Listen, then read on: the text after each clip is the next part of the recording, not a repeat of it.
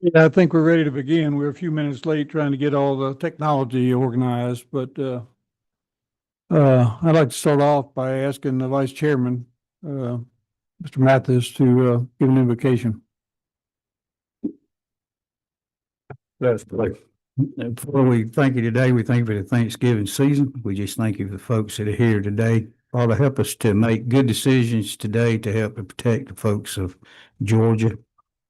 And let these decisions be made with careful care to make sure that everyone has an opportunity to be kept safe in this state. In Christ's name we pray. Amen. Yeah, thank you. I'd also like to take just a moment to remember our former member, Chairman Mandy Ballinger, who died a couple of months ago after a long fight with cancer. Mandy and I came in together. This would have been our start of our 14th year on this committee, and we were great friends. And she fought the last 4 years. She kept coming every day, and even though I thought she was doing better, but she died suddenly, and we could just have a moment of silence for Mandy, I'd appreciate it.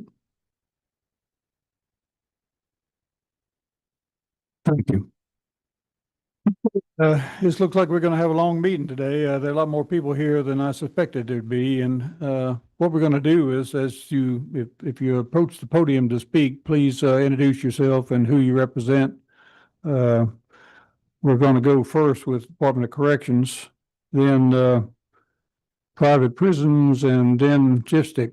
And somewhere in there, I'm told Representative Lim asked me a couple of months ago when we had this meeting if we could have the investigators from the Georgia gang come up here and make a short presentation. At that time, I didn't know what a volume we were going to have here today, so I hope they're going to make it brief. But he says they're in the parking lot parking now. But so we'll go ahead and start with the Department of Corrections, and I think everybody knows who you are. You're almost one of our committee members. You've been up here so many times. So we're ready when you are. And members, you can hear with the microphones. There we go. Hope everybody had a good Thanksgiving season. It's good to be in front of you all again. Mr. Chairman, if you don't mind, I know during my presentation, I know you mentioned the private prisons and GISPIC, but we also have our partners, our healthcare partners here from Centurion here that are going to be co-presenting with me as well once we get to that slide, if you allow them to come up. All right. Start off, like we always start off, our mission, the Georgia Department of Corrections, to protect Georgians by operating secure facilities and providing opportunities for offender rehabilitation. Our vision is achieving excellence through employee development, innovation, and collaboration. Our core values: integrity, accountability, dedication. Our top priorities, the Commissioner's top priorities: recruitment and retention, safe, secure facilities, employee development, wellness, innovation, ACA accreditation. And then we have on our culture tour that we've been doing to kind of, help us out with our culture. Our culture beliefs are better together, change agents, and taking ownership. So the agenda for today, we're going to go over GDC statistics, budget overview, and budget updates. Jumping right in, currently we're sitting at 50,000 for our population overview, 50,618 offenders housed in state prisons, transitional centers, private prisons, and county institutions. For FY25, our admissions were 13,518, and releases for that same fiscal year, 13,975.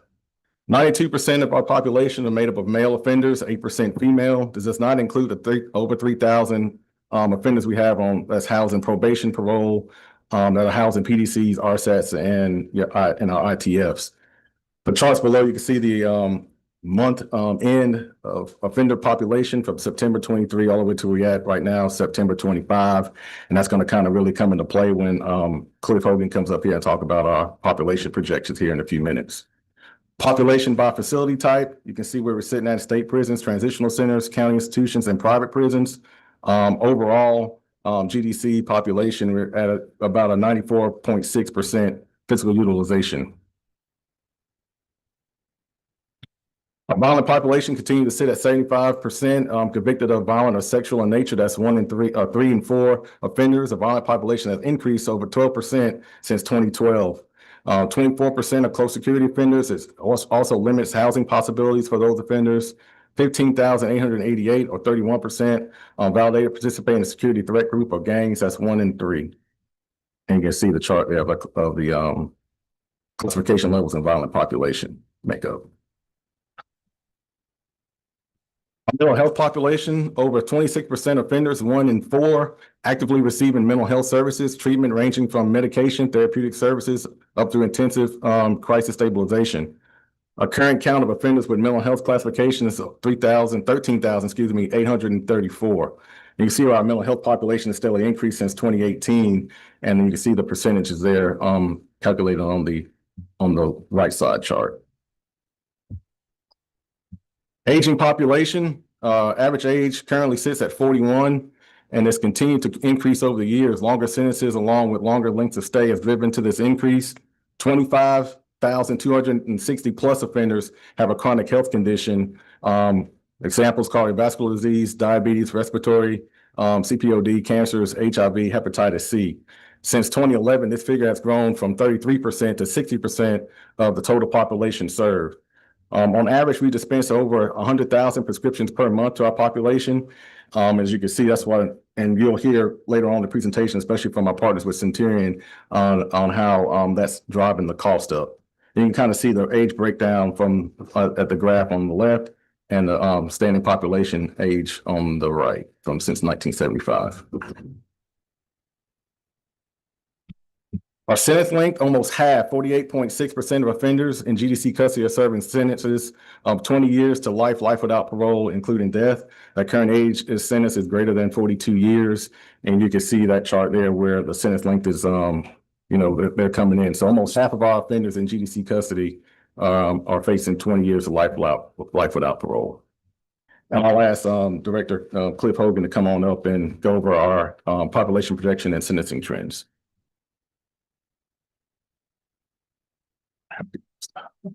Just let me know when you're ready. Yep. Good morning, everybody. My name is Cliff Hogan, Director of Data Management and Analysis with the Department of Corrections. And like Commissioner Oliver said, I'm going to kind of go over a little bit more information about our population and those projections that we've been working with a partner on to see how that population is going to change over the next 5 years. But to give you a little bit of background before we get into the projections, we think it's important to kind of show you how we got here. So two things to remember when you're looking at population projections.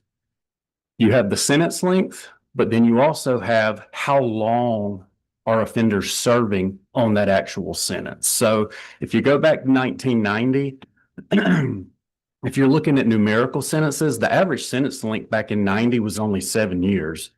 And offenders that were released, they were only serving on average about 1.7 years of those sentences. So 1990 through 2025, where we are today, that average sentence length has increased to almost 13 years. And the amount of time that they're spending in prison has gone to over 4 years. So again, we're looking at those numerical sentences. So people are being given longer sentences and they're serving more time on those longer sentences. So again, one of the main things that helps drive up that prison population is they're staying in longer, less releases, higher population. The truth of the matter is, if we hadn't had criminal justice reform and accountability courts and pretty much all we're putting in prison now is violent offenders, it would have probably been 60, 65, 70,000 prisoners today, wouldn't it be? If you go back and look at where we were in 2010, that's probably a good projection. Projections back then did show us going into the mid-60s or higher. But like you said, criminal justice reform, we started giving alternative sentences to those nonviolent offenders, but the population has still continued to grow. A lot of it driven by violent offenders who have long sentences and are serving longer on those sentences. So yes, sir, you're correct.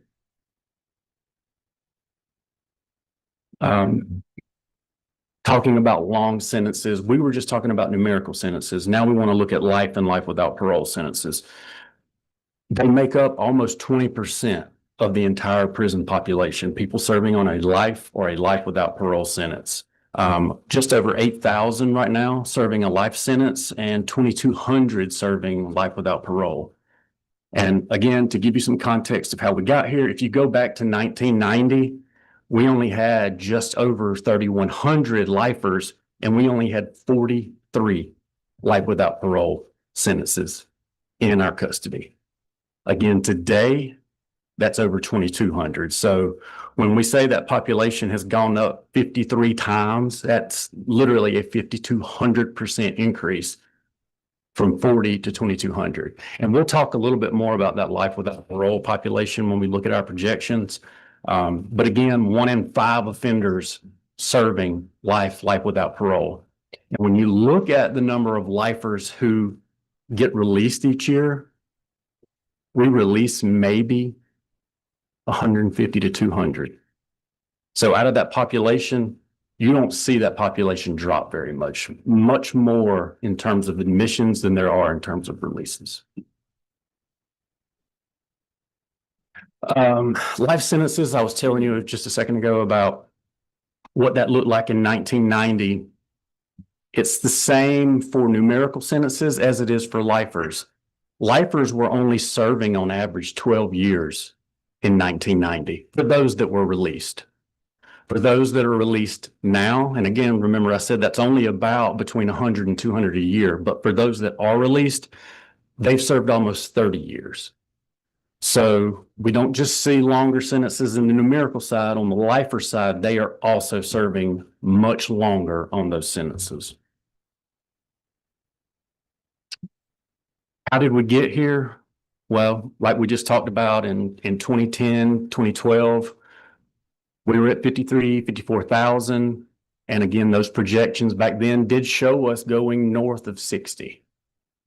Criminal justice reform made a huge impact that we felt up through 2020, where the population really kind of leveled off. And then 2020 happened, unprecedented. We really saw nothing but releases for a long time. As the court systems came to a halt, we were not able to bring people in. So that population actually dropped by over 10,000. So we dropped down to 43,000. But in the few years since then, we have quickly rebounded. And like Commissioner Oliver said earlier, we were at 50,500 plus. This chart's a little bit busy, but this is really just trying to show you how the population changed against how the staffing in our corrections facilities changed. You can see in December 2019, that was really the peak of the offender population before COVID. That population dropped extremely quickly down to 43,000 by April of 2021. The red line is our security staff.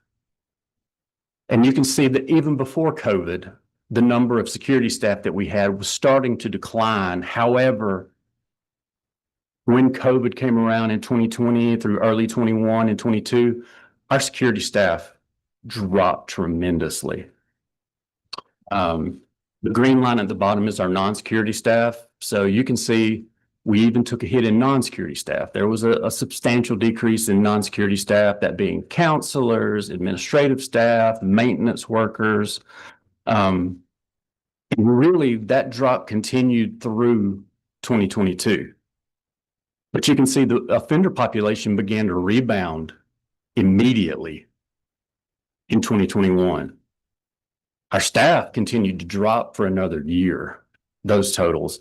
Now they have started to rebound since 2022. And as of, this chart goes through the middle of August, showing us that we had 4,400 security staff. You can see that's up 700 from 2022. And again, that number has continued to rise through this month. Same with our non-security staff. But again, the point of this chart is to again show you the offender population has rebounded substantially quickly. The working population of security staff and non-security staff, it is rebounding, but it's not rebounding nearly as quickly. Projections. So we work with Applied Research Services. It's a unit out of Atlanta that corrections and OPB have worked with in years past. They have been a partner with the state of Georgia for over 30 years, but they also do projections in other states. We had not done an official population projection in probably a decade. And then obviously going through COVID and talking with ARS, we decided that probably wasn't a great time to do a projection just because of all the uncertainty. But as we came out of COVID and we saw the population beginning to rebound in a pretty standard way, we said, let's go ahead and do a projection out through 2030 so that we can get an idea of what it looks like based on how the courts are operating now. And as you can see, through 2030, that projection is showing an increase up to over 55,000 offenders. And that's about a 10% increase from where we are today. So an extra 5,000 offenders over the next 5-year period through 2030.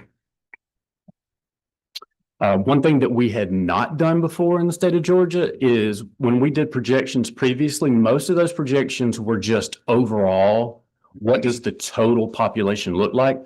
Well, we worked with ARS this time to really try to get an idea of some key demographics. So not just how many are we going to see, but what type of offenders do we think we might see? So that'll help us with our planning processes.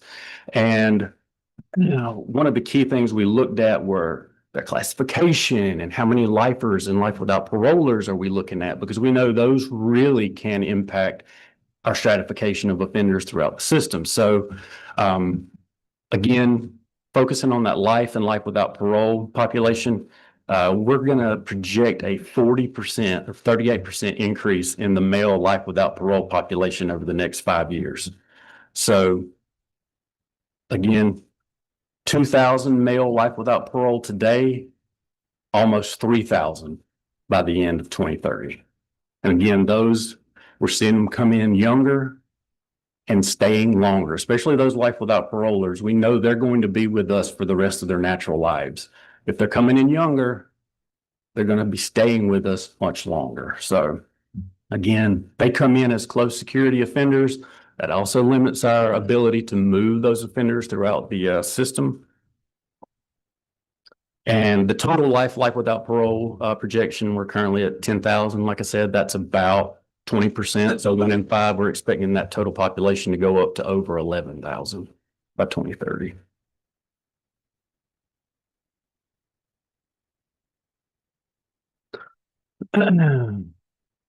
Close security, we talked about how close security offenders, they limit our ability to stratify across the state because of security concerns. So looking at the close security male population, we're expecting that to go up by over 1,500 offenders over the next 5 years.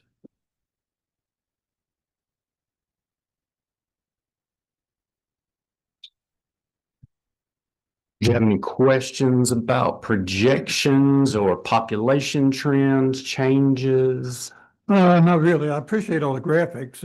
It makes it very understandable for those of us who don't deal in this every day. But I do have a couple of questions, and Yeah. I really thought I knew we put a lot of money in this year for new staff, and I'd heard some numbers, nothing specific, but didn't we do pretty good, or in terms of hiring? Yes, sir. So at our lowest point, this was a couple of years ago, we actually dipped below 2,500 correctional officers. I see the graph, but I was really. We're now well over 3,100 correctional officers. So we've seen tremendous strides on that front. That's a huge growth, especially compared to the rate of decline that we saw that started prior to 2020, but continued through 2022. Now, it's not growing as quickly as the offender population is, but it's trending in the right direction, and it's a very positive trend. But again, some people expected it to rebound exactly the same like the offender population did, and that's just not, it did not work like that. But again, very, very positive. And like I said, this may not be appropriate to you, but I know we put a significant amount of money in there, and have we used it all, or are you still hiring, or? Still hiring, yes, sir. Still continue to hire and hiring. I think we're at 20 months now. 20 months consecutive net gain of staff of correctional officers, and that's just CO1s. It's 3,000 is the CO1 and 2, right? Yes. So total, so that's not including total security. That's just your entry level correctional officers coming in the door that we have. So we're at 20 consecutive months of net gaining CO. So that's a very positive thing. And kudos to the governor and his team, OPB, and you all, General Assembly, supporting the pay raises and all the initiatives that we've been doing, because it's definitely helping. The pay raises and the step ladder in there have helped. Yes, sir. Yes, sir. Do you still? This is an old issue. Do you still give that 10% pay raise to people getting out of the military? We're looking at that. I know Department of Juvenile Justice is doing that. I think it's one of the things that we're exploring as well. We hire a lot of military veterans, but I'm not sure they're not getting the stipend as of right now. Well, I remember when that was done. Was that done administratively, or? I'm not sure, sir. Good. Okay. What's your goal to have the maximum amount of guards that we need? I mean, I know you say we got a rising trend of Yeah, so I know when we initially started trend, or we had the study committees last year, you were sitting at a 1-to-16 ratio. And then the Guidehouse report came in, and we're trying to get that to 1-to-11 to compare us to the rest of the southern states and states that are around us. Currently right now, we're sitting at 1-to-14. So we're starting to meet that 1-to-11 offender ratio. So we still got a good ways to go, but kudos to the team for working hard and making sure that we're actually hiring and retaining staff. It's not a silver bullet when you talk about the retention. We don't have a problem with recruiting. We have a problem with the retention piece. And so that's why we're working really hard on internal culture, to making sure we're creating an environment to where officers want to stay with us a lot longer. And again, this body is helping us with that. A lot of safety and security initiatives that we're going to talk about later is kind of helping that. Technology that we're implementing is helping that with the retention piece. So we're making strides in the right direction, especially post-COVID. I mean, this is a tough environment to work in, as we always say. Corrections is the toughest mission out there in law enforcement, period. The people that we have coming in the door, they're passionate about what they do, and they're staying with us a lot longer than we're seeing. So we just thank you for that. Do each facility, prison, have a certain amount of guards there on a regular basis, day, night? I know there's some that's probably more maximum security and that sort of thing, but over the state, do you have a set amount of guards that have to be there in the daytime and at nighttime and that sort of thing? Each shift has a set amount of officers that's required per shift. Now, a lot of key factors that go into that, as you all may know, when you come in, we have hospital posts that require 2 officers per offender to go out. So we have to make sure we staff those. But yes, each prison, each shift has a dedicated amount of staff that's supposed to be on those shifts. Are all the prisons fully staffed? No, sir. No, sir. No, there's still a long ways to go. Some of our prisons are still sitting 50% vacant, 70% vacant, depending on location. But they're heavily recruiting in those areas to make sure that we get staffed, but we're nowhere near where we need to be as far as fully staffed. No, sir. Okay, so you said that when someone is injured or sick or whatever, and you have a certain amount of prison guards there, 2 of them have to go to wherever that prisoner goes. Is that correct? That's correct. So that even if you're at not maximum, then all of a sudden you're less. Yes, and we work collaboratively as a team. So other prisons will help out. We have some other dedicated staff that are not assigned to prisons that'll help out. I mean, it's all hands on deck when we have outside transport. That's the most dangerous thing that we do, as you can see in the news today, as outside transports to hospitals and things of that nature. So we make sure that if the initial prison staff is unable to go, that we have staff from other prisons or other divisions to go assist with that inmate. Thank you. Some of your prisons aren't located in close proximity to hospitals either, so it's you have one early on in the shift with 2 guards going, they may not be back to the end of the shift. It's Correct. yeah. And on average, we sit about 80 to 90 inmates in the hospital per day. That's where we're kind of averaging out. Chairman McDonald. Commissioner, I was looking at the population history slide, page 13. I know it was a COVID year with that drop of about over 10,000, looks like, in that little time spread. How did that happen? What do you attribute that to besides just COVID? I mean, what would have made that? And I'm sorry, I was trying to find the slide. What was the question again? The 10,000 offender drop. Okay. I know it was Releases. Sir? Releases during the COVID period. It was mainly releases. As we drop that population down, work with our partners at Pardons and Parole to drop that population down to help we meet the requirements from COVID at that time, where distancing and social distancing and things of that nature from COVID. Okay. Population went down and the courts quit. And the courts quit. So there wasn't anybody going in, a lot of them were getting out. And now we're seeing court systems ramping back up. Some courts even adding new judges and courtrooms to their systems to accommodate for the backlog, which in turns, is that population is increasing steadily. Okay, any more questions? All right. Commissioner? Just real quick on the facility overview, as you see, we have 36 state prisons, 4 private prisons, 7 probation detention centers, 7 residential substance abuse treatment centers and integrated treatment facilities, 13 transitional centers, and 21 county correctional institutions. Aging infrastructure, as you all hear me talk about this a lot, and the team talks about it a lot. Average age of a GDC state prison is 41 years, with the newest one being built in the early 2000s, which is the long unit. 13 prisons were constructed during the 1990s, but were designed to house less violent offenders. So they were built for that medium. You think about what's going on in the 90s was 3 strikes you're out, especially on the drug offenses. And they were built to hold those type of offenders, not the violent population that we have today. And that chart kind of breaks down facilities over 50 years old and the average age of them and the centers as well. Any questions on facility overview before we go in the budget? Let's get to it.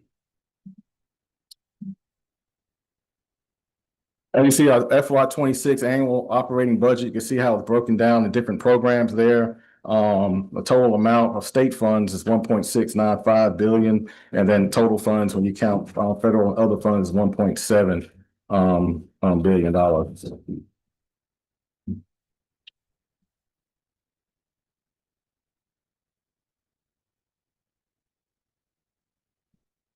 You know when Washington will be complete?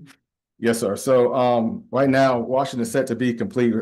Once we start turning over facilities, turning over buildings, our partners with JISFIC have been phenomenal in that adventure, helping us out with that.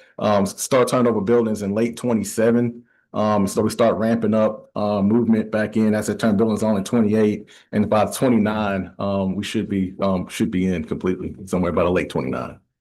That's not really additional bed space. That's replacing bed Correct. space. Correct. That's replacing the current Washington that sits about the operational capacity of like 1,530 something. I think Washington's going to be a single man occupancy like 1,430 some beds. So just losing a little bit of beds, but kind of the same.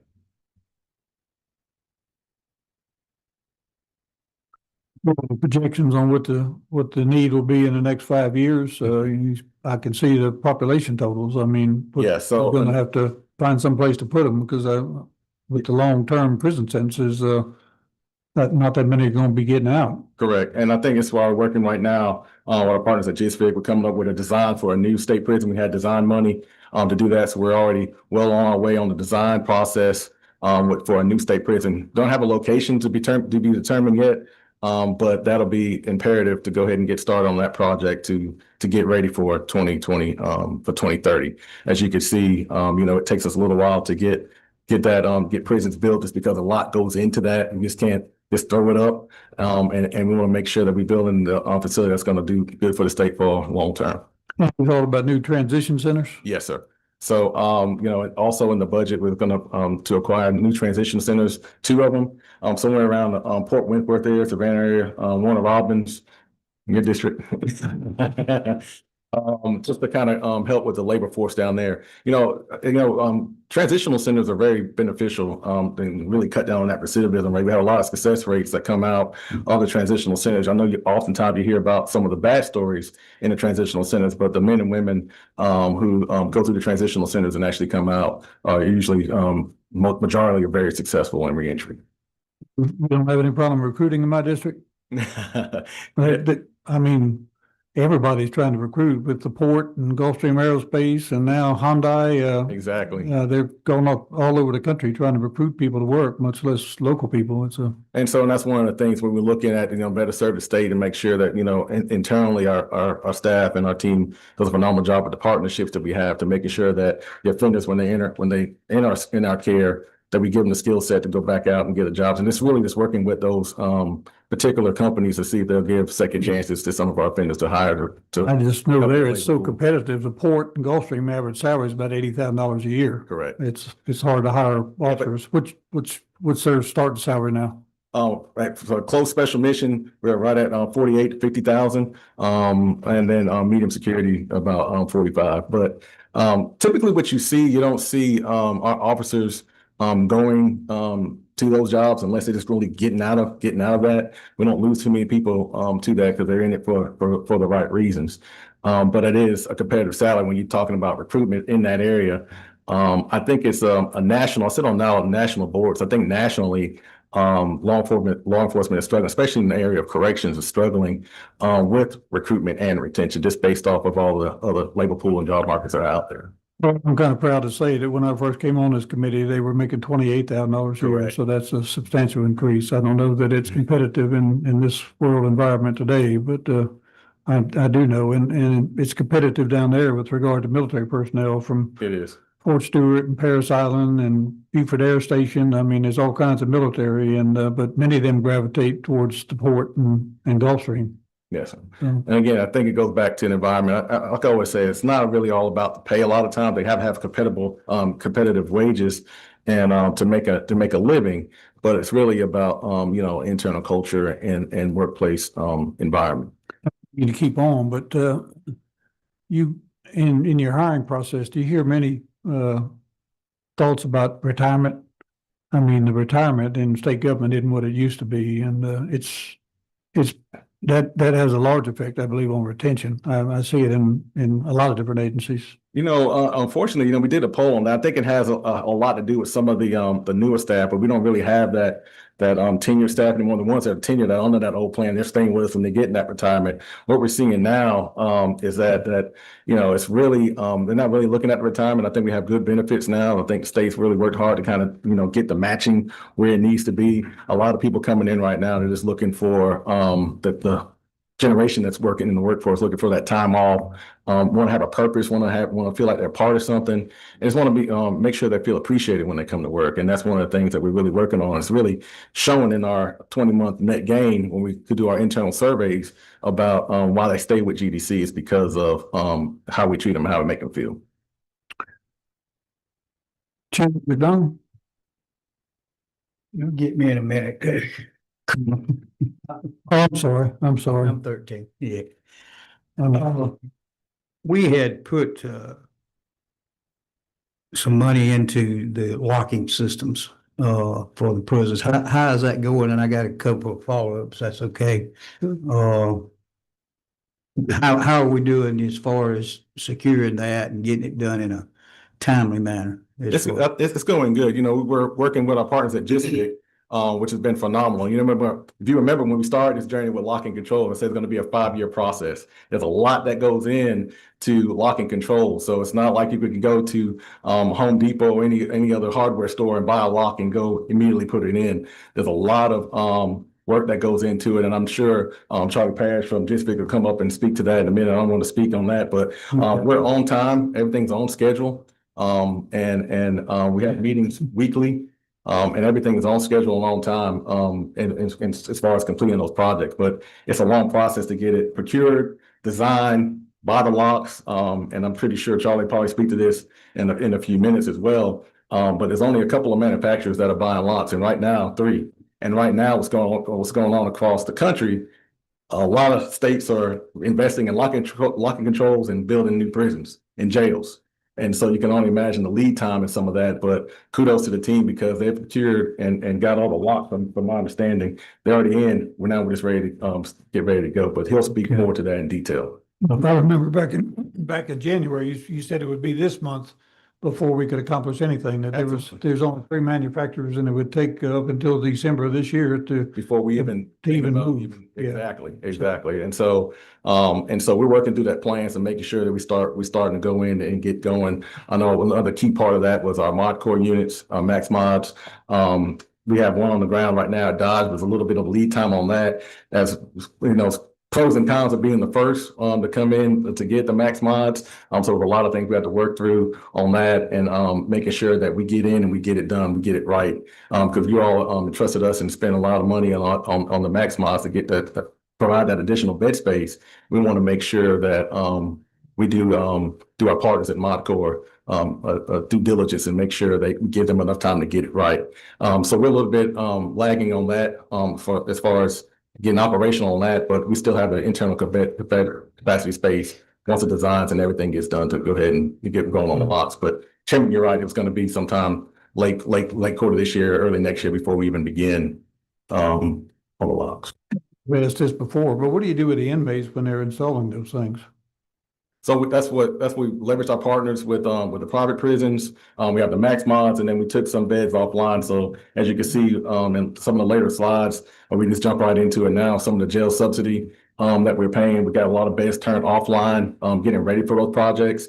As you can see with the population projection and the number of people coming in, I don't want to fill those beds right now because we have to really take care of the lock and control system. So we're keeping some of those beds offline and the leverage max mods and our private partners for that bed capacity to be able to accomplish that goal. Go ahead. I didn't mean to. No, I'm sorry. No, Commissioner, look, if you're gonna have other folks to speak to things, I have about 4 or 5 things that I want to speak to you about, but now I don't want to put it all on you if you got folks. I'm definitely concerned about the security systems that we help fund, as far as cameras on the prisons. I'm concerned about cell phones. I can't tell you how serious I am about the cell phone and the drones. I cannot tell you that. And then if you got someone else that's going to assist you as far as that, you answered pretty good on the locks, and if you want to elaborate on that, but I'm very disturbed about the part that the counties have to pay when they catch folks that are bringing these drones and this contraband into these prisons. And they're having to house them, and these counties are having to foot the bills. We've had numerous articles about it. I've met with folks about it. So I'm going to ask you some questions if it's someone else in your team. We have got to help relieve some of the costs that is going to these counties when these folks are committing crimes against the state prison, but then the counties are having to house these. I've got 2 counties that I'm dealing with have over 50% of folks that have committed crimes against prisons. Okay, so they're having to foot the bill. The medical thing that you had, we've had cases where one of those were injured or sick. They have to send deputies from those counties to stay with them 2 weeks, 3 weeks. This is really, really putting burdens on it. So I need your knowledge. I need somebody's knowledge of how we're going to either change the state law or either we're going to get money appropriated to help these counties that are in these prison areas to where that they get the money to house these folks, or either the state needs to take them and hire them, because I understand about the backlog and I understand about the DAs and the different things, but it's killing some of these counties. And we really got to address that, in my opinion. Yes, sir. And let me just kind of dissect that a little bit. We work phenomenally with our local law enforcement, whether it's the sheriff's departments and things of that nature, with our OPS unit. And usually we're out there with them. So a couple of things on that. We're working really heavily at DC for cell phone jamming technology, be able to put in there to kind of stop some of this stuff, and also with drone technology or drone legislation, so we can mitigate drones. Right now, as you know, we have the ability to track, identify, and detect, but we don't have the authority to mitigate. A lot of the people that are, and you can't forget also the people that are committing crimes on the prisons are not prisoners, quote unquote, themselves. They're citizens, free citizens. So how we talk about collaboration as far as paying for that, I don't know. But I think they're committing crimes as a free citizen to further into the gang or the criminal activity by introducing contraband into the prison. So we're just very thankful that our local partners are helping us in this fight. But I think a lot of the efforts will have to probably leverage our federal partners to allow us to be able to mitigate some of the stuff. A lot of the things that we always talk about, they can't communicate, they can't coordinate. We first got to cut off cell phones, which last year we had over 18,000 cell phones that we confiscated in DOC. We turned off over 91,000 cell phones since the inception of our lab, I think in 2016, 2018. So we're taking the fight to them. I mean, it's a fight. I mean, it's a fight every single day, whether it's drones or cell phones.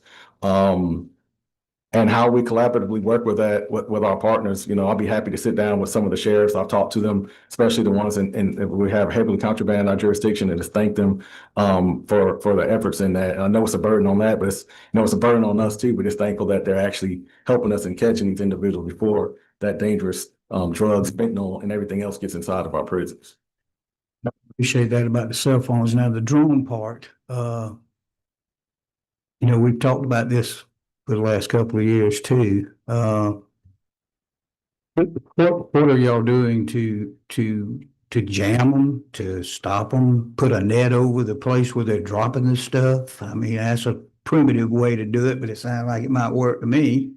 And so how are you approaching that? Because that's what most of the sheriff's departments that I've been talking to have been catching, are the folks that are flying these drones. I've never seen a drone. They're big enough to take a bowling ball in there. It's amazing. Yeah. Actually, we've confiscated drones that are large enough to lift 225 pounds. I mean, Unbelievable. drones. We got one earlier today that can lift about 80 pounds or 90 pounds. So there's what we're doing actually is lobbying. I've been to DC along with my other counterpartners around the state, around the country. Again, pushing FFA to give us the mitigation authority. I sat down and met with the president's task force on the counter UAS, and we did a presentation for them and at the National Intelligence Center, Counterterrorism Center, on prison drones and drone drops and how it's infecting not only Georgia, but prisons across the country and even Federal Bureau of Prisons. So it's not just a Georgia issue. This is something that's going on across the nation, and it's a problem. I think they hear us. There's pieces of legislation now being floated around. I don't think it's got on the floor, got presented yet, but we're making a lot of headway on Capitol Hill, whether it's with the Congress, members of Congress, or with the FFA or FCC for cell phones and drones. So we're continuing to fight every single day and push on that issue. I got an email again this morning about our partners up there in DC going up there to meet with some more stakeholders again about cell phones and drones in particular. It's gotten to be to where I worry about the safety of the citizens around the area. These are high-tech folks coming in from everywhere, that these people are being incarcerated in county jails, and county jails are having to pay for this incarceration. So it's a multi-faction problem, in my opinion, with the drones itself. It just looks like to me there's ways that we can stop these things. And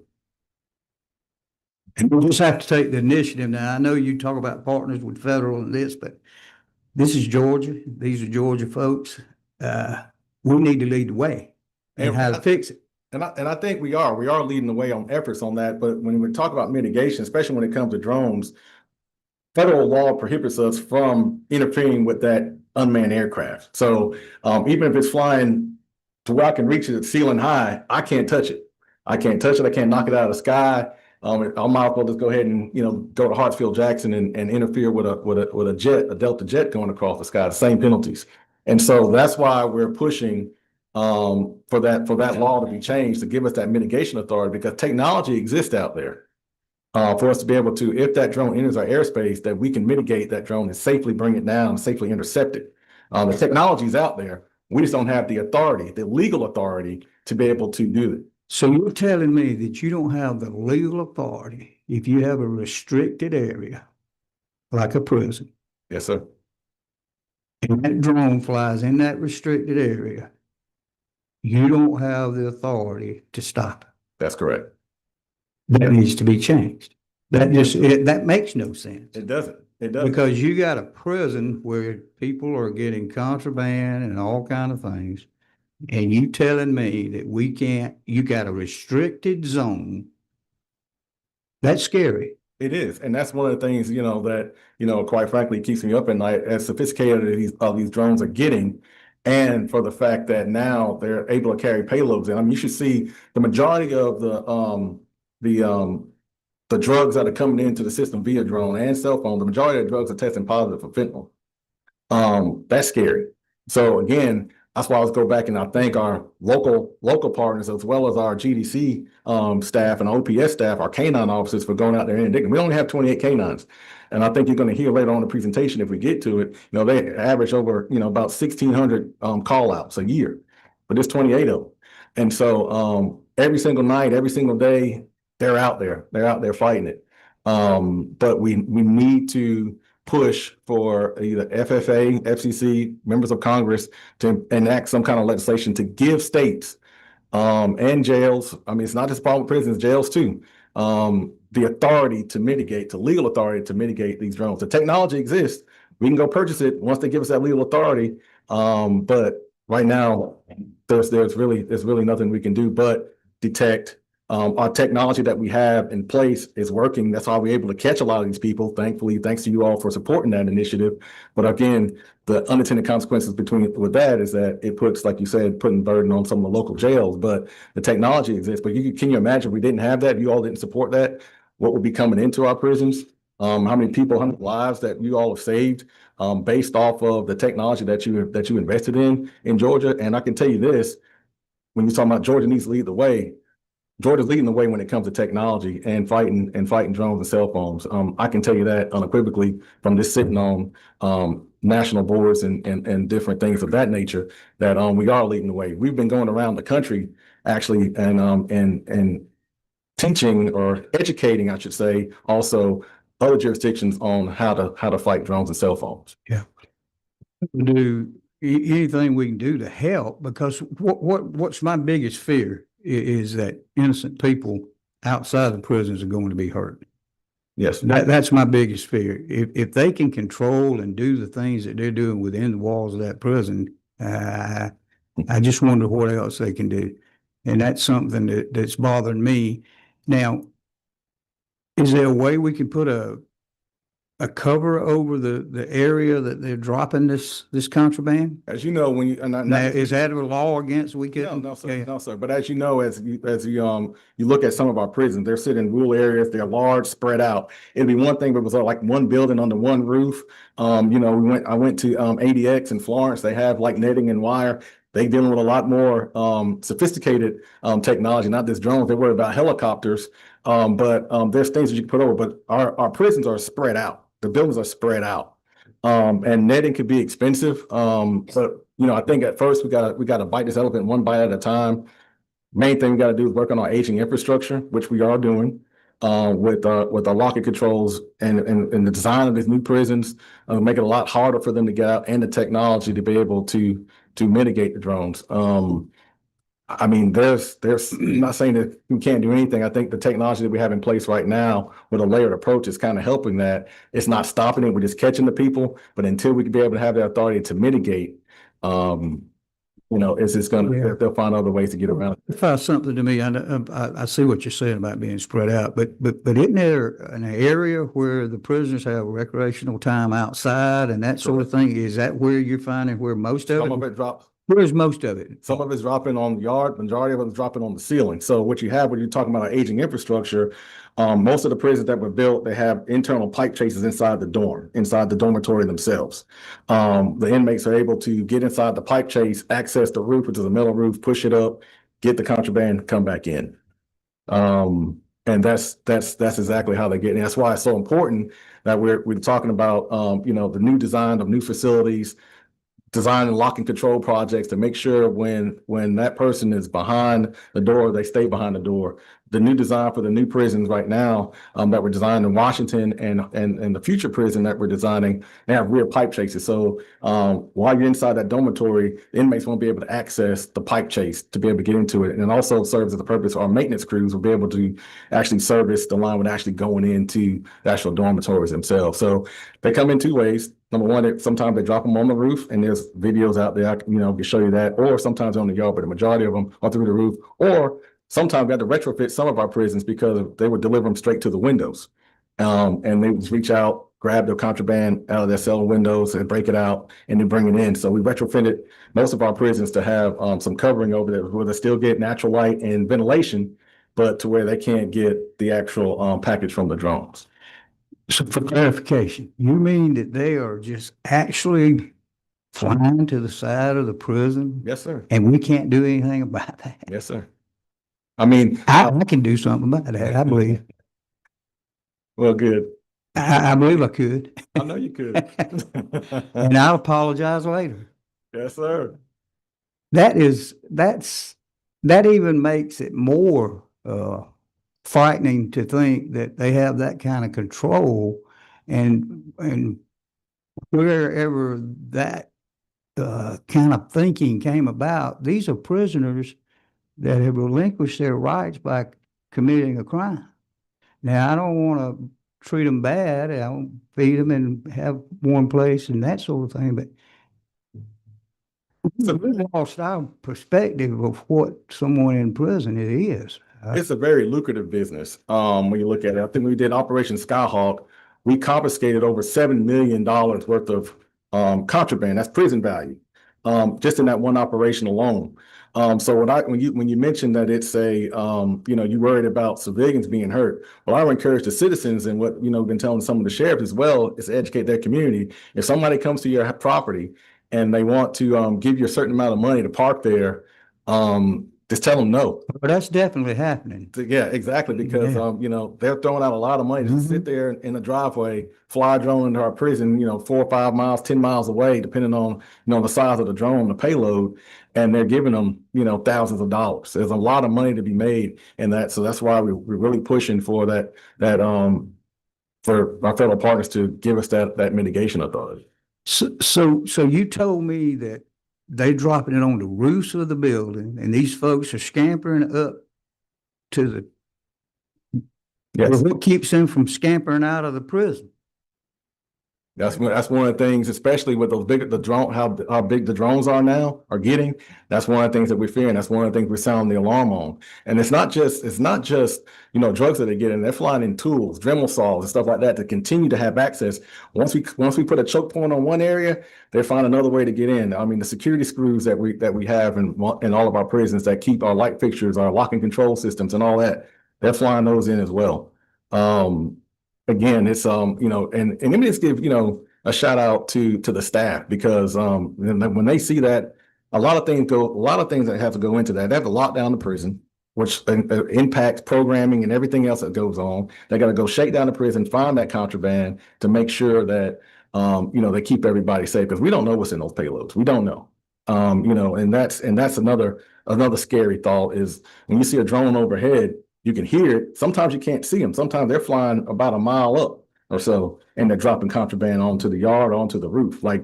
So, the staff there, they do a phenomenal job, not only with our technology that we have, but then also just tracking it and making sure that when we see it, that hopefully it doesn't land in the wrong hands and get inside the walls.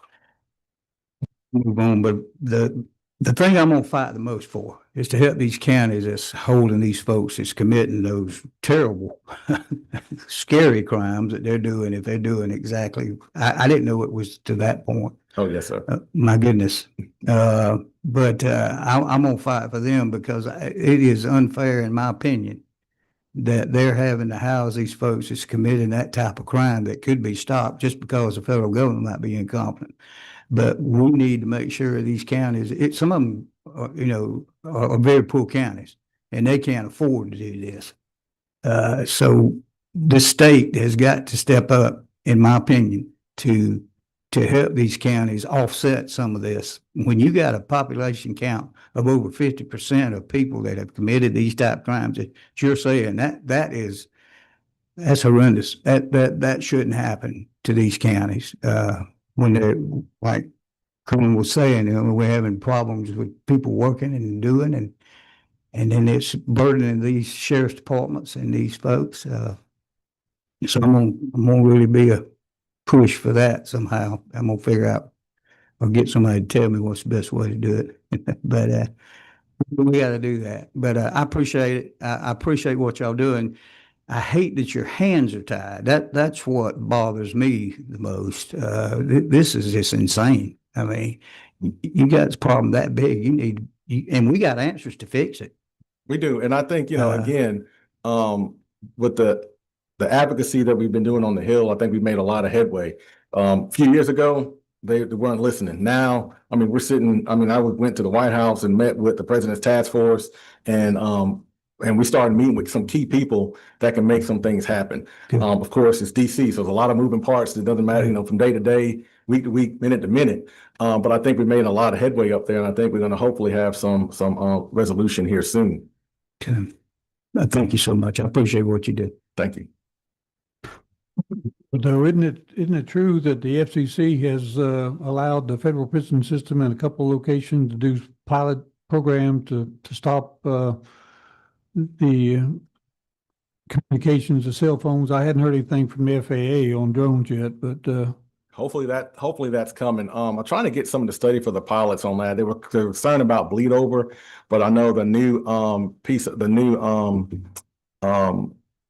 regulation that the FCC enacted was like it's going to have the jamming technology just restricted just to the housing units. But again, I think the technology has evolved since the bleed over issue was a thing. And so hopefully, again, it's just hopefully they can keep that moving and give us that authority as well.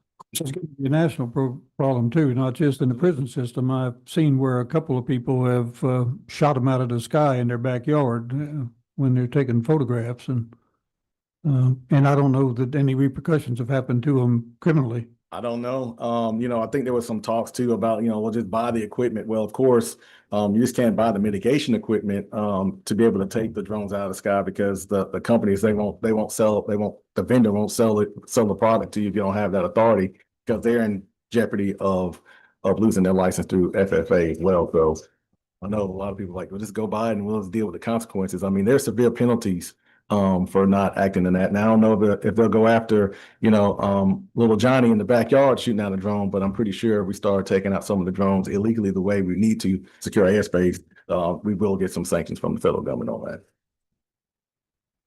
Representative Lim. Thank you, Commissioner Waller. I understand and appreciate that you're not going beyond the bounds of the law, but I also hear you that a lot of what we can do are essentially our facilities, making them better. So, and I take that very seriously. My question there is, could you explain, and maybe this is jumping a couple of slides ahead, but what is the difference between an emergency repair versus a major repair versus just routine maintenance? And then the second question is, I see that not all of those funds have been expended or even encumbered. What is the backlog on? What slide you're on? I can probably jump. Yes. 26. Is this something on here? 25 and 26. Okay. Yeah. The next one. Past that one. All right. So you're talking about the emergency repairs and sustainment again? Yeah, I just wanted to know, what are the distinctions between emergency versus major versus routine maintenance? Two, I see that we have funded higher amounts than have been expended or even encumbered in some of those categories. And then three, I'm not seeing, correct me if I'm wrong, I'm not seeing that you're requesting more money, at least in the amended budget. And I just want to know if that's correct, and if so, why? I haven't seen the amended budget, so I'm not sure what's in it. Unless you got it, you can let me Okay. know what's in there. But now the governor hasn't released his budget yet, so I'm not sure what's in the amendment, but we are requesting, we continue to request funding for emergency repairs, major repairs and renovations and improvements. So emergency repairs are just that. It's just something that happens in emergency, a boiler, a chiller goes out, perimeter lighting, anything like that. We have to do that emergency repair. And then major repair and renovations are things that we know that we need to invest in renovations. So like when we go in, we do our lock and control projects, for example. The renovations, like we might go in and we might just hardening the cell, which means we put security ceilings in. We might have to redo a kitchen for a major renovation. And again, we work with our partners at GISFIC with that, and they've been phenomenal in making sure that we do that on time and on budget. So, but we continue to ask for that funding to improve our infrastructure. Okay, so, and then I guess my remaining question is, I think it's the next slide. All right. I see that there are, laid out the funding, but not all the money has been spent or even, again, encumbered. And is there a reason why? Yeah, a lot of That's it, the case. a lot of it's lead time. A lot of it is lead time on equipment, on things of that nature, because, again, when you're talking about, getting chillers, I think you might be seeing like Autry, for example. That's at 86%, but I think that I'll rely on Jispic to kind of help me answer this question as well. But a lot of that is lead time. So, stuff is ordered, but it was like, what was it, Charlie, 30 months or? Depending on what you're talking about, bots and No, several Autry's, yeah. several of different items, maybe 3 or 4 months. And Commissioner, I think one of the things too, is with it being that now that it's Gistic managed, we don't have to encumber the funds are with Gistic.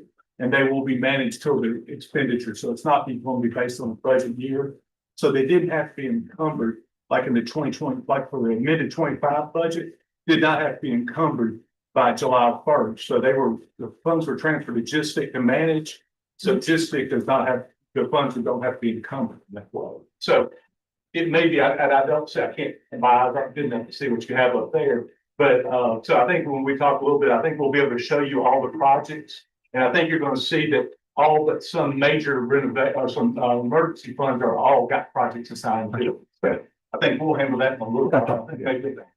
Thank you, Commissioner Oliver. Thank you. Oh. Thank you, Mr. Chairman. I apologize for coming in late. I had the wrong time down. But so much for being a legislator. I'd be redundant, but I want to thank the department. To the members up here on the committee, I've been on this committee for 30 some odd years. And I've always said that of all the departments in the state government that need to be given appreciation, is Department of Corrections, because they are probably as much of a vital part of the criminal justice system.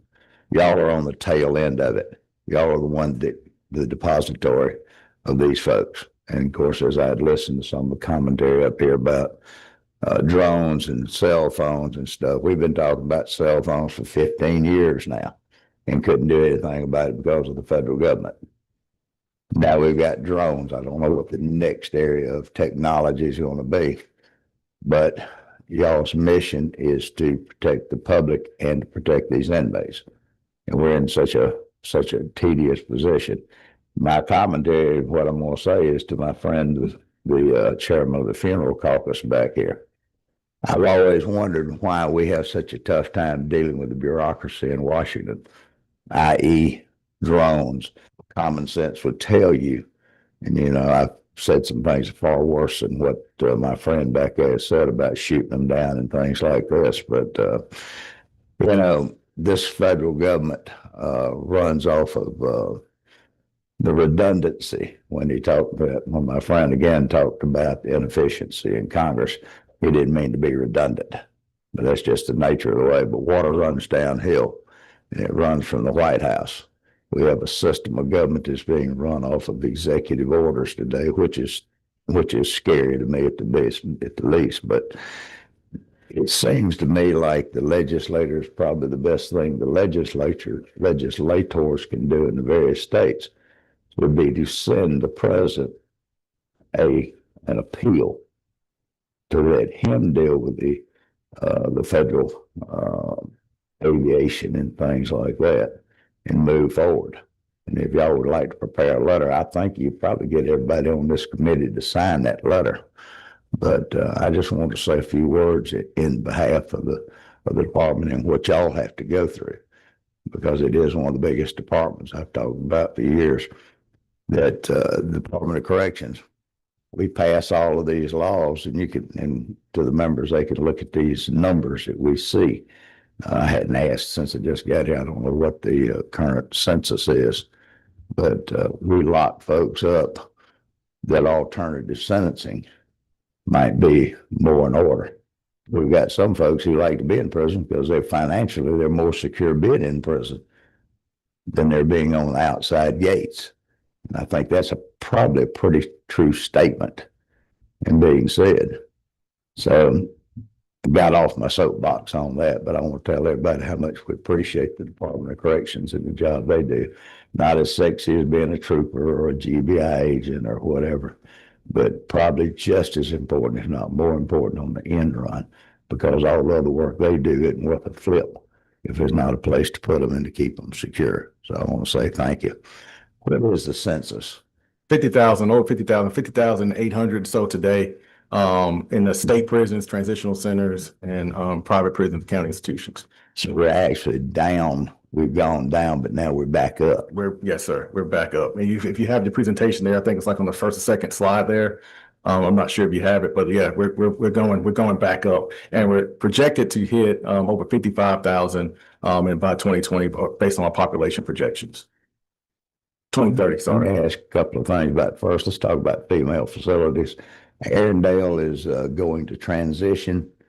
Is that correct? We already started. I think we have about how many left over there? 600 there, but 400 is going to stay. For the GCI facility there and transitional center. And Still running fire services up there. long-term maintenance and fire team is going to stay. So we'll have- y'all gone, y'all opened up or McRae. expanded some of the other facilities. McRae's open, and we started to transition all the females from not only from Lee Arendelle, but moving them out of Lee Arendelle and spreading them out. Other female facilities as classification needs, and majority of them going to McRae. Yes. So how many female facilities do we have? 4. 4. Yes.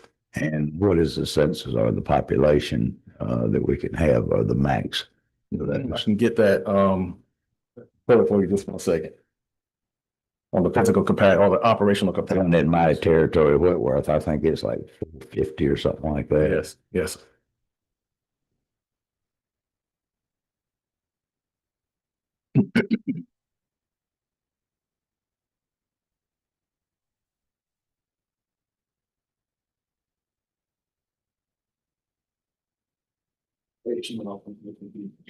Eight percent is female, but you want to know the physical capacity. He's looking that up on the projected pay raises for next year. What are we looking at or what's being asked for the COs? Not sure right now. I know we put in, make sure we take a look at it and make sure we stay competitive. We're working with, the, Office of Planning and Budget, with that and submitted some of our, requests. But, as of right now, I'm not sure what we're gonna end up with, if anything. We have significant pay raises. And I just wanted to point that out. And then again, to this, thank you for that support. I think the chairman mentioned it's like 28,000 or so. And I know when I came into state government in 2019, I think COs and JCOs when I was at juvenile justice were at 28, 30,000. Now we're sitting about 50,000. We've made tremendous strides in that. Again, as I mentioned earlier, it's not the silver bullet. We also have to make sure they have competitive wages, but also continue to work on our workplace culture and our infrastructure. A lot of times, when you come inside some of our facilities, especially when dealing with Generation Now, we got to make sure we treat them right and make sure they have a workplace environment that they feel safe and working in. And that's part of one of the reasons why the lock and control project is so big, and a lot of the other capital repairs that we're doing to make sure that we keep our facilities in good condition order, not only for the inmates, but also thinking about staff workers that work there too. But currently we have about 3,900 females. 39. 42 at Whitworth. Oh, that's a good question about the healthcare system. That was a key to this committee for several years with escalating cost and all, because healthcare cost. And we hear it out here in the Heatherlands with it. So many of the private citizens can't afford healthcare, but an inmate, and they're always throwing that back. But that's also part of the mandated duty that we provide healthcare for these inmates. And back a few years ago, we moved this. We changed the system, didn't we? And didn't we go to privatization? For healthcare, yes. And how is that working as opposed to, it was Augusta Medical at one point. Then we went to WellPath, and then WellPath, as you remember, last 2 years ago, a year and a half ago, 2 years ago, they sent a termination letter. We went back out, and we have Centurion, which is here in the audience today as well. Have been phenomenal partners for the last 12 months that they've been on board with us. As you remember, we implemented our electronic health record system. So now we have our own EHR system to where that we own that data. But part of the reason too, the healthcare costs are rising. Not only is the market rate, and making sure that they retain staff as well, but then also the population's increasing. And as I mentioned earlier in the presentation, 60% of our population have chronic illness. So that's over 25,000 offenders that have chronic illness that we have to care for each and every day. We prescribe over 100,000 prescriptions per month to our population. So not only are they coming in a lot younger, they're coming in a lot sicker as well. So as our population, a lot of times when we see in diagnostics, and I don't want to speak for Centurion, they'll come in and they'll chime in a second, but they're coming in a lot sicker. First time some of these people probably have ever been seen a physician since they were teenagers or adolescents or a child.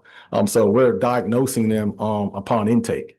So that's another reason why costs are escalating as well. So it's a compounding issue. I don't want to speak for them. They're here. They can probably expand on that a little bit if you would like. That's the price of this medication per se, the budgetary consideration. Did we see any savings after we left Augusta at that time? As far as prescriptions? Yeah, well, as far as all the total medical cost to the department. Prescription wise, we did see some cost savings in that. When we went to Correct RX, it's a different vendor that we have. We did see significant cost savings there from based on implementation. I'm not sure on as far as physical health. I know, and maybe my team can help. Sally or Centurion can speak on that. On physical health, Sally, come on up too. Can you introduce yourself? good morning. I'm Sally Barker. I'm Director of Health Services for the Department of Corrections. I'm here on behalf of Assistant Commissioner Randy Sauls, who's conveniently on a hunting trip today. If they put him on some of the walls, he might could shoot a drone or two. Please, Frank. I don't want to get ahead of Tim and our Centurion partners, but and I'm going to make eye contact with Tim to make sure we're on the same page.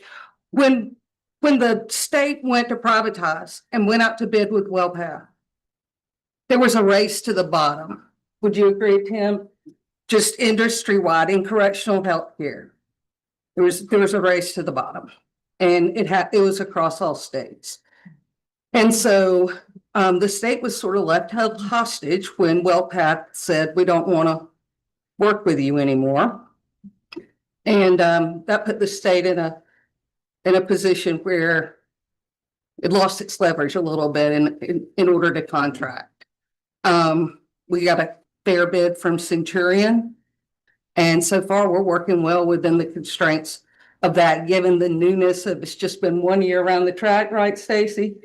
And Stacy Scott's here. She runs it for the state, and she's great. And so 1 year around the track, she and her team have noticed other ways they can add efficiency to the delivery system. So long answer to a short question, but the cost did go up. But I'm confident with the electronic health record, the data we have, and the great partners we have at Centurion, we'll be able to control that much, much better going forward now that we have all the pots and pans in one kitchen. Out of the total budget for corrections, let's just use the current fiscal year. What was the total budget for corrections? That's like Total budget is 1.7 billion. That's total funds. That's And out of that 1.7, how much of that goes to healthcare? Can you hear it? Sorry. 376 million. Well, it's not as bad as I thought it was going to be. Yeah. And I think what you're gonna hear again from the Centurion partners as well is just making sure that they stay competitive as well. When it comes to making sure that their staff coming in behind the wire is another tough mission for them. Coming in to provide no service behind the wire. I don't want to get ahead of my skis and speak for them, but that's one of the things that that drives up costs too, is making sure that they stay competitive. The population increase and then the chronic illnesses that we have. But there's things in place that you all have supported and funded that's going to help over, hopefully next fiscal year drive that cost down with our infirmary beds and things of that nature. We can probably take care of that outside the wire care, drive that cost down a little bit. Further question, if I may. You were talking about the future, and I know that y'all are very proactive about looking toward the future. What are y'all anticipating on the census numbers for incarceration over the next projected 5-10 year plan? It's going to increase. Like currently, I think by 2030, we're looking at over 55,000 inmates, which are current physical capacity or operational capacity in the state sitting at 53,000 beds. So you can see where the need that's going to be. The main part to that is the life without paroles that are coming in.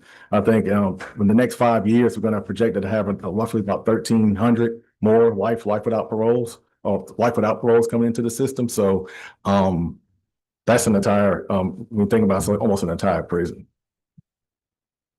Very good. Very good. Thank you.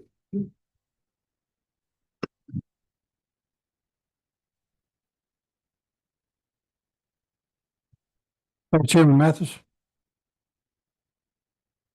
One question we see where the increase is going to be. Do we have any facilities across the state that are not being utilized that are sufficient to house prisoners, or is everything, we hear from time to time that people will call and say, well, we got a place here or there. Is there anything that is out there that's not being utilized for maybe, That's owned by the state. it's owned by the state? It might have been a facility of detention or prison or anything of that Not nature. that I know of. I know we have one facility that's offline in Wayne, but I think what we're currently working on right now is a 10-year plan Uh-huh. with our partners with Guidehouse to come up with a 10-year plan, capital plan for exactly just that. Look at our facilities. We did one with Carl Vinson Institute of Government. But then now we're doing a more deeper dive and come up with a 10-year plan for the state to look at all of our facilities to see, okay, which ones we need to invest in, renovate, and mainly how we're going to take care of this aging population that we talked about. We talked about those life without parole. What facilities do we need to hopefully turn into to make sure we can accommodate that? So that 10-year plan, I'm just now getting kicked off, so we should have that pretty quickly before in the summer, somewhere around there. And start and provide you with that 10-year plan that we're coming up with. Okay, so so I'm clear that there's not any usable facilities around the state that can be turned into something minimum or something of that Not nature. to hold the population that we have currently and that we're going to have in the future. No, sir. Okay, thank you.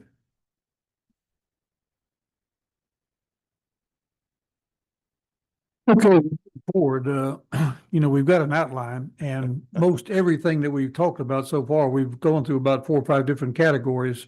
If we could follow the outline and try and speak what's germane to what the commissioner's talking about at that time, because I know he's got certain people out here from certain different venues in his community that want to speak. So let's try and keep it germane to what, I got a lot of questions about healthcare and We answered and all. some of these, some of the stuff with the ratio and officer recruitment. I was kind of just jump through these slides. We wanted to jump into some of the stuff with healthcare. I can have the Centurion partners come up and answer that. A lot of these we did jump around and meet some of these, answer some of these questions with salaries. One of the things to point out too, I know we talked about as I jump into this slide is how we compare correctional officers in the north in the different regions from county jails, as you can see in the north region where Phillips State Prison is at 50,000. So in the metro area, that's on slide 32, I believe. In the metro Atlanta area on the north region, you can kind of see what. Commissioner, Yes. I think when we got off on that tangent, you were on page 22. And Okay, you want to now- go back and keep going? Okay, sorry about that. All right. All right, so to highlight the key expenditures categories accounting for the majority of fiscal year 26 state funds, you can see the categories is broken down there: personal services, contractual services, regular operating, central repair, and the county subsidy. And then also telecommunications, computers, and leases and other classes. And this is the 5-year state budget class. Jack, you want to come take these? Or Michelle?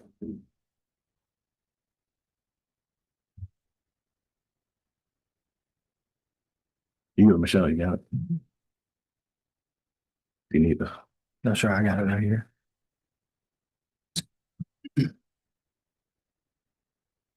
I'm Jackson DeFore. I'm Assistant Commissioner Admin and Finance for Department of Corrections. I'm Michelle Stroud. I'm the budget director.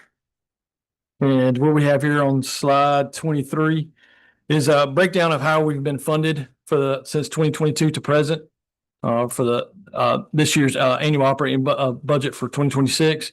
As you can see there, we've got it broken down in the different classes that we have for each fiscal year to operate with. Was there a question on that, Courtney? Good. Okay. Well, let's share the question. And you can kind of see how it's trended. Personal services with the salary increases and things of that nature has trended up a little bit. The contracts has increased as well with some of the funding we've gotten with healthcare especially. And then you can see like in FY 25, the substantial investment we got in our central repair. So you can see how big that dark gray chunk was there. And never mind, I'm jumping ahead. And speaking of that, central repair, like the question was asked earlier about central repair, the differences between emergency repairs and preventive maintenance and things like that. You can see in 2022, we didn't receive much funding in that year. And then we've been playing catch up since then. We've been getting funding and addressing those needs. All right. And this goes into more detail of what we received over the years, as you can see. What about the county subsidies? That's taken a pretty dramatic increase. I know we increased the daily amount last year. Is that responsible for that increase? Yes, sir. Okay. Yes, sir. And yes, sir, that's account for that increase. So we went up, to 30, went up $6 from $24 to $30 per day. Right.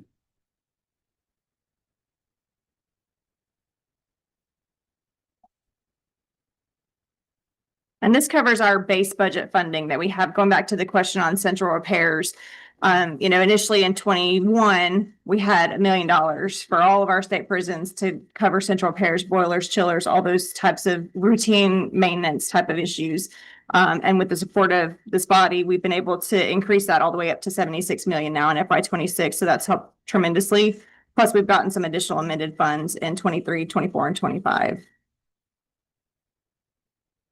What about the prison that the heater went out on has that been fixed? I think one of the boilers was gone and they were using some other method, they borrowed one or rented one or.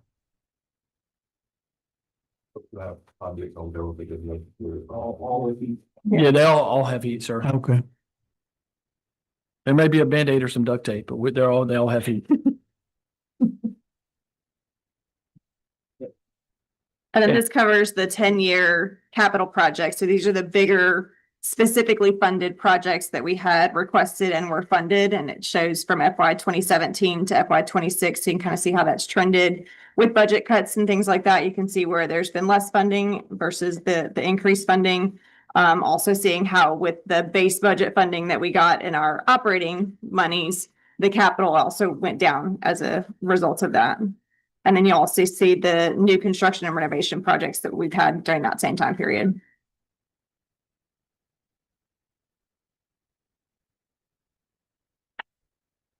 And then as we talked about earlier, this is going over those bond projects and some of our amended cash and showing how much it's been spent. And when we're talking about the capital projects, like we talked about earlier, the lead time on some of those is several months to, could take up to, a couple of years to complete the project. So being able to see how the 22 bonds that we had are almost fully expensed, we use it when it's received. So that's really what this is intended to show is, those big capital projects, they take a long time, but we're definitely using the funding that we've been receiving.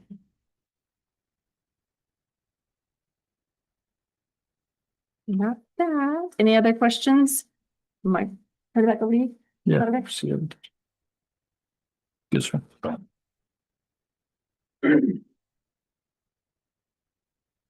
All right, next slide is a correctional officer recruitment. As you can see, The allocated funding there for the amended and fiscal year for detention centers, transition centers, and prisons. Working diligently to bring our field staffing ratio up to 1 to 11, as I mentioned earlier before, was recommended by Guidehouse. We were sitting at 1 to 16 when we started this project. We're at now at 1 to 14 ratio. We're driving that number down. We continue to have a net gain and getting positive momentum on our retention and recruitment. Again, GDC receives over 900 applicants each month. A lot of those get disapproved because they can't meet our background requirements and/or they withdrew the application or they're just non-responsive. They just don't show up for interview.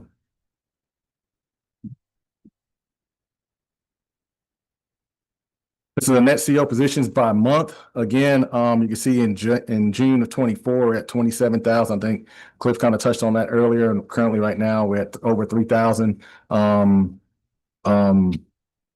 COs, and that's just CO 1 and 2. That's not total security. And you can see the count has increased over that time period from June to current, and these numbers are not as of today, but when we pulled them.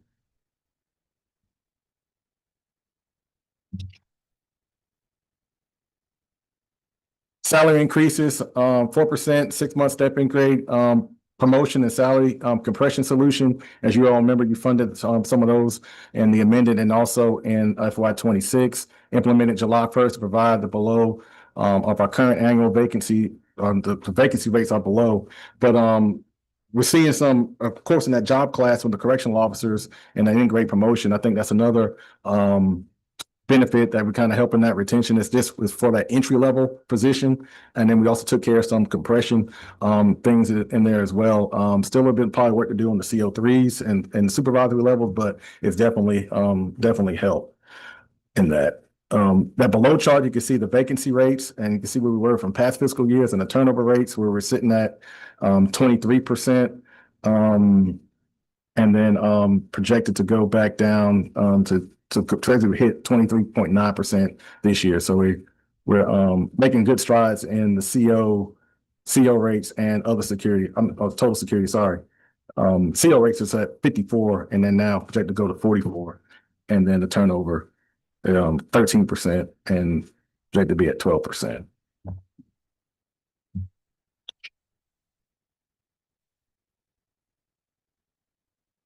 Talked about the officer salaries increase. You can see where it was back in 2014. You can see the projection where it comes from the medium centers and close special mission. So again, kudos to the governor and OPB and this body, the General Assembly for supporting those pay increases.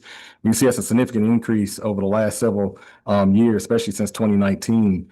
Where the correctional officers are actually entry level, actually making competitive wage salary. Still some work to do on that, but I think we're sitting in a good spot than where we were. Again, kind of comparing where we at for entry level correctional officers. You see in the North region, Phillips State Prison, compared to the other county jails that surrounding that. In that geographical area, you kind of see where we're sitting at Phillips State Prison at 50,000. Again, Fulton County Jail, Forsyth, and everybody else are paying a little bit more. What we kind of see too on our when we send people through BCOT and they come out, sometimes we lose a lot to our county partners. They go and go work for our county correctional institutions just because in that region because they can pay more than we pay. And actually, sometimes they bring them in with the experience that they have in corrections. They bring them in at supervisory level, which catapults them a little bit higher. In the Southeast region, you kind of see we're doing pretty good as far as salary wise in the Southeast and Southwest. However, that recruitment and retention still we're not fully staffed by far in some of those areas, but we are doing pretty good as far as recruitment and retention. But not where we need to be. Representative Lim has a question. Yeah, just a quick question. I understand you have made some gains on recruitment. It's still a challenge. Have you been able to utilize all the funds allocated for new hires? And if not, how much is remaining? Yes, we're utilizing all the funds that's allocated for new hires. Yes. Thank you. All personal services. In comparison to border states, you can see state DOCs on the left and then other public safety agencies on the right. in Georgia. You kind of see where we're sitting at when it compares to our southern states, or people who really kind of touch us and surrounding us in the southeast. We're a close special mission and where we're at with our medium security. I do know, and talking to some of my counterparts again, they've seen some increase in their staffing numbers, but not kind of where they want to be. Again, I think it's not a silver bullet that when you increase salaries that you expect you're going to get influx of people coming in. I did see the applications come in, but again, I think it's on the retention piece where they're really trying to shift their focus on as well. Again, we're sitting really good, but I think it's a little bit more work to kind of get our salaries up, especially when it comes to public safety agencies inside the state. But again, I think it's the multi-pronged approach with culture and investing in our infrastructure, and then also making sure we stay competitive, because we don't want to lose the momentum that we have with the netting 20 plus months that we have staff.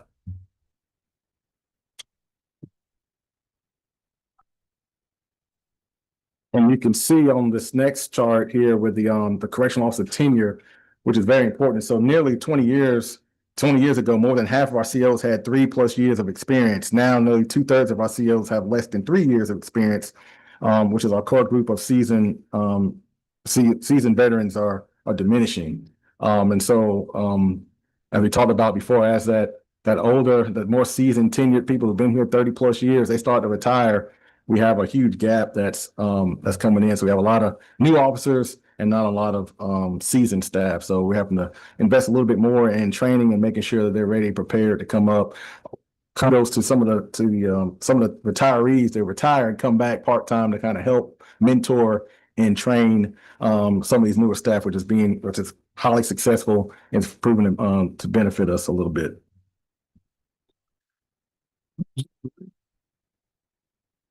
Commissioner Alba, I know that offline you and I talked about the retention piece, and I really appreciate this slide. Going back to the previous slide, but we got to get these rates up. But I see that some of the states do pay some variation of, maybe not all of them are retention bonuses, but do you see at this stage that could be a tool for increasing the retention percentages a little bit closer to where they were in 2007? I mean, it could be. I mean, when you think about the the workforce that's coming in today, they want things immediately, right? They're not really looking for a 30-year, 20-year retirement system. So I think it could be a tool or maybe an incentive to kind of keep them on. I would say maybe like steps. Don't give it to them all at once, because then they'll get it and they'll leave. Maybe try to incentivize them. We lose the majority of our staff that we lose within the first 1 to 2 years. Some of them within the first 6 months, majority of them. So we feel like if we can keep them 1 to 2 years, it's one of the spotty work with us on, and as well as OPBs, making sure we focus on the entry level, the in-grade step promotions to get them to that point, and hopefully they will stay, because all of our studies show internally that if we keep them about 2 years, they're most likely gonna stick with us a little bit longer.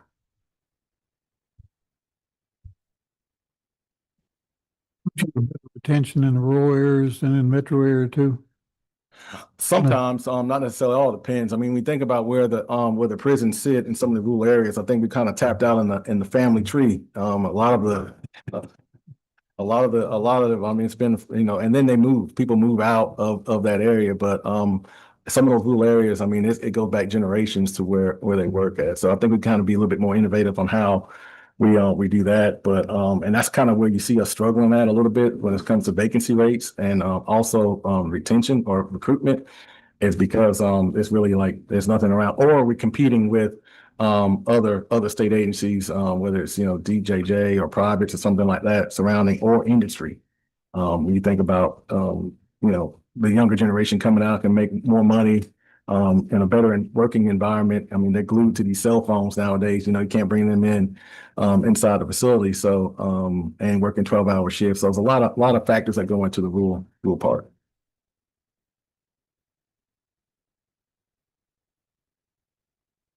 You can see the tenure versus the sergeants in 07 to 25. You can kind of see the same trend there. You're losing the seasoned vets. Again,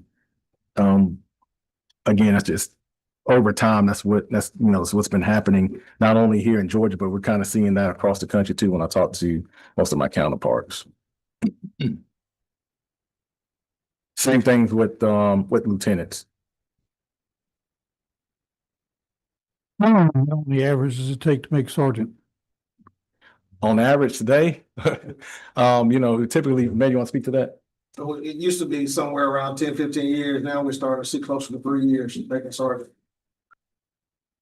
And just to touch on that, I know it seems like a microwave approach, but our leadership team and our training team, I should say, provides leadership training. So there's certain the Sergeant's Academy, Lieutenant's Academy, Ward's Academy, pre-command, things of that nature that they have to go to once they make that rank or before to be a prerequisite to be considered for that rank along with their training exercise. So they're very well prepared when they get in there. And again, just trying to mentor them and making sure that we give them all the tools necessary to be successful in that role.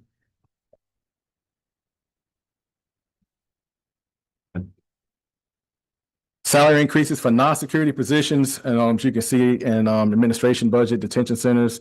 This included 8% salary increase for behavioral health counselors, 4% salary increase for education, chaplains, fire service, food service, and maintenance positions. Implemented July 1st of this year. Still monitoring retention based on this provided. So we really haven't dived into that too deeply to see how that's really sticking. But we feel like based off of our overall numbers that it is improving and is helping. And you see the below chart, our current annual vacancy and turnover details for the entire agency, which is also reflective of a positive progression and where we're sitting at.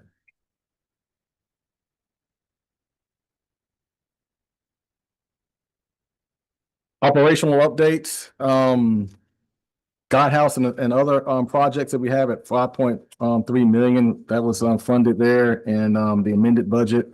The contract extension with OPB to continue Guidehouse consulting for planning, technical assistance, and project management services. That's been working very, very well. They've come in and really given us a roadmap, so to speak, and still continue to do that work to be able to provide us with a roadmap and a path forward to really just catapult us forward as the work continues to grow.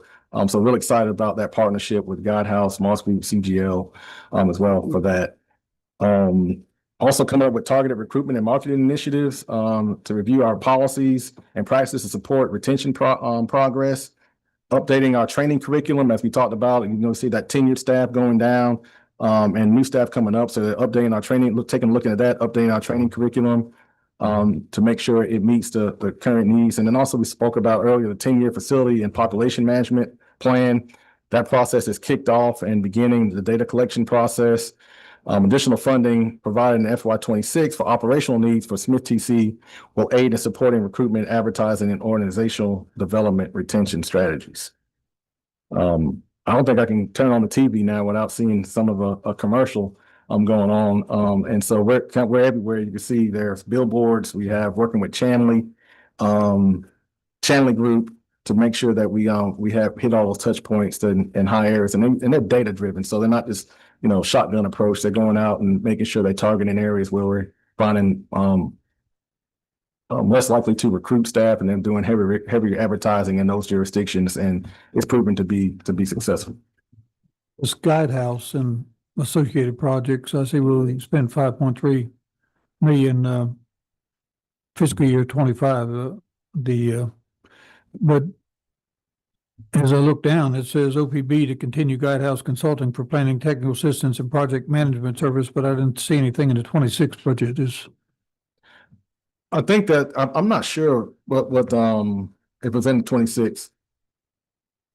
Was that period of time? Okay.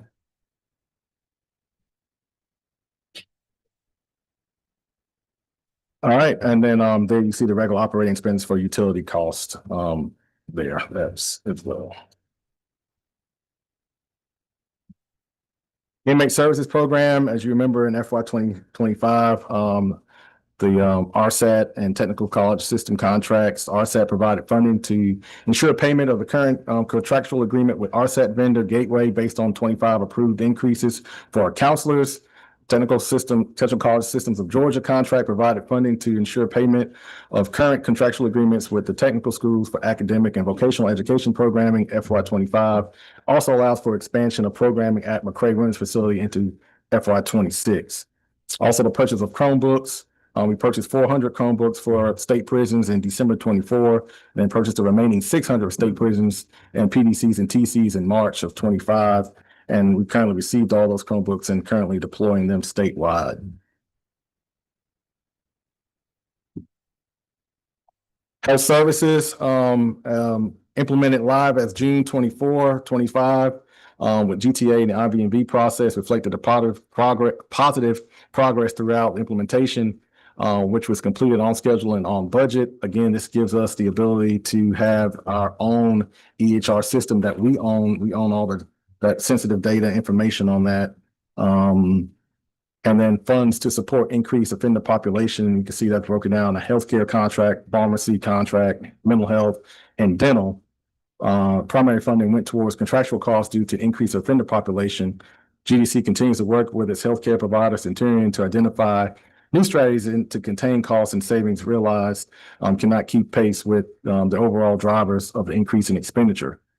Several operational changes as well as retention challenges for our Centurion partners resulted in continued requests for funding to support the offender healthcare program.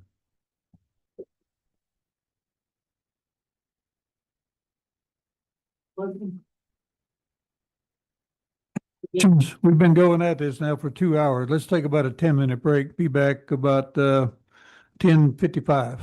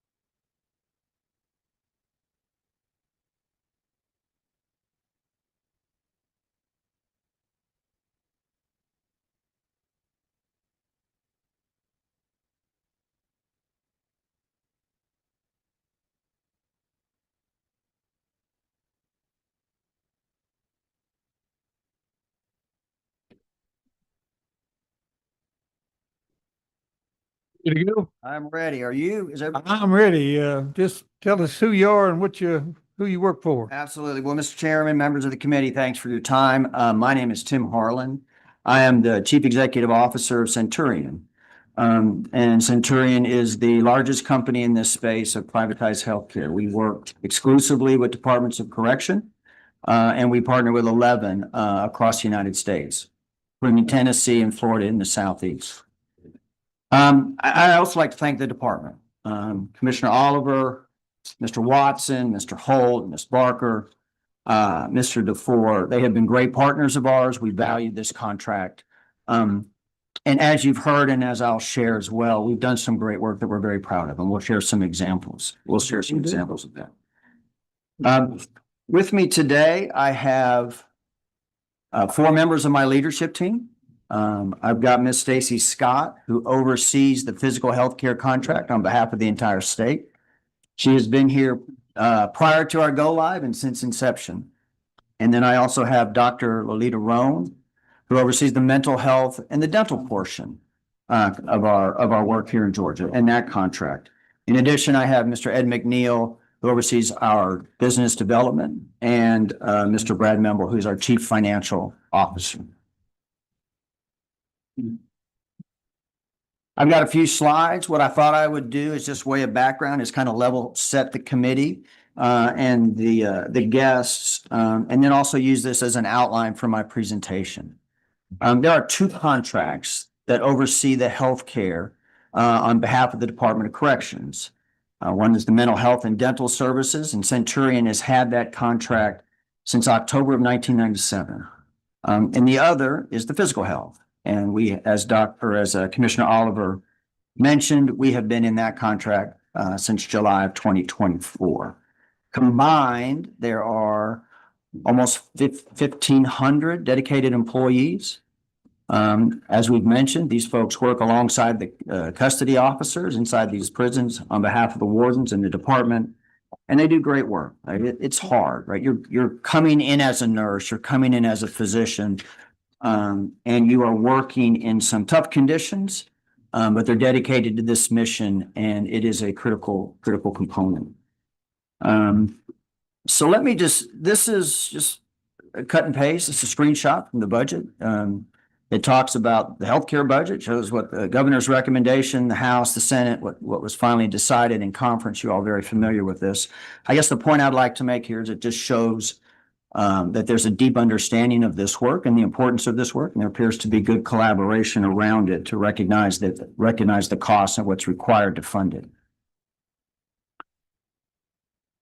This is just an excerpt from a press release from the House Budget Research Office. It talked about what was approved last year in terms of $31 million. I just like to highlight below, right?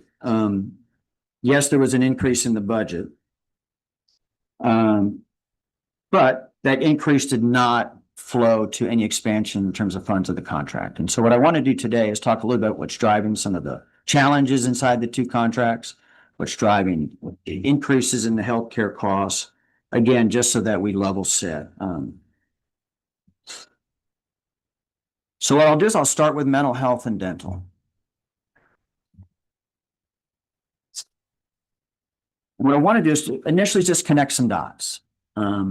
There has been a funding freeze inside this contract, right? There has not been a rate increase for our employees since 2022. At the same time, you've heard there's growing caseloads. There's more folks with mental health issues, and that is growing. Population with level 2, 3, or 4 inside the Department of Corrections is now at 14,000. That's about a 30% increase from 2022. As these demands and caseloads increase, the approved matrix, the staffing levels that are approved inside the department have been static. And so you have increasing volume, increasing severity, and static staff, and no cost of living, no raise increases. And so it's translating into some challenges both with retention and our ability to recruit. And I want to share some data that highlights them.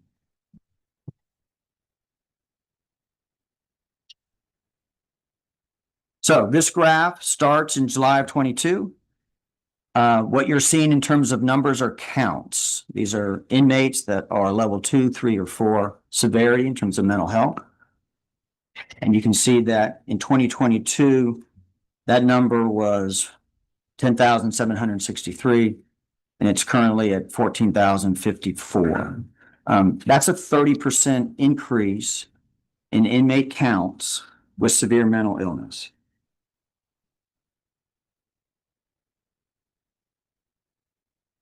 What you're seeing on this graph, and I'll make the point and connect the two, is this is a fill rate percent. So you take what positions have been approved in the denominator, and in the numerator, you put the number that are actually filled. And that percentage is how many of the approved positions are filled. So what you're seeing on that y-axis, that's a percentage, and then of course the x-axis is time. If you start on the left-hand side, you'll see an arrow. And December 22 was the last time there was an approved wage increase for the staff working in mental health and dental. Right? It's primarily a staffing contract.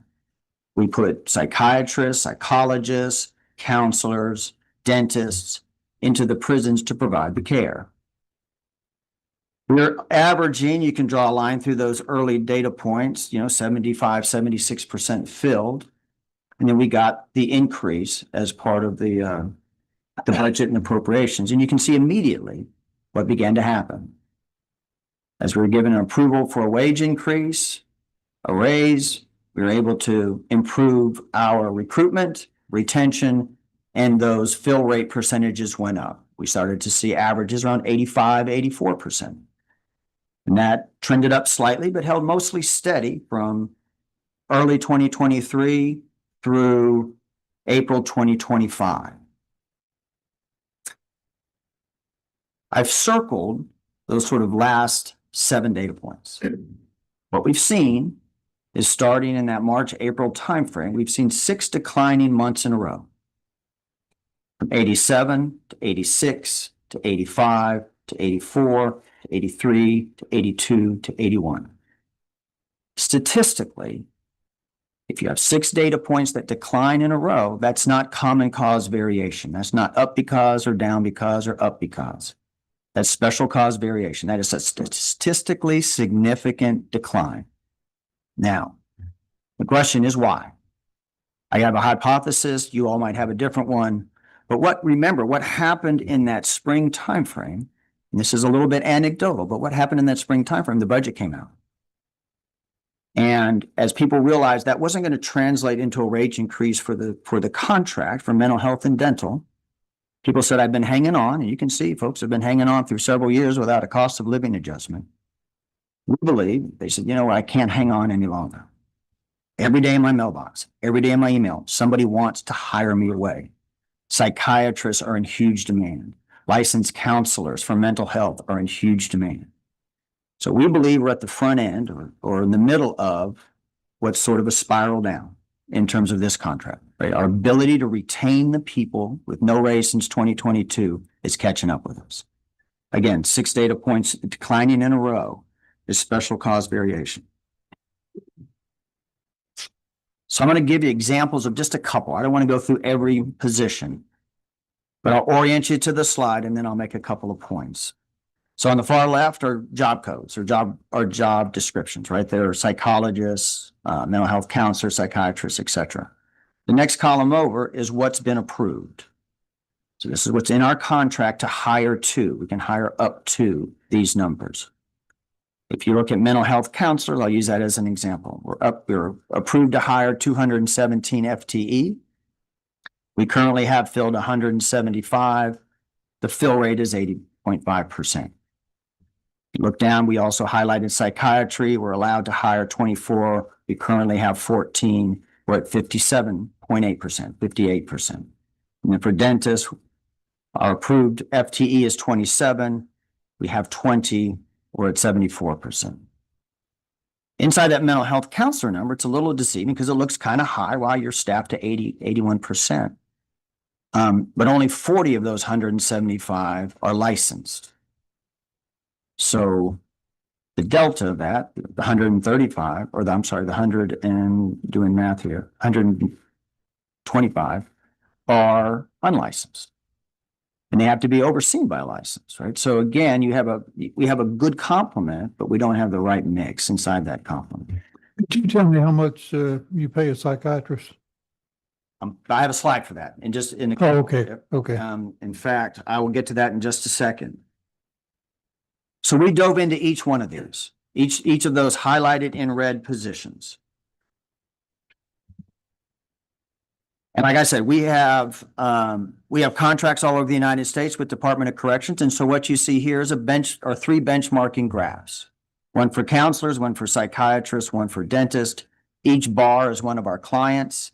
Orange is Georgia, and the lighter blue are Southeastern clients. So over on the left, you see counselors. Each bar represents a contract, and the y-axis is the average hourly rate for an FTE, and you see where Georgia ranks. For psychiatrists, average hourly rate that we're paying in our other contracts, and you see what we're paying in Georgia. And then you can also see for dentists. So this highlights just, it's not a benchmark of every state, but it's a benchmark of 11. It highlights the positioning of what we're able to pay in Georgia versus some of our other contracts for these key positions. Now, sir, I'll get directly to your question. So this blue line is what we have approved to pay for our psychiatrists, roughly $50,000.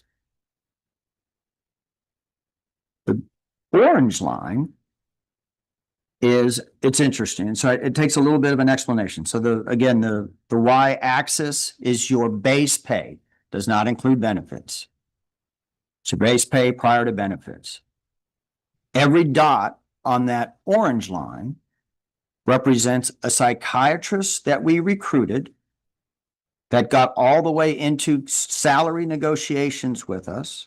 So we had approved them, made them a job offer. We're entering into salary negotiations. And that orange line represents what they requested. The blue line represents what we offered.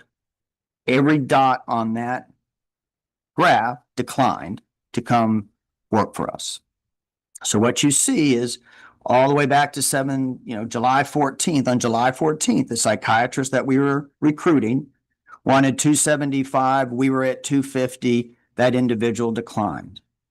As you see over time, the amount requested versus what we were willing to pay went up. We were getting further and further and further away from the market. Now, there's a few spikes in those data where somebody looked like, they had maybe an unreasonable request in terms of their base pay. But if you draw a trend line through that, it is trending away from that blue line. The market is speaking to us, and we're unable to respond. So we're offering $250. New grads out of school are getting that amount. You try to recruit a psychiatrist with experience, we cannot attract them at $250. 3 slides ago, I showed you we're approved for 24 psychiatrists. We have 14. There was a time in this contract where we went 8 years without a psychiatry vacancy.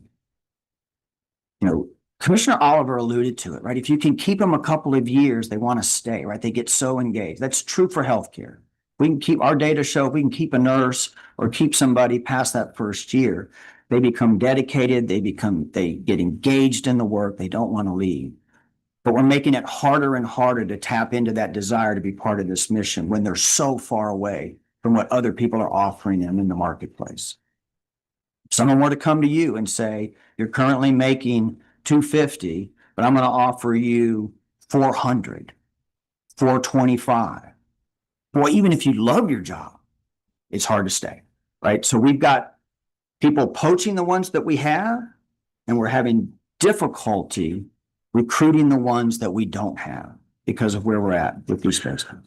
Just that question is, I just have a grandson that's a psychiatrist, and I know what he made when he finished his residency, and it's way more than that blue line. So maybe afterwards you can give me your phone number and I'll reach out. I'll try to recruit them.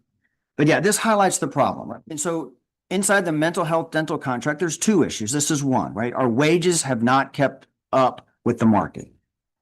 The second issue is our FTE complements, our approved staff haven't kept up with the caseloads. So this table, I'll start on the right and I'll reference back to the left. Again, it's by position and it shows what's currently approved. So we talked about mental health counselors, 218 are approved. You total all of that up, there's 366 positions approved inside of just the mental health. This doesn't include the dental, but inside the mental health contract, 366 are approved. On the left-hand side are the states and the department's standard operating procedure. It's 508.01. And inside that SOP are some staffing ratio expectations. You know, there should be this many counselors for this many cases, this many psychiatrists for this many inmates, etc. If you apply those standards to the caseloads that exist that the Commissioner Oliver discussed in terms of the growing caseloads in mental health, what should be approved is 527. So we have a wage issue that impacts retention and recruitment. And we have a growing workload issue that impacts our currently approved FTE complement to accommodate based on the internal standards of the department. The delta between those two numbers at the bottom of that table is 160 FTE shortage in mental health alone.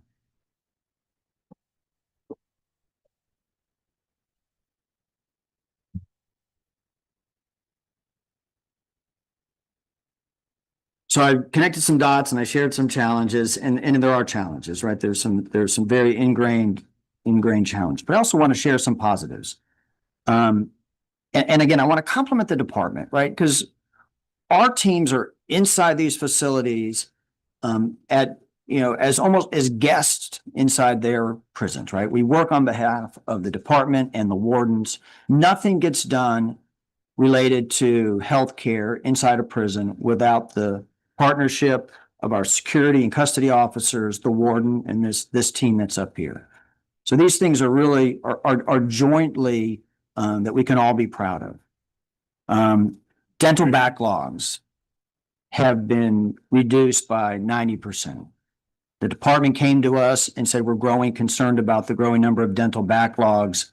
We work collaboratively with them to get people into the clinic.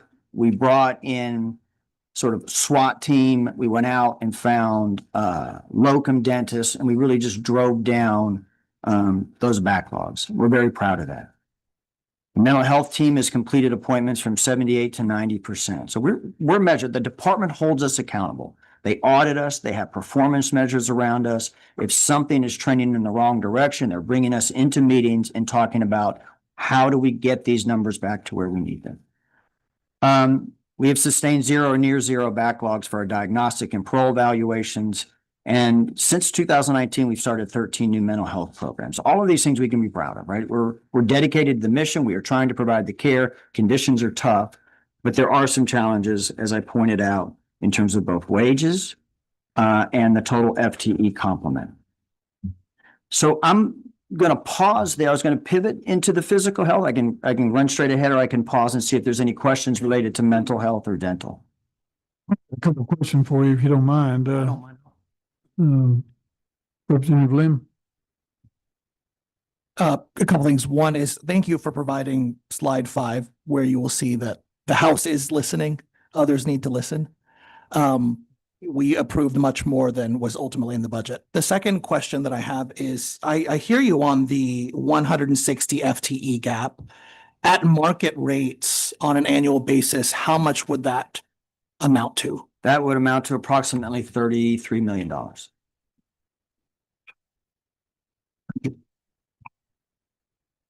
And that would include benefits, not just base pay. Yeah. So, Thank you, Mr. Chairman. According to your numbers, that a little over or almost 25% of our correctional population suffers from some sort of mental illness. Can you tell us what type of mental illnesses are we talking about, the severity of them? Or is it just, Sure. I'm blue because I'm in prison, or what it might be? Yeah, if it's okay with me, I'll turn to Dr. Roan to answer that question as she is overseeing that. The question was just some, insights into the type of mental illness that we're seeing.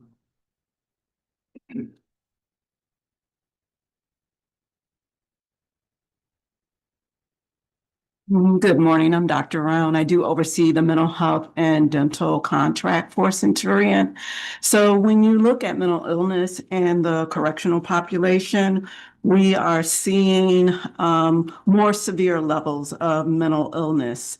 We have mental illness ranging from severe psychiatric disorders such as schizophrenia, schizoaffective disorder. We have diagnoses associated with severe depression, depressive disorders, and different things of that nature.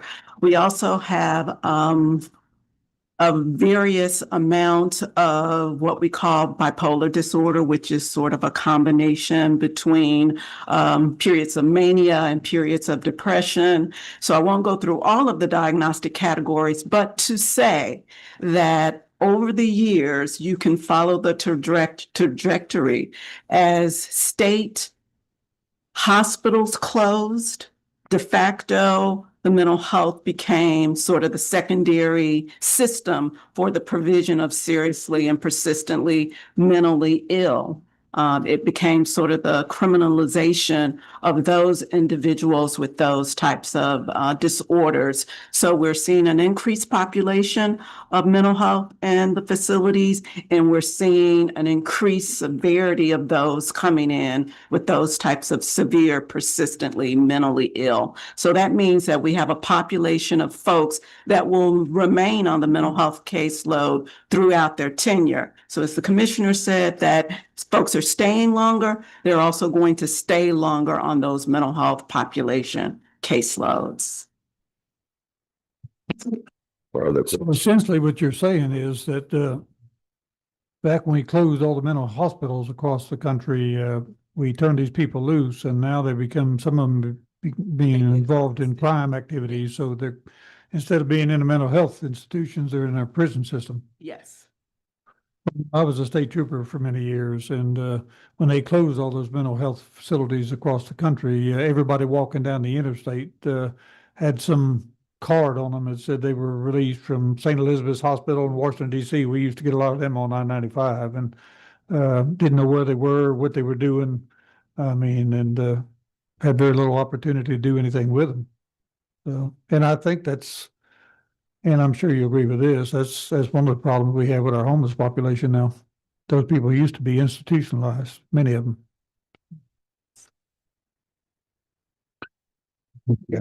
Vice Chairman? Have you got a follow-up, Ed? I do have a follow-up. Okay. Getting back. This percentage, would you say this is probably the same percentage of folks in the free world that are suffering from the same mental health issues? I would say no, simply because we do have a large percentage of the population suffering from mental illnesses, but they're a lot less severe. You might have those with adjustment disorders, mild forms of depression, that are served in sort of community-based facilities, as well as private practices and different things of that nature. So we're at about 30%. And you'll see the general population usually hovers around 18 to 20% with less severe levels of seriously, persistently mentally ill diagnosis. Would you also say that that mental health might have been the reason that they perpetrated their crimes that got them into the facilities, into correctional facilities? Of course, a lot of times we are seeing less of the, I won't say petty, but crimes of lesser severity being sort of in the community-based programs, but those that, of course, are committing more serious offenses, secondary to some levels of mental illness as well, are then coming in and being housed in prisons. I'm not sure whether which one of y'all need to answer this question. As I sat there and I listened to the problem y'all are having in securing personnel. I guess I can understand living in the more rural areas that it's getting more and more difficult to find dentists. And I'm sure the psychiatrists are the same. And I'm going to try to split this question up. On the dental part of this, when you got inmates that are coming in, they probably did a tour in the county jails awaiting trial or whatever. A lot of them are drug type crimes, meth and things like that we know what that's done to the dental health of people. And the question I got is, how are y'all finding these dentists, or can you find enough dentists? And what is the type of treatment that goes along with that? Because with 52,000 or whatever in the population, we probably have a major issue just on the dental health side. Would that be a correct statement? Absolutely, it is. We have a lot of long-term dentists that have worked with us and stayed aboard with us throughout the period where we were struggling with salaries.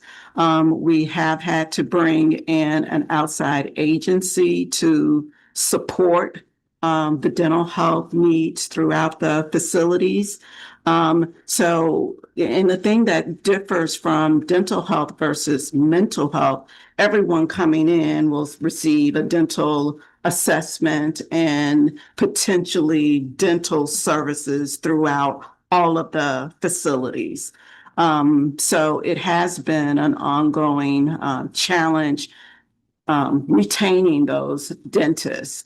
But one of the things that we have been able to do is leverage our dentists to support their nearby facilities to make sure that we continue to provide services because we aren't always able to get a dentist at every facility that we provide dental services to. So when you say outside services, are you talking about contract dentist? And that would be like local dentists that will actually go to a facility and have dental day. Yes, that they would come in. And they may not necessarily live locally in that facility. They may travel from Metro Atlanta to Hayes State Prison and provide 2 to 3 days of dental services at that particular facility for us. And how's that working for you?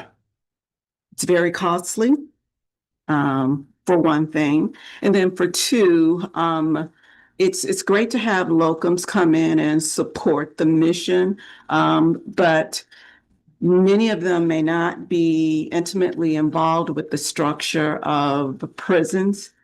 We have to make sure that they're adequately supported to engage those services in a prison facility, such as things about counting your instruments and securing all of the instruments prior to leaving, which if they're working in an outside community-based service, they don't necessarily have to do that type of thing. There might be a delay in getting a clinic started, whereas in the community, you start at 8, your patients are there at 8, you go, you service, and you leave. So there are just some dynamics within the delivery of prison services that they may not be accustomed to.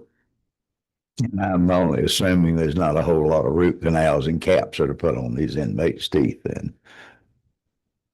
No, I mean, we do provide a vast majority of extractions and other fillings and annual reviews, hygiene and different things like that. And then, of course, if there are surgical procedures needed that are a part of dental services, we do have that capability to provide that as well.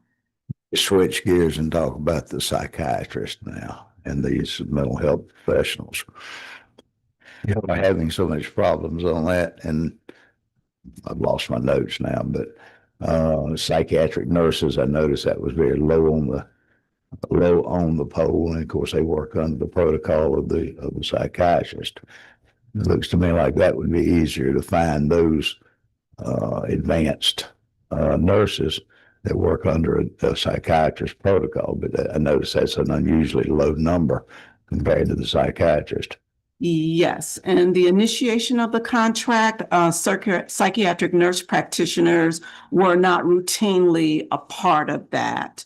There were some that were absorbed into the contract a few years back. But one of the things that we are working together and partnering with the Office of Health Services is to try to leverage more of those psychiatric nurse practitioners to augment services in the facility. But right now, we only have a set amount of those positions in our matrix. So we can't hire beyond what's in our matrix currently. So let me ask this question about psychiatrists and mental health professionals. Are they in person, or are they Zoomed, or what? It's a hybrid. We have a number that are in person, especially at our diagnostic facilities where we see the most volume. And then the larger complement are tele mental health. I asked that question because I have a constituent that has talked to me about their insurance services with mental health. They've actually taken advantage, and they brag about they do telephone calls for mental health, which would be the equivalent of a Zoom, I guess. But this person just brags about how much good that has done with the telephone mental health. So That's one of the ways that we've been able to leverage our providers to provide more expansive services, especially during this crisis. And then too, we're able to pivot those individuals to many different facilities. They have a routine caseload that they manage, but then they're also available remotely to handle crises and different things like that as they arise. And our research has suggested that is just as effective, if not more effective, than in-person services on the ground. pretty good. Very good. I would ask the last question probably, and I was saving this for my questions on pharmaceutical cost. Is there a lot of pharmaceuticals that are prescribed to these folks? Yes, about 60 to 70% of our offenders on the mental health caseload receive some form of medication, psychiatric medication. Good. Thank you. Quick question. Are these people segregated from general population typically, or are they segregated from each other? Most of our population caseload is in general population. So meaning that they go about their everyday business there in the facility. And then we have those individuals that are more seriously, persistently mentally ill. They are housed in our supportive living units. And some of those that are more severe have individualized cells, and they receive their treatment coming straight to their housing unit. And then others are in specialized housing unit, and they may have another roommate that's at that same level that they are at. On the outside from psychiatrists and mental health people is they can't get the patients to take the pharmaceuticals. Is in the prison system. I think probably you have a policy that makes that more effective. You ensure that they take those? Yes, they do have pill calls. And our more severe population, you'll see our medication compliance is a lot higher. Their meds are brought to them. They're in a more of a contained living environment. So those that need the meds the most have the highest compliance rate. It's a little different, but we were talking about it a little bit before about what the socialization process and how they end up where they are. Is the other part that I see is they're so easily led. People with mental health, they get in with the wrong crowd and they're coerced or some form of verbalization to get them into this process that takes them down a downward spiral. Mr. Vice Chairman. Well, thank y'all for your input. I'm just curious, you talk about mental health. The state of Georgia General Assembly spent a lot of money on mental health because we know the crisis that happened, when everything crashed, they closed everything. I was just piggybacking on Chairman Powell. It's hard for the general public. We got counties that have folks in there with mental health. They got their county jails full of them. We got hospital emergency rooms. We got a crisis on that all the way around. I just want to make sure that we as a state of Georgia, make sure we look after our citizens as much as we look after our inmates.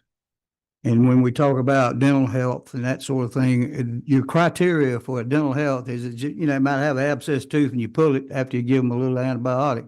Is that what's happened? You don't get elective surgery and that sort of thing as far as all those things? I just want to make sure that because we got people that can't even afford dental insurance and health insurance and all these kind of things. We talk about that regularly. It's a big talk about. But are those things scrutinized pretty good, as was mentioned about the mental health? I mean, what gives you the reason? Are you just having a bad time because you're in prison, or what's the deal? So I'd like to hear you elaborate a little bit on both of those, the dental and the mental health. Okay. So when we look at dental services, they are really routine dental services. We don't provide things like braces or implants or anything of that nature. So it is really the routine services. It is the service to present any exacerbation and other health factors as well. So we're talking about basic dental services. And as far as mental health services, again, we have about 20% of our population that is seriously, persistently mentally ill. And those are the ones that are in more of the restrictive, supported living units. And then the others are more the ones that are more the moderate types of mental health services. Of specific facilities that are set up more for the mental health people. They're set up for that. You pretty much like the old psychiatric hospitals that we used to have in Milledgeville and other places. Some facilities that are specific to our mental health level 3s and level 4s. As she suggested, our supportive living units, that's Phillips State Prison, Augusta State Medical Prison, are ones that come to mind. And then we have those that handle our large general population of mental health level 2, and that's statewide. Okay. Thank you for that answer. I just, like I say, we spend a lot of money on corrections and we spend a lot of money on this healthcare. And then we sit here, we got the general population, citizens of the state that don't even get some of the services that we're providing for these folks that are incarcerated. And it's hard to explain when we pass a budget that has things like this in it. So I just want to make sure that we're not doing anything over needed. Now, I don't want to be cruel, don't want to sound cruel, but it's a point to where we're rewarding these people for not doing the right thing. And I would like to ask one more question. What kind of faith-based stuff do you have in the prison as far, you say you got these counselors and mental health people. Do we have people that teach them about Jesus a little bit in there, or do we have, because if they get the heart change, it might not be there anymore. So that's my belief. Well, we have faith and character-based services, and we actually constitutionally deal with all denominations and faiths within the system. We do have faith and character-based dorms.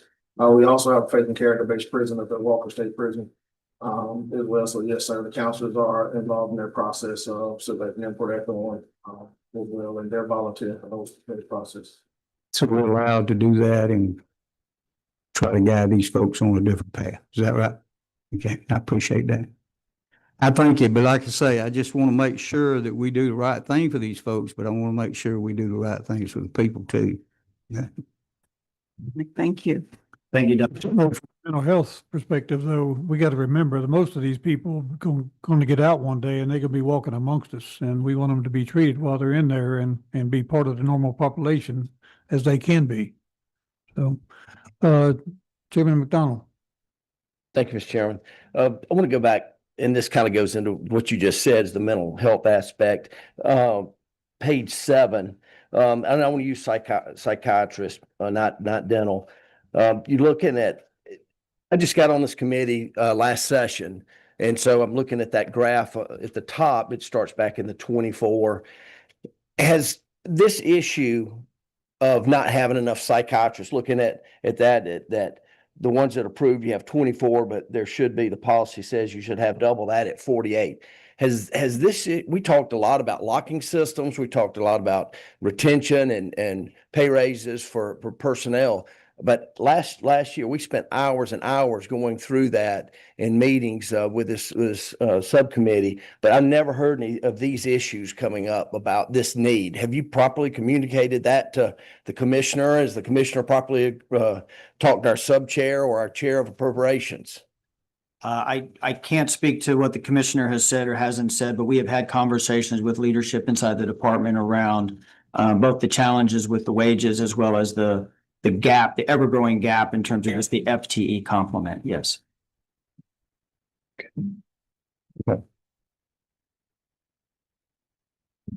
This thing, I know you're not a government entity as such, but we've had this problem for years with medical examiners that do autopsies across the state.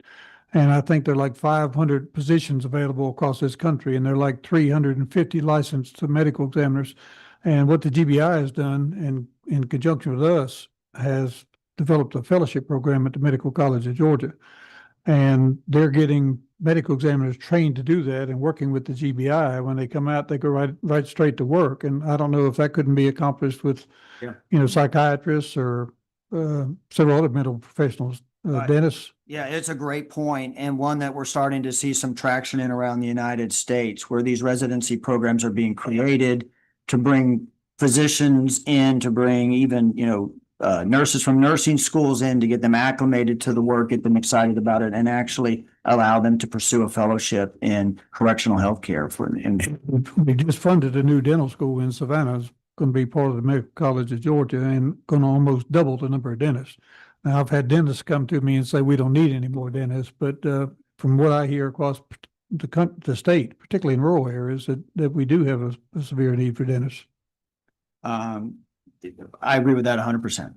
Yeah, especially in rural areas.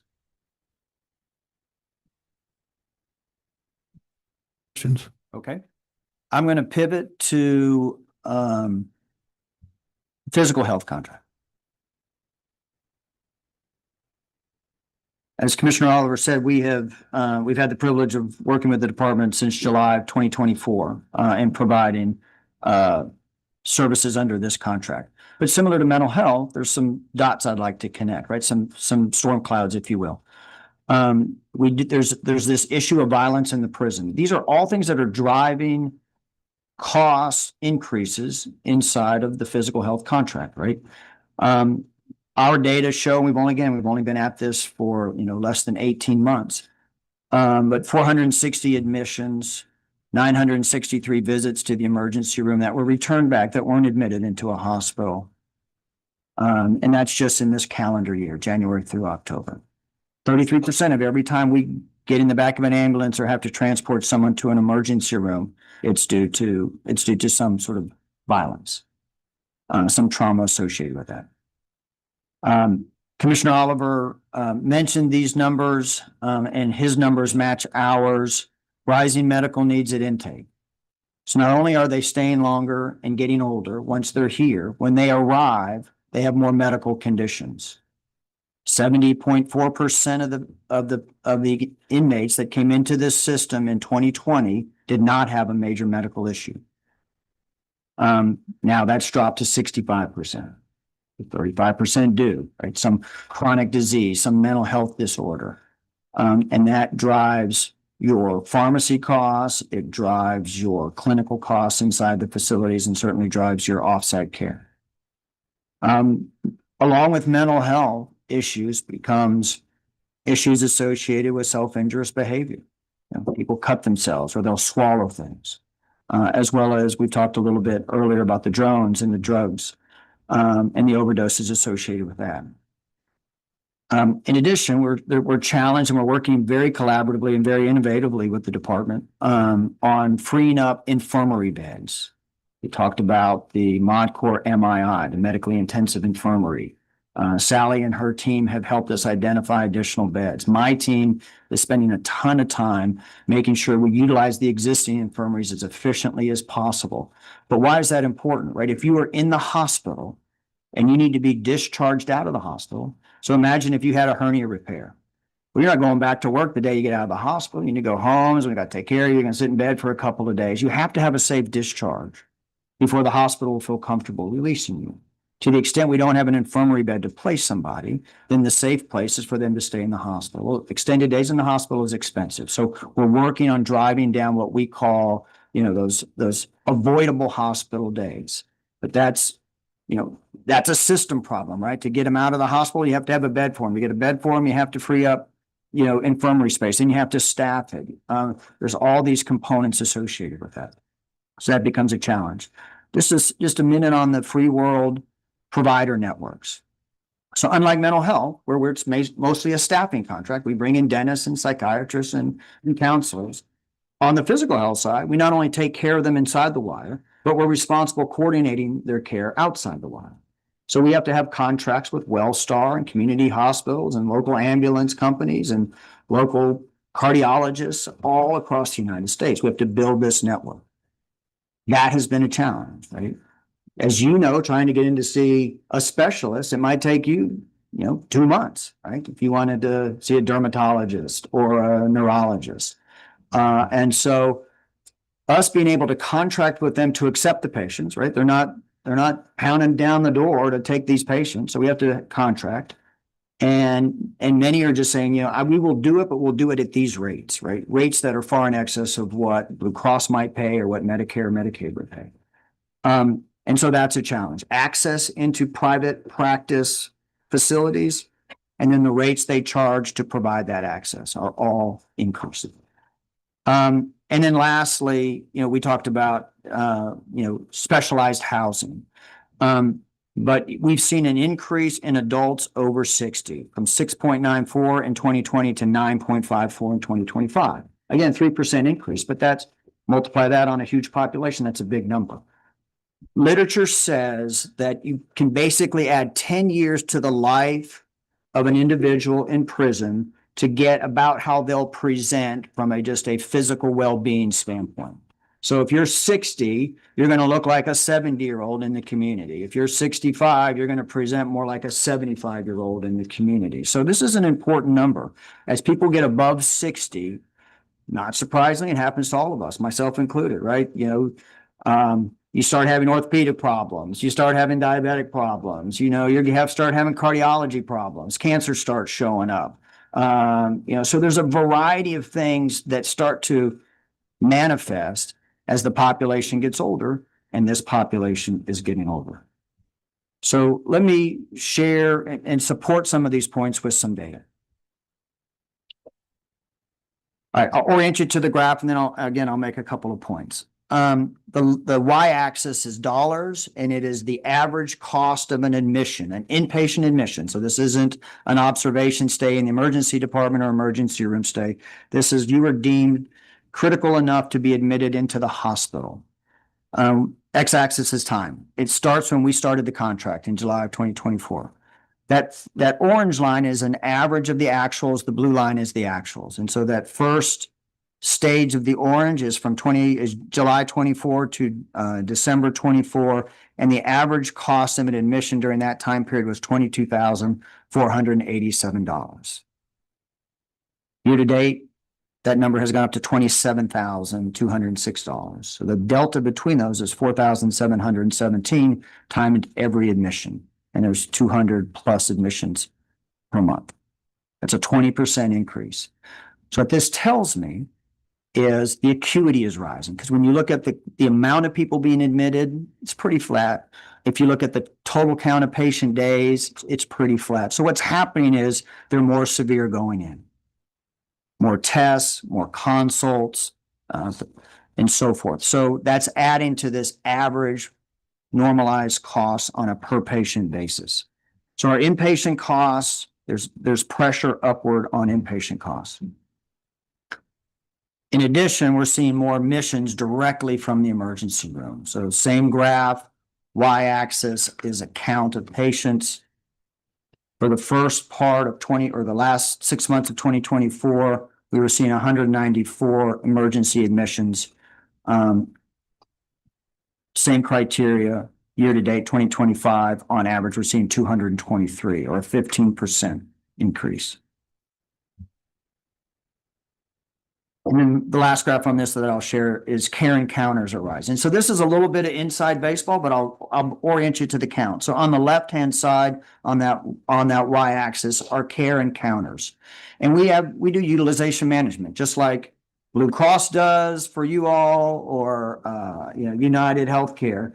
If you need a procedure, it goes through a committee and they say, does it meet criteria? Do you need this hernia? Is it acute? What would happen if it was delayed, 6 months or 9 months? And a determination is made that, yep, you need this hernia repair. Or yes, you need to be on this medication, or yes, you need this cancer treatment, whatever those things are. As it's approved, it counts as an approved encounter. So let's say you need to have chemotherapy. Well, that might be an approved, 20 regimens, right? So that would count 20 in that number. So it's all the approved care in any given month. Does that make sense? So it's an indication of your clinic visits, your treatments, anything related to that care that required a pre-approval. So as you can see, from July 24 to October 25, same construct, right? The first 6 months of the contract, there were on average 6,244 care encounters approved. And then year to date, that number is at 7,043, 13% increase. But it ties back, right? There's more people coming in, they're sicker, they're getting older. So their care needs are going up. More demands on the system, more demands for outside care to seek a specialist or have a particular procedure done, or like I said, a specialist treatment done. So these are just 3 examples around the cost of inpatients, the driving of admissions out of the emergency department, the total approved encounters that are putting upward pressure on offsite care. And that's my main message inside of the physical healthcare contract. Offsite care is the pressures on that are increasing. It shouldn't come as a surprise, right? Because everybody's healthcare is getting more expensive, right? Every year, and when you do open enrollment, your deductibles go up. The amount of copays that you have to pay go up. Wages are driving healthcare expenses. There is a variety of factors, but offsite care is increasing. We are constitutionally required to meet community standards of care. The Justice Department has affirmed that. The Supreme Court has affirmed that. If we don't, we get sued. And so we must provide this care. The cost of that care is increasing. Hence some of the messages that you see in this graph. So this is a screenshot. We just did a little cut and paste. And in the most recent supplemental, there was $15,789,000 to address overages in offsite care. Very much appreciated, very much directionally correct. But as I put in sort of my little subtext there, it's necessary, but it's not sufficient. These costs are rising far in excess of just that $15 million. And then, like I did last time, on a positive note, I want to share some things. And there's some really good news here. And again, this is partnership with the department. When we took over, so fiscal year 25, right? So from July 24 to June of 25, this shows that backlogs, when we took over the contract, were a problem. Sick call, there were 6,000, and they've been reduced to 304 at the end of the first year of our contract. And I was just talking to Stacy Scott, who oversees this contract, and she says, as of today, they're down to 25. So in, 16 months, we went from 6,000 to basically caught up on sick call. Chronic care in that first year went from 11,000 to 3,000. And this morning we were at 2,300. 2,300 still feels like a big number. So that, but please know, as we triage that 11,000, the most needed or the folks that had the greatest needs were done first. What's in that 2,300 as of this morning, they're well controlled and monitored, and medications are being distributed as ordered, and that number continues to come down. And then physical exams, we went from 20,000 to 49 in terms of backlogs. As of this morning, we're at 3,900. So continued progress month over month, quarter over quarter. The next thing I want to highlight is just, the department holding us accountable. And then our dedication to doing things the right way, right care, right time, right place with the right outcome. Total number of findings from OHS audit results in the first quarter of FY25 when we took over, 1,264 findings. First quarter of 2026 down to 266. Total operating findings, 1,038 down to 222. Number of mandatory findings, 107 down to 27. And then non-mandatory, 107 down to 27. And then mandatory, 119 down to 17. This is a success story, right? This is partnership. OHS puts people into these prisons and they audit us against standards, but at the same time they're in there auditing us, they're collaborating, they're educating us, they're pointing out ways that we can get better. And we're seeing it in these results where there's actual real improvement being made on the delivery of care. And then a couple of other things I'll highlight: stabilized workforce. We are 90% of all of our nursing positions are filled. We have all of our leadership positions filled across the state for nursing and physician leaders, and 92% of all of our site medical directors are filled. So we've got great success in staffing to the matrix to deliver the care that's required under this contract. And then we've mentioned a couple times how much of a game changer the new AHR is. That was a collaborative process with my team as well, in terms of what should those workflows be? How should this new EHR be designed? My final slide is for the upcoming budget, the 26-27 year. So, in collaboration with the department and discussions with the department, you said the focus in this year really needs to be the offsite care. That's the thing that's getting out of hand and accelerating quickly. And I shared slides on why that is. I just want to put a note of caution, right? For FY26 and 27, we would now be going into the third year of the contract without we need a rate increase, right? For the staff, for the nurses, for the doctors. Well, that's the exact same discussion we just had with mental health. If you go too many years without addressing a cost of living increase or any type of wage increase, healthcare workers are in such demand, right? Everybody wants our nurses. Everybody wants our doctors. They're calling them. They're trying to recruit them. And so holding on to them and recruiting new becomes a challenge. So I would just put that note there as we go into next year's budget, that there has not been a rate increase in the contract for the first 2 years. And then I'll open it up for questions. And if it's a super detailed question, I'll turn to Stacy Scott to help me answer it. Got a couple easy ones, I think, in how costs are paid for. Like I know when somebody's severely injured, they use medevac or airvac or whatever they call them. In my area, it costs you about $25,000 for one lift like that. You're a nationwide company, aren't you? Yes, we are. So you have contracts in place with these people, and it's a set price that Yes, we do. is not the normal. Yeah, and it's reviewed as part of a UM process. It could be denied. We've denied some medevacs because they didn't meet criteria. But yes, we have contracts, and we scrutinize every single one of those for that exact reason, so that it's so expensive. So if you can't come to terms with a hospital about,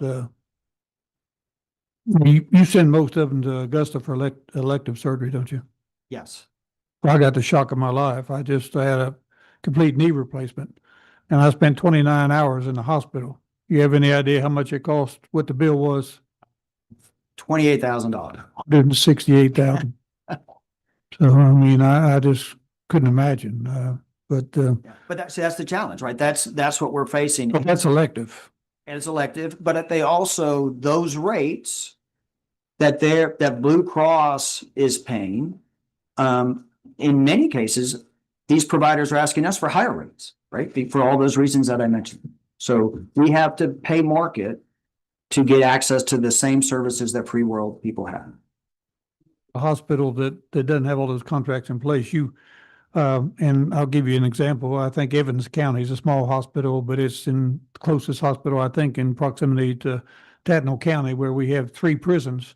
And I think a lot of them go there for emergency services. So if there's volume that goes to a particular provider, a specialist or a hospital, we'll try to have a contract with them.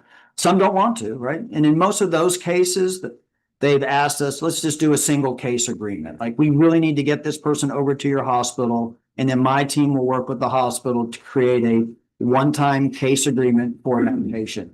But if it's over and over and over, then we reach out and say, hey, let's get a blanket contract in place. Okay. Thank you. That was kind of part of my question is the monitoring of, someone going to, hospital for emergency care, or the surgeries, how closely y'all do monitor it, because hospitals know they're going to get paid by the state or by a company, where, when somebody off the street comes in, they don't know if they're going to get paid or not. And so y'all do closely monitor that. As We do. that was, We pay our bills. And so that we have a good relationship with our providers. But B, yeah, we monitor once they're in, what was done, what's the discharge treatment, so that we can continue that care. There's so many rules. I ran a health system. I ran UTMB in Texas, which is a 6-hospital health system in South Texas, around Houston and Galveston. There are so many rules about what constitutes an admission, what constitutes observation, what constitutes just an emergency room care. It's just controlled with all of this criteria. It's very difficult to just simply say, well, I'm going to admit you and check you out, over time, right? There has to be criteria. We monitor that criteria. Hospitals monitor that criteria. And so it's pretty regulated in terms of your prescriptions. Do y'all do all the prescription work in-house, or do y'all subcontract that out? Correct RX is the provider or the vendor for pharmacy. Okay. So our physicians will write the script. Okay. And Correct RX will fill it.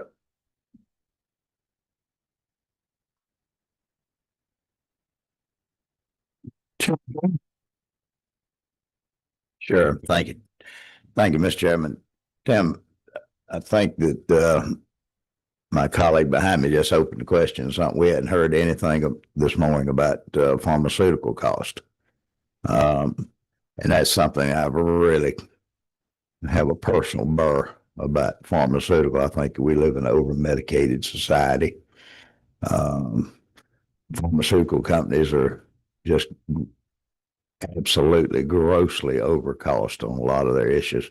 A lot of that is justifiable because of the FDA and all of the hoops and the hurdles for their basically research.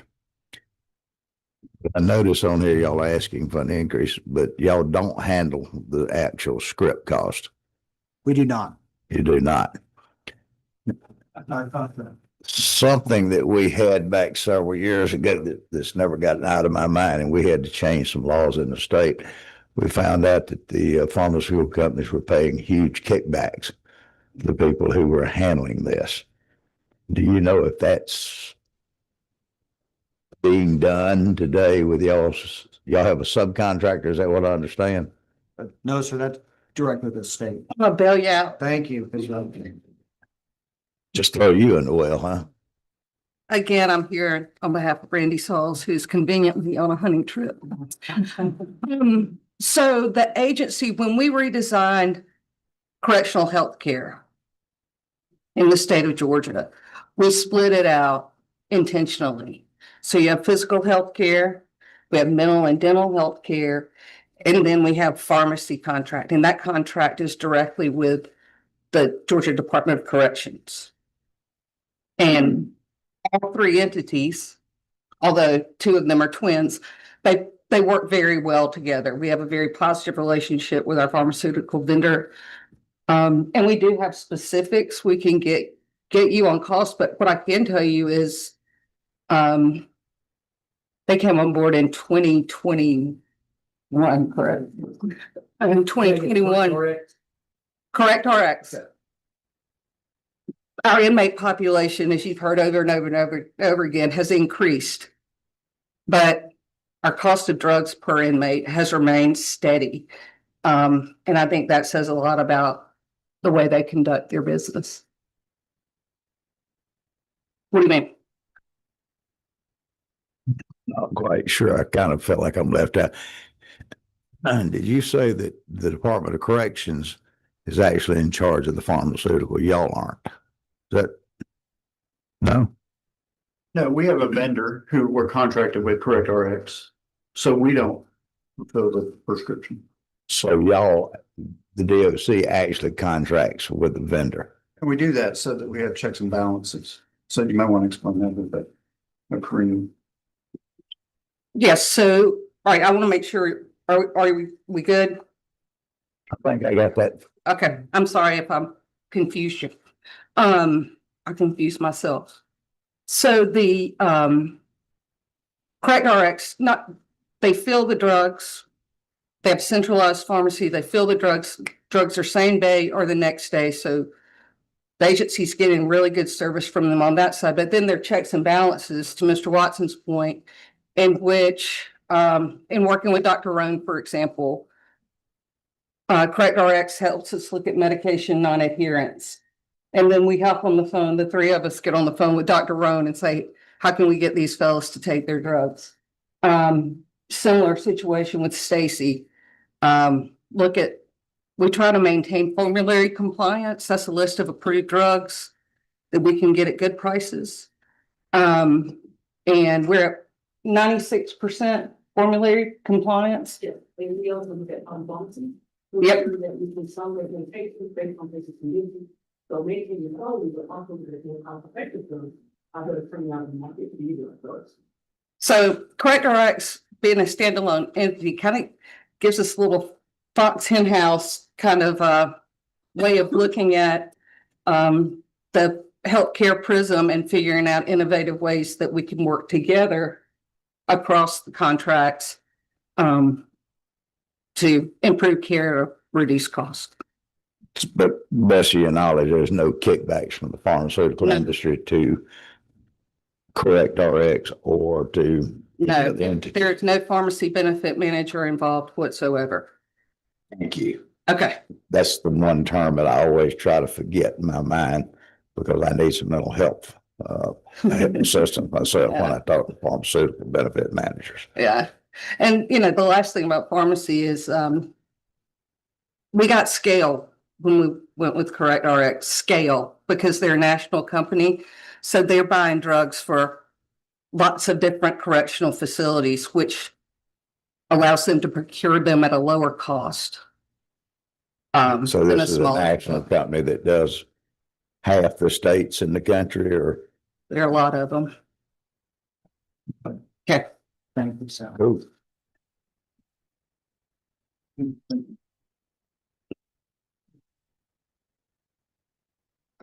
I had two questions. I'll combine them. They're both about performance. One is a basic question. Does the OHS audit apply only to the physical health contract, or does that also extend to mental and dental? And if not, what is the similar audit measure? I know we're held accountable in process. both. I don't know specifically around the OHS audits, but I'll let you answer. OHS audits, we have a team of mental health counselors that provides support and audit on the mental health side of the equation. And then we have a team of nurses. All of them have experience in correctional health care, and they perform the audits on the physical health care side. So do the findings that we have here, does that apply to both of them? Or is there a separate kind of list of These are That's physical. physical? Okay. I personally would love to see that for the mental health. And then related to that, and this is solely about mental health, just because you've held the contract for far longer. Chairman Hitchens made the good point that a lot of folks are going back into the community. Is there, since you've held the contract for so long, are you able to quantify, demonstrate success in terms of various variables such as, the people whom we've treated, we can link our treatment to reduction of reoffending rate or reduction of costs in the community? Is there any way to track that? And if so, can you provide that? I'm not aware of any data we have relative to that. Remember, we just got our own electronic health records. So That's fair. maybe in time we'll be able to try and tick those things together. But we don't have that right now. I mean, I personally would like to see that. We definitely hear you. Again, we'll make the point that the House has been far more willing to put the money in there, but certainly any ties to successes will enable us to continue to do that. Absolutely. We'll be happy to gather that.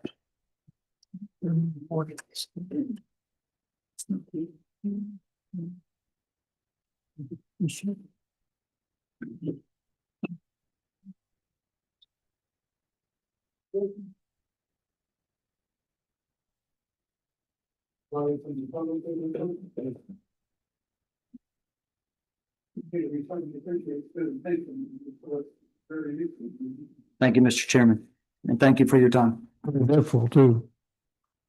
Okay, we're gonna break till 1 o'clock and be back.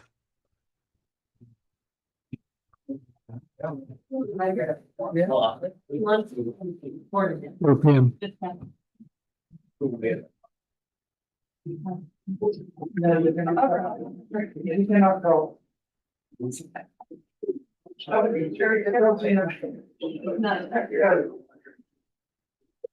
Lynn. Lynn.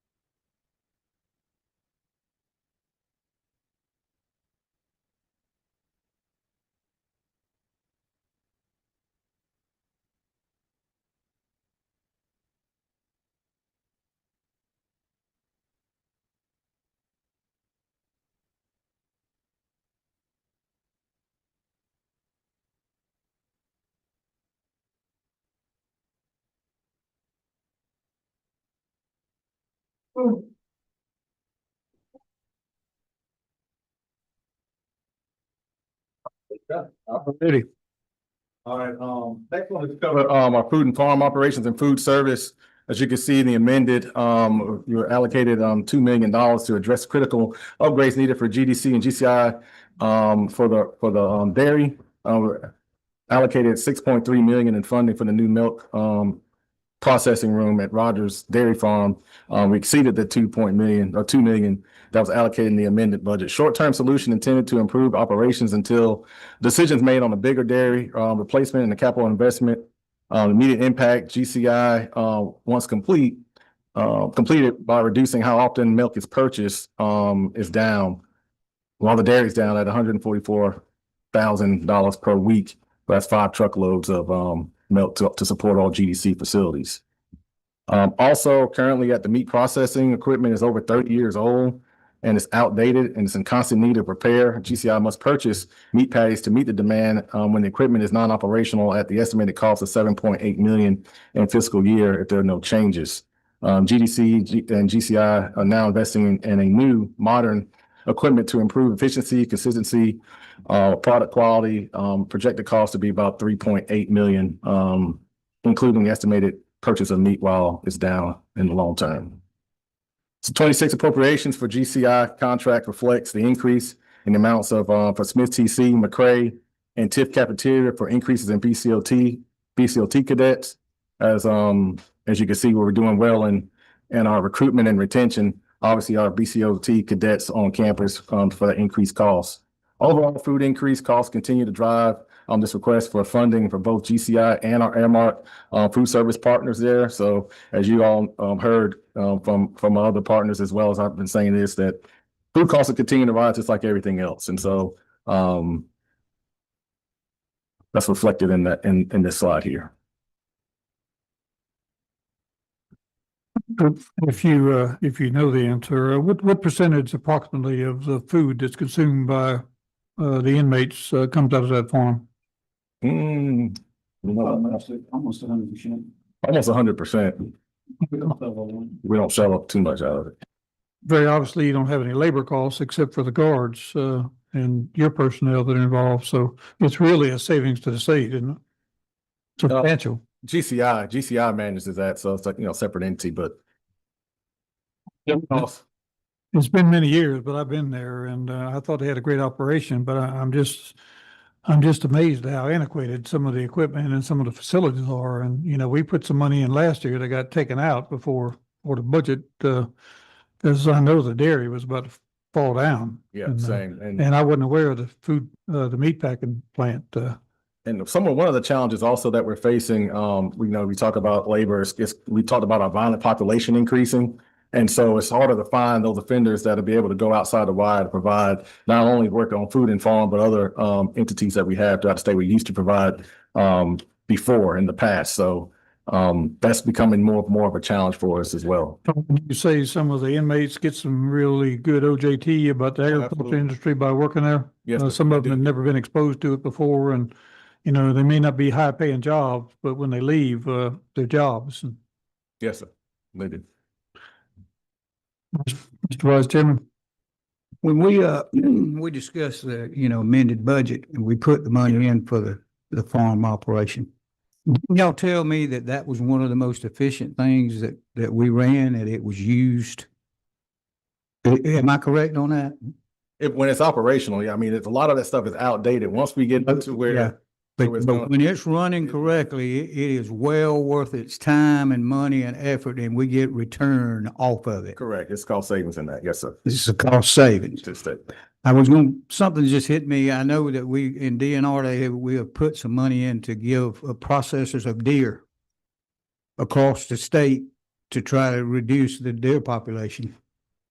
Just a thought, is there something that we might could get involved with your meat packing issue to see if we could help the state? Because I know we had to raise the money, I believe, to give more to process a deer to some of these facilities, and we did get more to sign up to do that.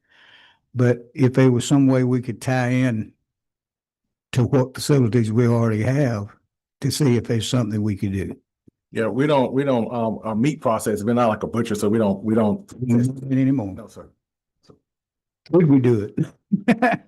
I think we buy processed meat for that, but I think, to your point, could we? I think that's the point I was making earlier is that the population is going to be harder to find. So sustainability for that program is to make sure that, we have some, technology and some equipment there that require less labor force.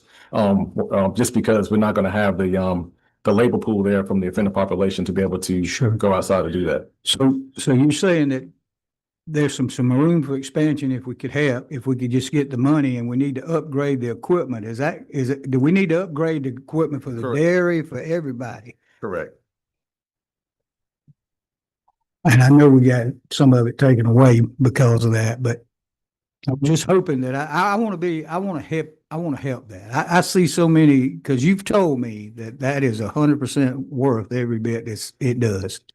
So I want to make sure we do it. Not only as, like Chairman said, it's giving them an opportunity to learn a skill.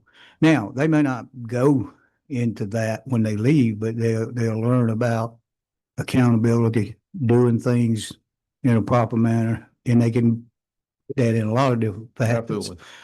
So when we get to that point for the money for that, can we have a real detailed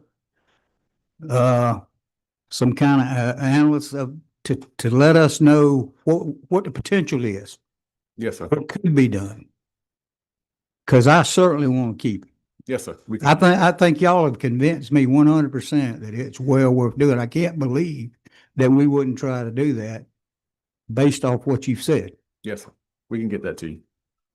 I appreciate what you do, and I think that's just a great program. Thank you. Thank you.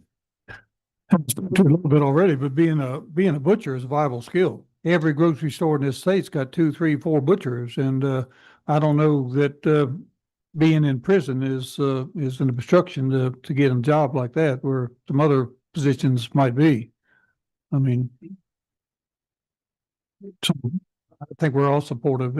I mean, that farm does great work and saves the state a lot of money, and I can't understand why we don't, why we're not more willing to put money into it. Like I said, last year, we put a lot of money in there that got cut out, but Yes, sir.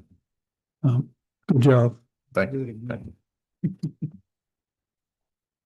All right, bed space management, talking about private prisons. I know they're going to come up and speak here in just a little bit.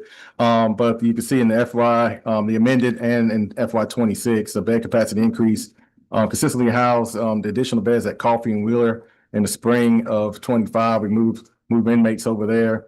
Updated each private prison contract in FY 26 to reflect the provided salary increase funding and contractual increase to the per diem rates. And current budget funding allows for a total average of the daily population of about 8,997 across all 4 private prisons from now until FY end.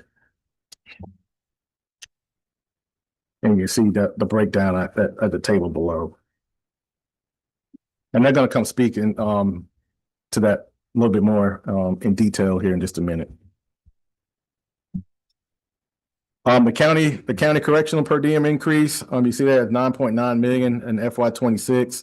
Those new per diem rates were implemented, and I know we talked about this a little bit earlier, at $30, implemented July 1st. And so that's been going well. We executed the contract with all the county institutions to reflect that $6 per diem increase for FY 26. TC beds, additional TC beds at Smith at 2.7, construction in progress with anticipation construction completion by the end of this year, and final setup and move in is scheduled and in process. And then they also funded some eligible transfers to federal custody. 9 offenders were referred to to be housed at Federal Bureau of Prisons, and it's pending resolution from on federal charges. And also GDC has approved 1 offender to be returned to the UK, and it's waiting further action by the parole board. So it's still an ongoing discussion between you and the feds. Last year, I thought there was going to be significantly more that transferred to them. And yeah, they had some leadership changes also up there.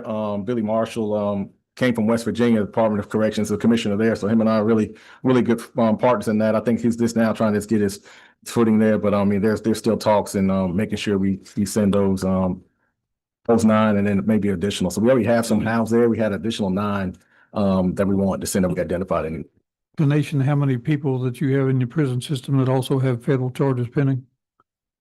I don't off the top of my head, no, sir.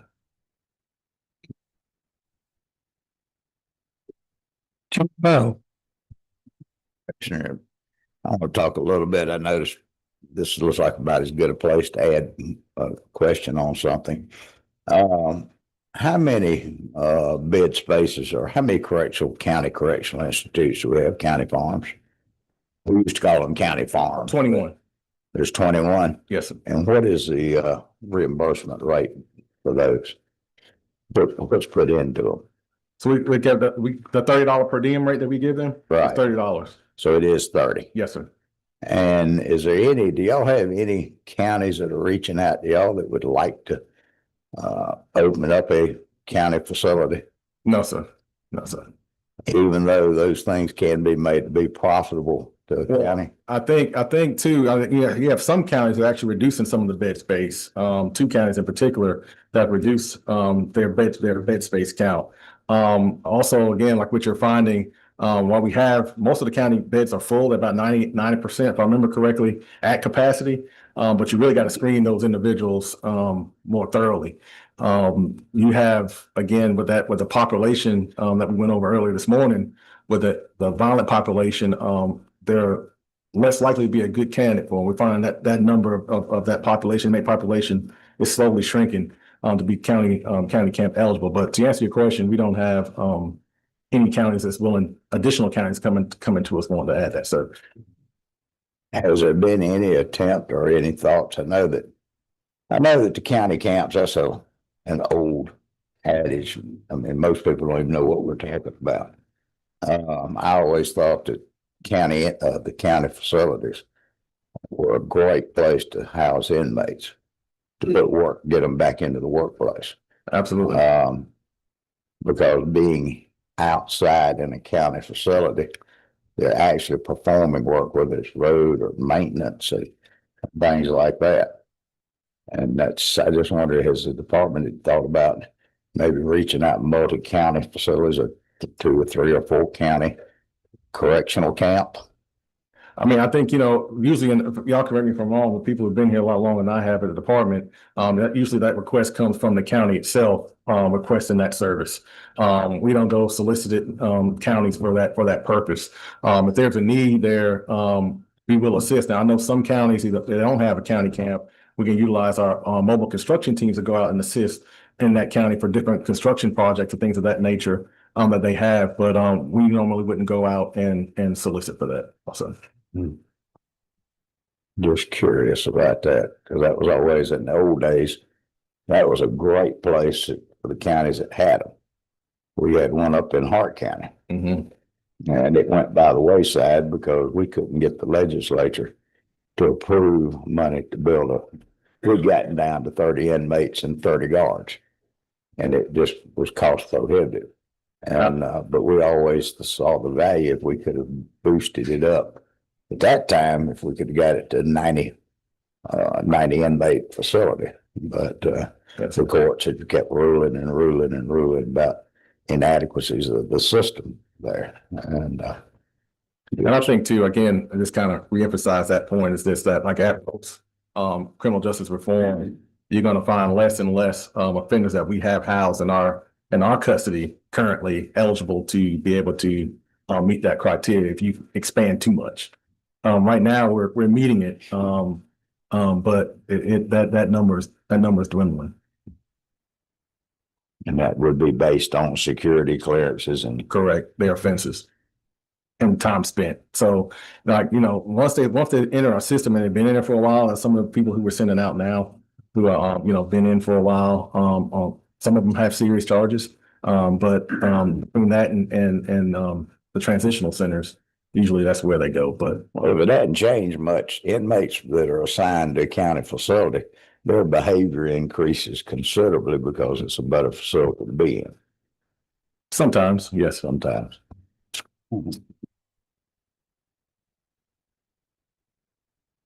Fortunately, I think we're going the other way.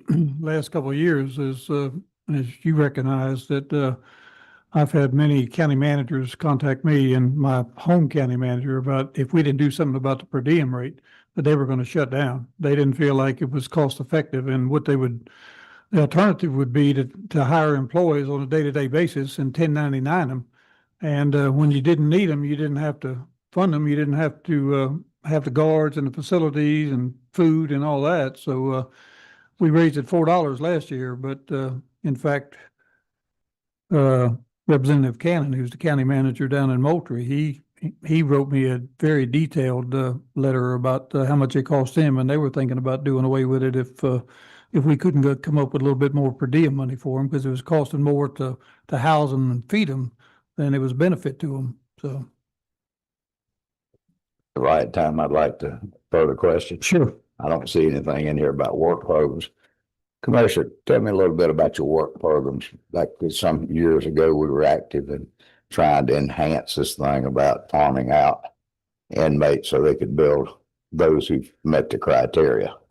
Do we have much of a work program going on as far as busing inmates to work in locations and things, or is that mostly? Yeah, our mobile construction teams I spoke about a few minutes ago, we have those inmates that go around to local jurisdictions and help with like some like they build state patrol post or buildings.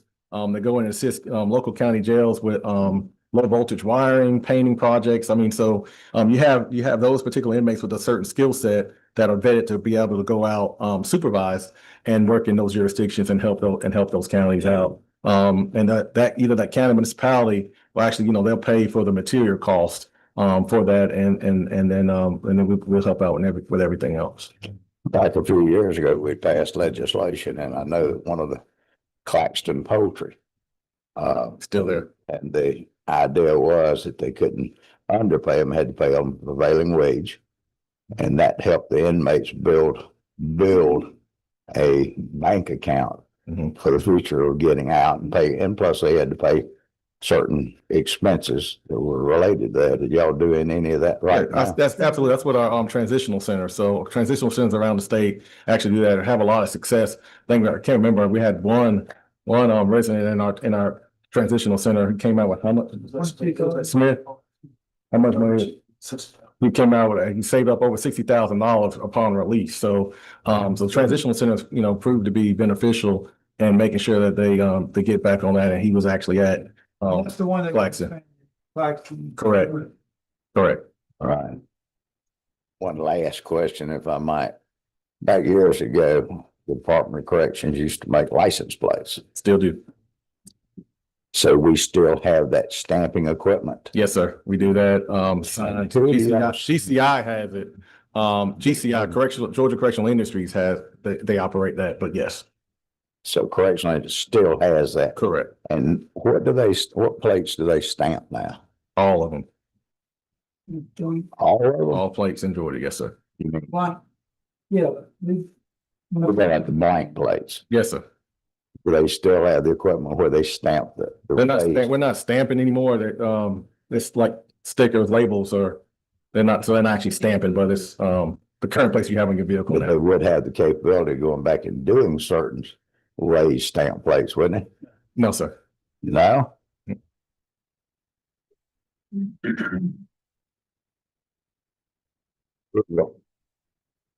Vice Chairman and I serve on a committee that we've been looking at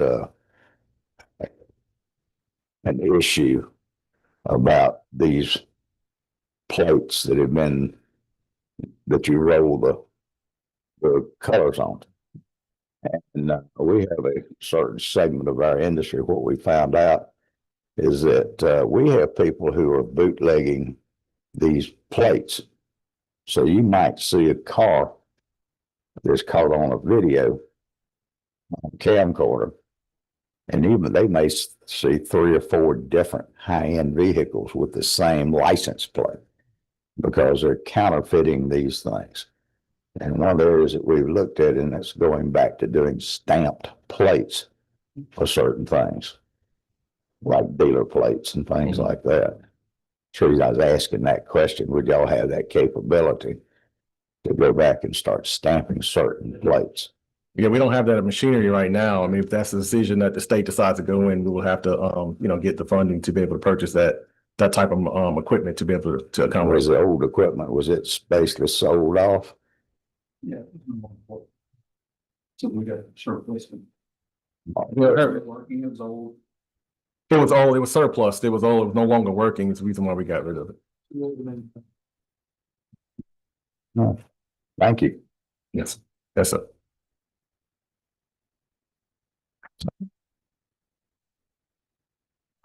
Safety, security, and technologies, I'll ask, Chief of Staff Alan Watson to come up and cover this section, for us.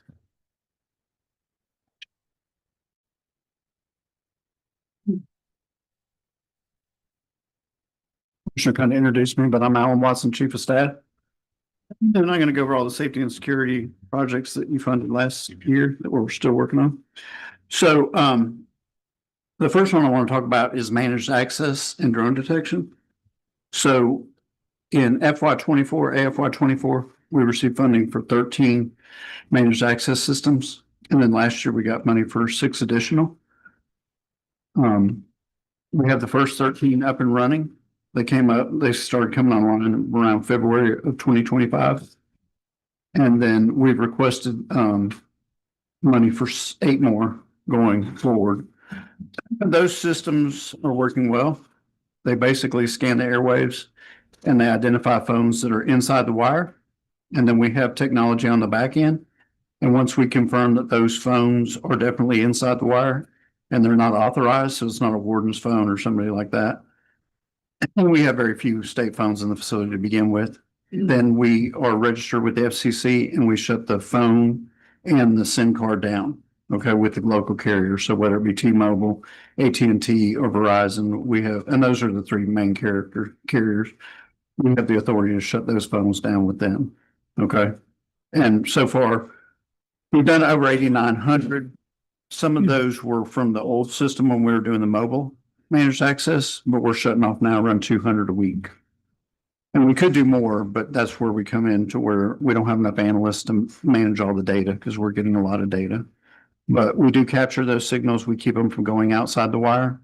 So we do block them. It's not called blocking, but we do prevent them from getting out. And then we shut the phones down. So it's not really a brick, but you can't use it for cellular service anymore. So those systems are working. Okay. We're getting a lot of data off those systems. I'm going to come back to the analysts. I'll come back to that on another slide. We already had 23 drone detection systems up and running. And that technology has been advancing, so it's all software based. So we've had a couple of enhancements to that, and so it's improved our ability to identify drones. Okay. The last 2, we've got funding for 2 more. The last 2 are almost completed. They're in testing right now, and they will be up and running by the end of this year.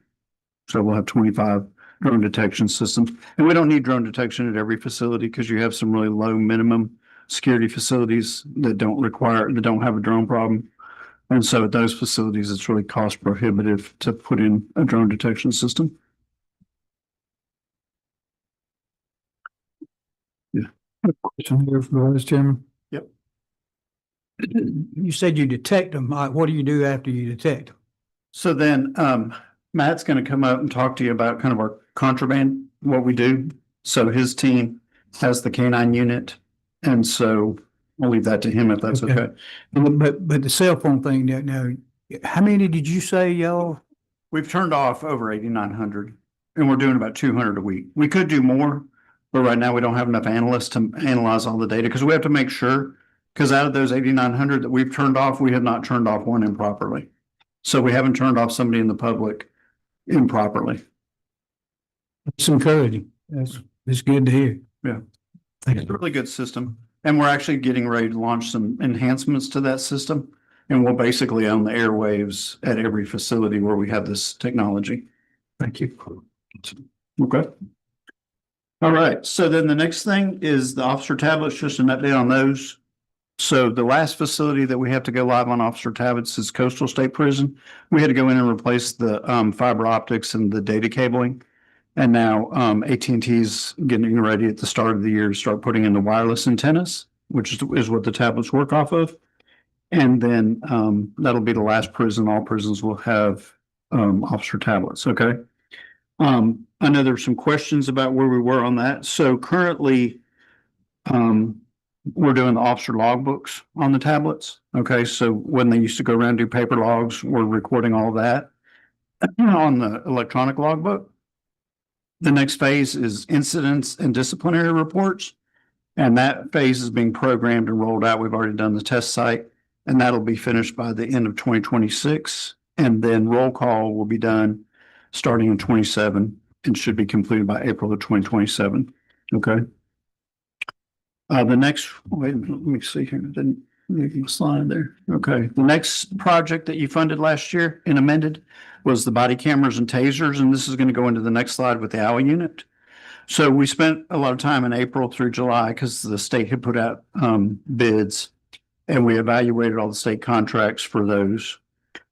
The contracts were available for us to finish the procurement right at the start of July. So we did that. From that point forward, actually starting in August, we started doing all the technical evaluation. All these new systems, whether it be tasers or body cameras, you have more technology involved, and they all communicate across our network. So we have to work with AT&T and get those network configurations set up with the provider. We got all that finished. We updated all our SOPs and training materials. Right now, we are working with AT&T to get a schedule for rolling out all this technology because we have to depend on them to put in some additional data lines and to configure the network ports. And so we're working on that schedule right now. Okay, so we haven't deployed, but we are working vigorously with AT&T. We started back in August. Okay. You miss anything on that slide? Nope. Okay, the next slide. Can we go back just a second? Yep. On the detection system for the drones, what's the effective range on those? So those systems are programmable. So we try and stay within a certain range around the facility. That's going to vary by facility. So if it's in a more rural area that don't have farms around it, then it might go out a little further. But if there's a lot of farms where farmers use drones, then we kind of narrow the signal. So it kind of varies by facility. And then if we're in town, we're going to keep it really localized to the area right around the prison. There's the same capability with them that you have with the phones about the SIM cards and being able to shut them down, or? No, we can't shut down the drones. So what do you do when you detect one? And That's when they have to go after them physically. So typically that's when we talk about our partners with local law enforcement as well. So they get the alert as well as the warden and other staffs, our command, our central control. And so local law enforcement, when we have partnerships with them inside their jurisdictions, they also get the alert and they'll go after where the signal's coming from. So whether they're tracking the pilot or the drone itself, we work collaboratively with them to help. So the system though will be able to detect where it's coming from? yes. And So on most of them now, they're getting a little bit more elaborate, and I think Director Wolf can kind of speak on that when he comes up here in a second about how they're using different technology to fly these drones in now. But your basic drone, when they come in, they can detect where some of those things have pretty good range on them, though, don't they? Okay. So if they're out of range, it's just a guessing game. I mean, we've got pretty good success rate. I think it's kind of to Chairman Mathis' point too, as well as how we're apprehending a lot of people for flying any drones. But Normally how it works, sir, is when we get an alert, the local law enforcement is immediately notified. They are looking for a vehicle in the area. These are prisons in the middle of nowhere. And so a vehicle in these areas in the middle of the night are very suspicious. So they'll make the traffic stop on that. Our canine officers respond as well, and they do the tracking of the person that might be flying it in the woods, or if it's a throwover, they're the ones who track the people in the woods with the package. Typically, more often than not, coming out of automobiles, people that get into closer proximity than They rent the bed and breakfast, around the area. We have sportsy businesses with that as well. But most of the time it is a vehicle. it's good to hear. And our software also can track if a drone's been seen multiple times and it follows the same flight pattern, we can track that as well and they get that information. So there's a lot we're doing with the technology. All right, so the Overwatch and Logistics Unit, this is tied in with the body worn cameras and the tasers somewhat. So the construction of that unit will be completed early in 2026. So it's almost done. And then the technology that we purchased as part of the purchase we did with the body worn cameras. So we have technology that will be a real-time crime center. So all the data, all the video feeds from the prisons will come up to that unit. And then we purchased technology as part of what was funded to do analytics on that.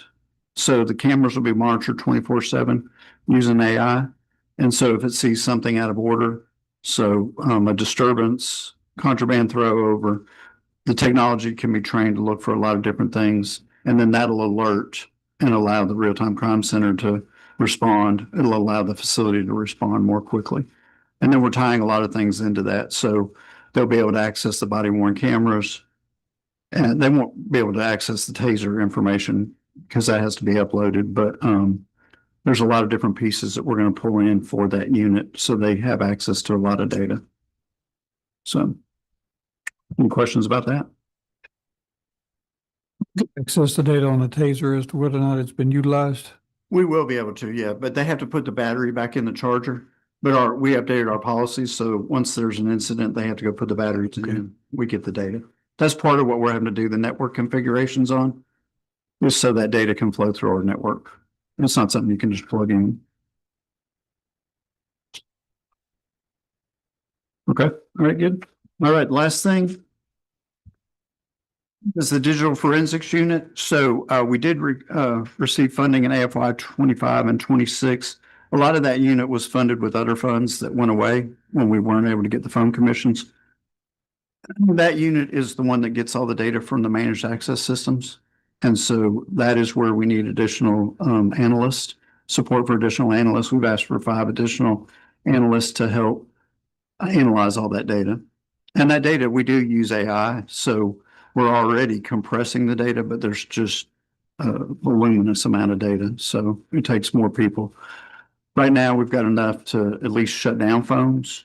But if they want to really spend time identifying the criminal networks, who's talking to who, we need additional resources for that. Okay. And then the offsite mail screening, we received funding to do, we were going to do offsite mail screening, but then with the time frame to move to ship the mail out of state and bring it back, we decided to do screening at each facility. So we went through the process of procuring that. We did receive a protest, so that took a while. You see there in September, we were actually able to sign the contract. Through starting in October, November, we updated all our policies and training materials. The first equipment started shipping this month. And then we start deploying for phase 1, which is 32 facilities in January, and they'll be done in March. And then phase 2 will start with the next fiscal year because it'll be based on the funding. And we aren't asking for additional. It's in what was funded last year. We will finish starting in the next fiscal year. We'll buy the equipment for the next 25, and then it'll take about 3 months to deploy that as well. Incoming and outgoing mail. Not outgoing, but they can do either. You can screen it for what they say. You're screening it to make sure they're not putting narcotics on the paper or things of that nature. For coming in to make sure they're White powder or. for screen going out. I don't know if you want to speak to that. There's already a process on screening it going out, with your staff, similar to what you see at post office in terms of checking there with staff. Okay. You said earlier that you're getting more data, but you don't have enough technicians to go through the data. Correct. What's your idea of what would be adequate to cover all the? Yeah, we've asked for 5 more analysts. Okay. And So what's the, what do they, how do you, what do you call these technicians? I mean, looking at data, I mean, what kind of you know. qualifications do they? Criminal intelligence analyst. Okay, Yeah, some people- so they know what to look for. It's got to be a specialized thing. There are a lot of these folks out there, or do we? Dipstick. Okay, so we do that here within the state. That's great. That's great. So if we can get the money, you can get the folks, so we can shut down more phones but I'm gonna ask the drone question in a minute, so. Okay. So, thank you. All right. You're welcome. All right, Matt, I'll turn it over to you.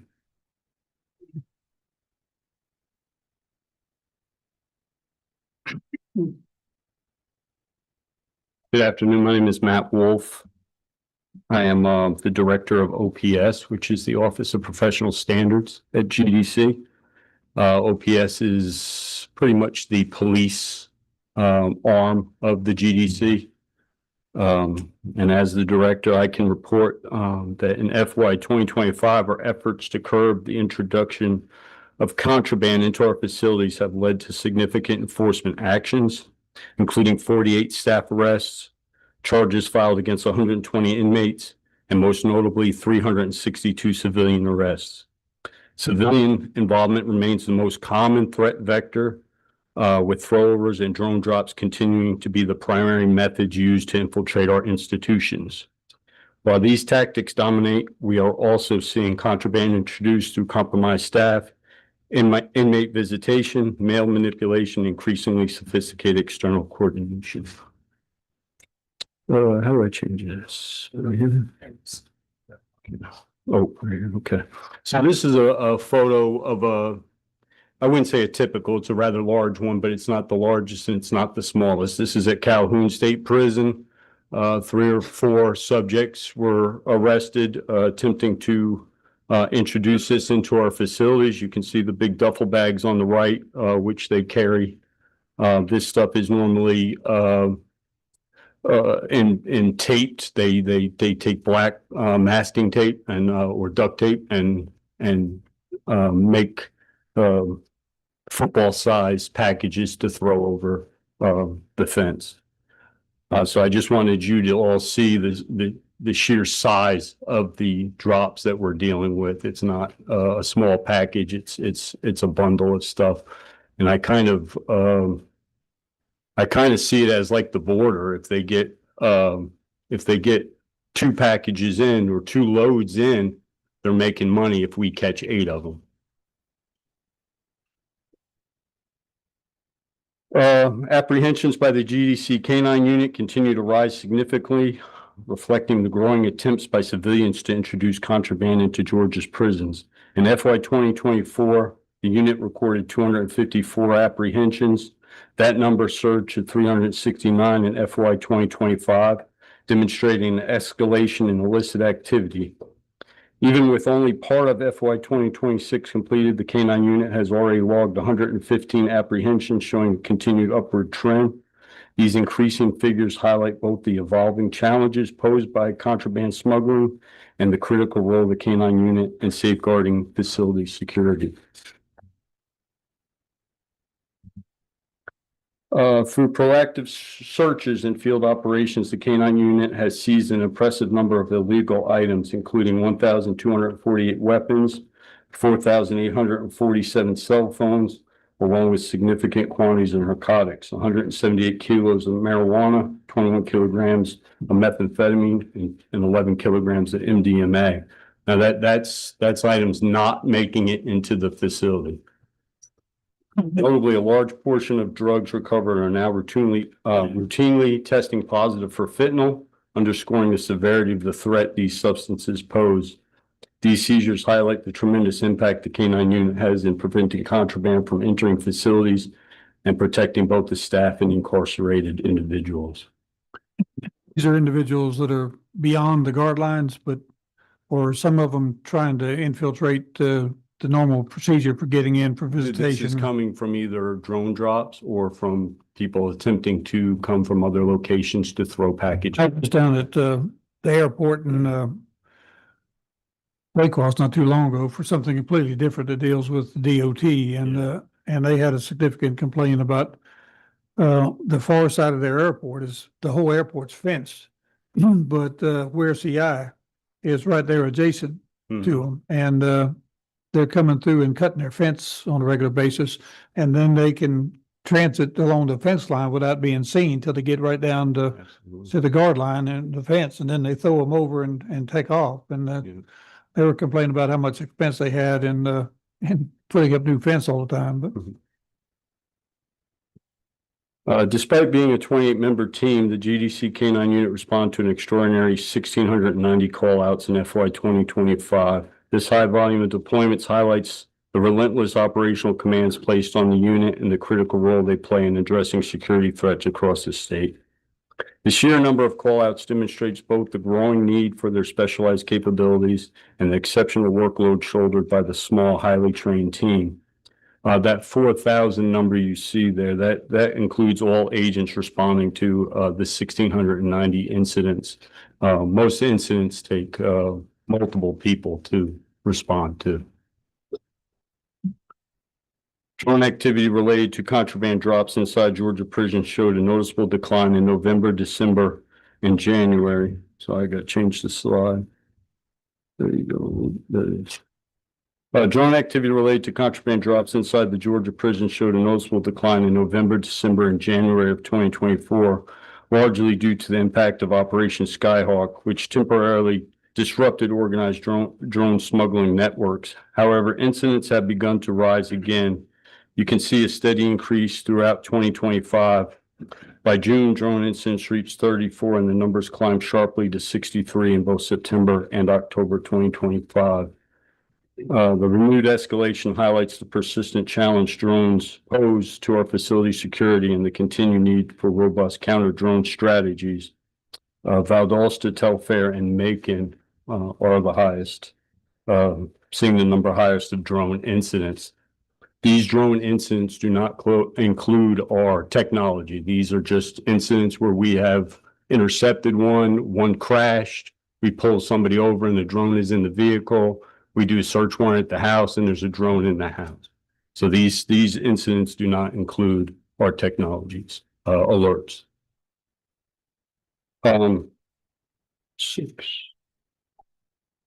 This is a photo of my southwest property room currently.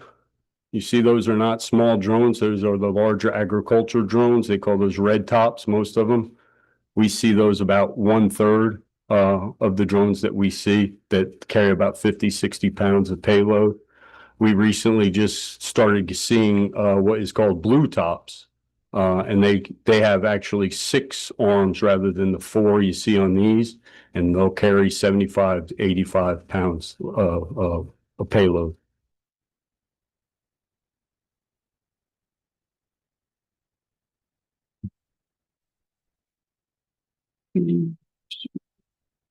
Hey, so how did you come in possession of those? So a lot of those are from our Operation Skyhawk, which was a wiretap case. Right. So a lot of search warrants, a lot of proactive traffic stops, that kind of thing, setting up locations we knew they were going to fly from, that kind of thing. Go to Georgia Southern. Did I go to Southern? No, sir. I went to Georgia College in Millville.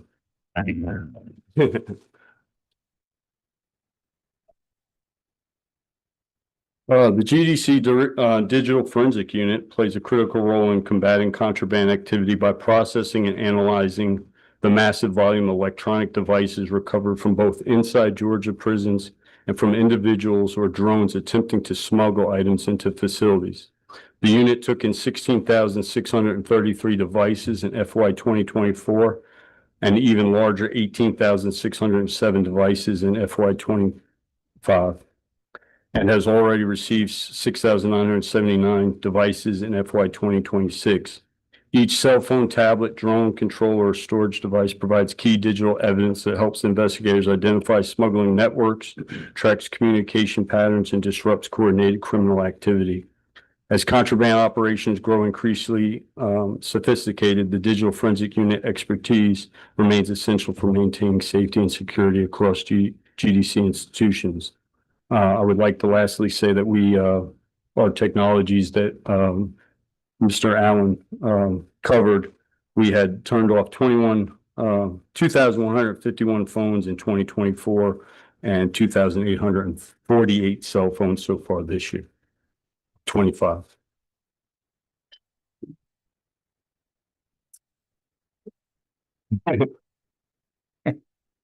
Yes, So sir. I'm gonna ask about cell phones first. Go ahead. Who pays those bills for those cell phones? Cause I don't think they give them to them for free. Mostly it's family and friends, and they're hard to track because most of the phones you can put in Mickey Mouse as the person that is, there's no real, information that has to be put into it when they first sign up to, get those phones. But it has a number assigned to it. Is Yes, that correct? It is. So. You're not going to that? I did not. Yeah, probably should have wouldn't ask that question. Well, I'm answering now. So Well, and then the drones, I want to know about when you detect them, then what do you do? So we detect them. The facility immediately calls the local law enforcement first. That local law enforcement starts patrolling, looking for a vehicle or suspicious people in the area. My K-9 team is also dispatched to the location in case there's something in the woods that needs to be tracked. That's the normal protocol. Okay, but As far as knocking them down or anything like that, is that what you're asking? yeah. We can't knock them down. All right. So if you get local law enforcement, you'll catch somebody that's flying one over, they have to take possession of the drone? No, we take possession of the drone. Once we get there, we take possession of it. Okay. And then it's decided who will work the case.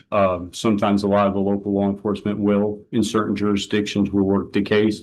But often we work them as well. Okay, so if you catch someone that's flying the drone, that's when the county comes involved and has to take them to jail. Is that correct? Correct. Without any, We take them to their jail as well. yeah, but no funding to them by the state whatsoever. Not that I'm aware of. Okay.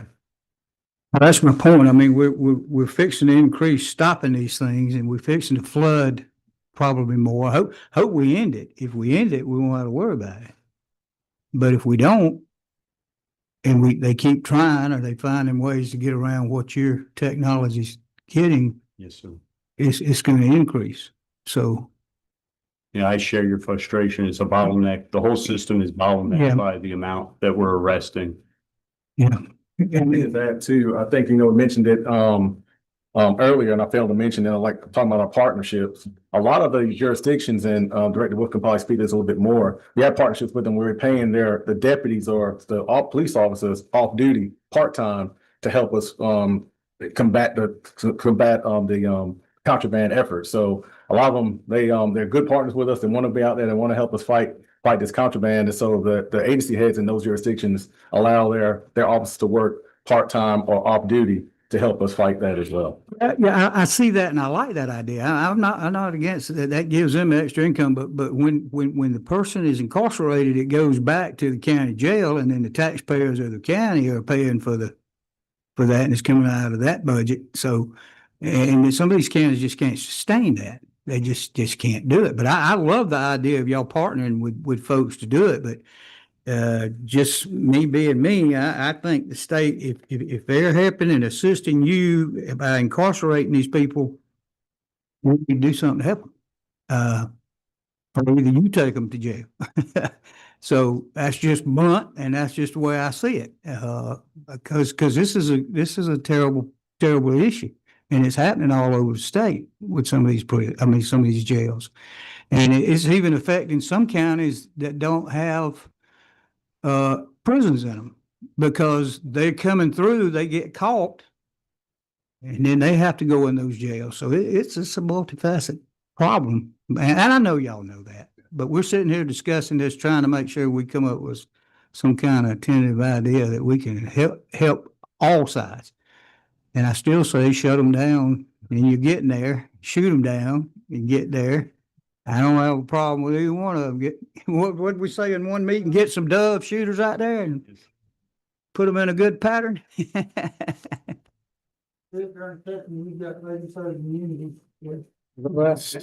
Sounds good. I want to say just, when we went to Jackson, we did see the technology in action in real time.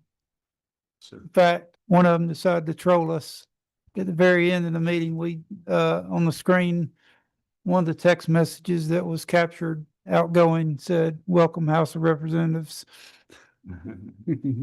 So they knew it, that we were there.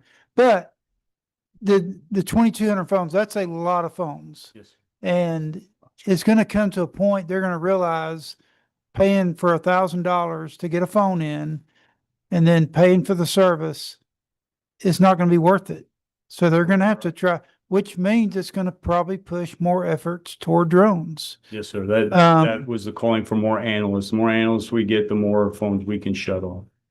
Well, once again, the House will probably do its part to help y'all in that effort. Yes, sir.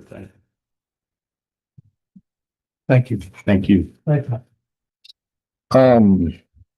And one last thing I'll cover before we turn it over to our private prison partners. Our major maintenance and repairs is expansion of the existing CGL contract, which included corrective maintenance in addition to preventative maintenance, and we added the facilities you see below and regional support teams for that. I think currently CGL is hired, I think roughly have about almost 80% or 78% of that positions filled with that allotted money to support those facilities. And so that's going well at this time. So I won't go through and read this slide line by line, but answer any questions that you all may have for me. And there's no questions. That'll be conclude my presentation.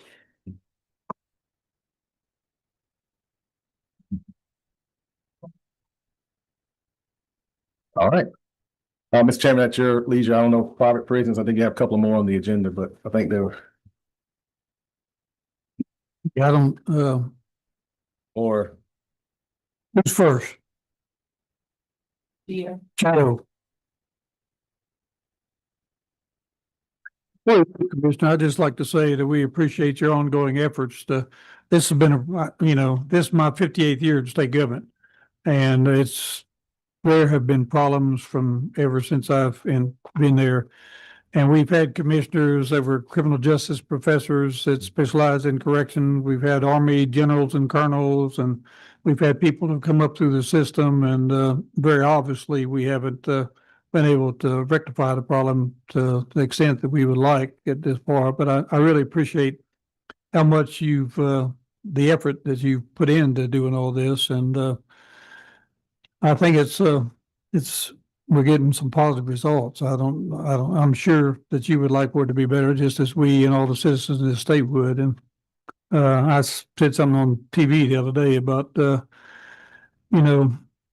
I hear from two different kinds of people. Citizens that don't believe that we should be doing much for people who've violated the law and they're in prisons, and then people who have family or friends in prison that think completely different about, they're scared of the violence, they're scared that they're not getting proper health care. And I think you resolve a lot of our questions when you come up here, and I don't know how many times I've heard you come up in the last, what year, how long you been over there now? 3 years, 3 years there, and it 10 in dog years. yeah. So I appreciate it, and everybody seems to stay up to speed on everything that's going on. You have great answers for all the questions that we have, and I just really appreciate it. It makes us feel more comfortable. And I appreciate you two, Mr. Chairman, and members of the committee, and all the support that you've given us throughout the years, even prior to myself, and especially the last 3 years. You all have been phenomenal partners in this, being open and honest. And one of the things we pride ourselves on is being transparent as much as we can in regards to that. Except when we talk about technology stuff, we might have to be a little bit guarded on that, so that part doesn't get out. But for the most part, we just appreciate our dialogue and our time with you all. As you know, we've been very good about appropriating money. It hadn't made it all the way through, but we understand your problem, and we'd like to see it fixed. Yes, and sir. I don't know how we can do it without funding. Yes, sir. And we appreciate that. So thank you. Thank you. Yes. Okay, Chris, they used to add, but I send it on here sometimes. I'll hold it. Okay, thank you. Thank you, Commissioner. They're separate. Oh, yeah. Afternoon, Mr. Chairman, members. I do want to underscore something you just said about Commissioner Oliver. He really has done an outstanding job of not just leading the department, but really activating his web of resources around him. We've probably heard the term partner used about 175 times today. But that is not used lightly by Commissioner Oliver. He truly, the department has a large budget, but no man is an island. No man stands alone, even with a large budget. And Commissioner Oliver, I want to commend you and your team for the exceptional work that you've done, not just with our organization, but everyone in the room. So well done. I want to underscore what you said earlier, sir. My name is Emmanuel Barr. I'm the Vice President of State Government Relations for the GEO Group. I've been before this committee, not as many times as Commissioner Oliver, but I've been here a few times over the last few years. The last time I was here, I was disclosing some of the challenges that GEO has been facing since its contract inception in 2012, where we had not received a per diem increase over the years.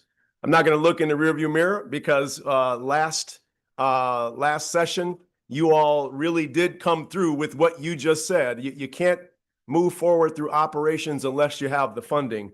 But a real quick snapshot of where things were from the beginning of the Kemp administration. I just start there, 2018. No need to go back to 2012.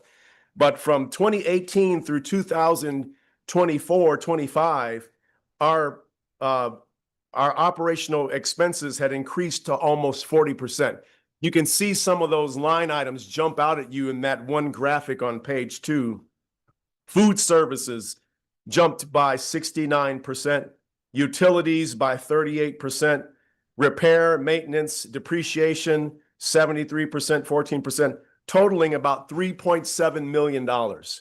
Well, this past legislative session, this committee approved appropriations through House Bill 68 toward our increased operational costs to the tune of $3.75 million, and we're very thankful for that. Our partnership is valuable here in the state of Georgia. We like to believe we've done an outstanding job in Milledgeville with the facility that we manage and operate on the behalf of the department, and that increase toward our operational costs allow us to unlock new levels of service and offerings for the department. The first of which is something you've heard me talk about here in this committee. I believe it's on your page 3. Let me advance here. Our GEO Continuum of Care. This is a award-winning program that offers rehabilitative services for men and women who are in our custody. It is enhanced in-custody rehabilitation programming that includes cognitive behavioral treatment integrated with unique post-release support services. So what this looks like is inside of the wall of the prison, the inmate is receiving case management several times a year, working through issues of cognition. The reason why a person is locked up in the first place is because the person didn't know how to think straight, which got them into trouble. We address those cognitive issues while they're inside of the prison 12 to 18 months in advance of their release. We work on anger management. We work on substance abuse education. We are starting new initiatives around parenting and fatherhood. You know that fatherlessness is a major cause of inmate increases around the United States. We're doing programming there. We're proud of that work.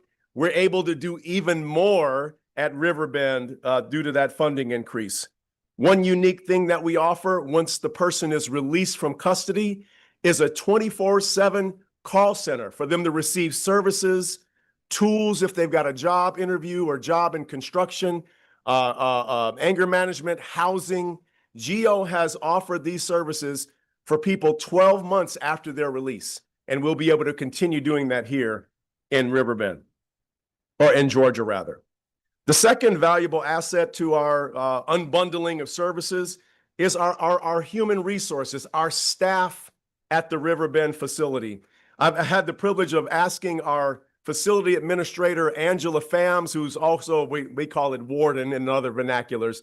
Angela's going to come and talk a little bit about the facility and her staff. Good afternoon. I'm Angela Phams, the Facility Administrator at Riverbend Correctional and Rehabilitation Facility. Again, I want to thank you all for funding increases for my staff. I definitely want to thank you on behalf of my staff. Riverbend is located in Milledgeville, Georgia. We have been contracted with the Department of Corrections for over 15 years, just at 15 years to operate that facility. Our facility staffs over 304 employees. Sorry. So that's giving individuals within our communities an opportunity to become employed at Riverbend. That's 304 positions. That ranges from security staff, program staff, medical staff, chaplaincy services, the entire gamut. And so we're happy to be able to be located in that facility or in that town. Our turnover rate this year up to date, it has been 41%. Unfortunately, I know that sounds high. But because of those raises that you so graciously funded, it's just a little bit too early to see how that will impact our turnover rate. However, we are committed to continuing to retain good employees. I will tell you that probably 91% of our staff have about 7 years or more, they've been employed right there. So for employees who've been there about seven years or greater, it's about 91%. So that speaks volumes to what we're doing there at Riverbend. I'm glad that we're able to do what we do. Our average correctional officer tenured staff is 4.4 years. That's 4 years for the average employed correctional officer there at Riverbend. Our average CO wage is $25.39. So that puts us just in line with the average starting rate of pay at the state. So that's good at actually recruiting.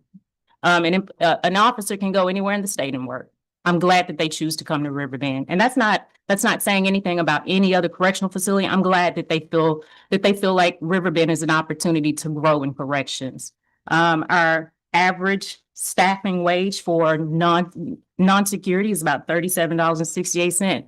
So that's just around $70,000 to $75,000 a year.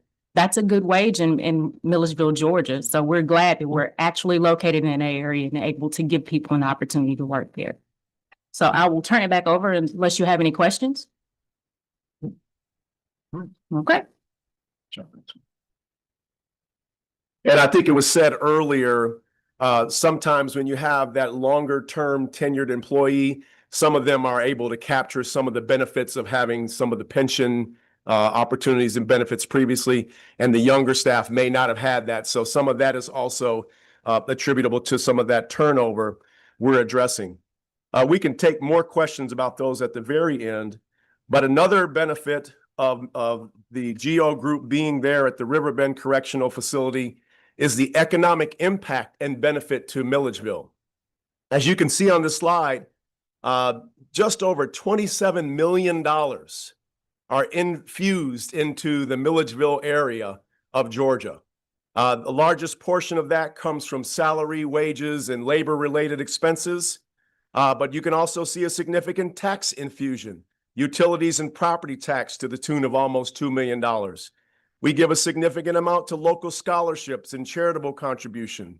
We are very proud of the economic impact that we're able to offer to Milledgeville. And we believe with this next offering that we're going to be able to describe to you here, as I have our Senior Vice President of Project Management, Kent Long's going to come up and talk about some options that we've already presented before Commissioner Oliver and their team on expanding the Riverbend Correctional Facility. Kent?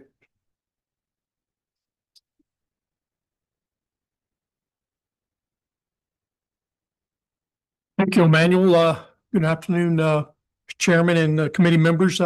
Certainly a pleasure to be here this afternoon and share with you a little bit about the Riverbend facility and how we've been able to come to where we're at today on providing a couple options for maybe future development. Back when this facility was originally conceived, designed, and built, there was some foresight at that point in time to make sure that it had some expansion capabilities. So when it was built, the building pad and utilities were stubbed out, ready for future expansion. And that was based upon our current 49-year land lease with the state of Georgia. So at the end of that land lease, you would own the facility. With that being the case, we've looked at two different options. One was adding another 480 beds to the facility on the property would be on the left side of the facility.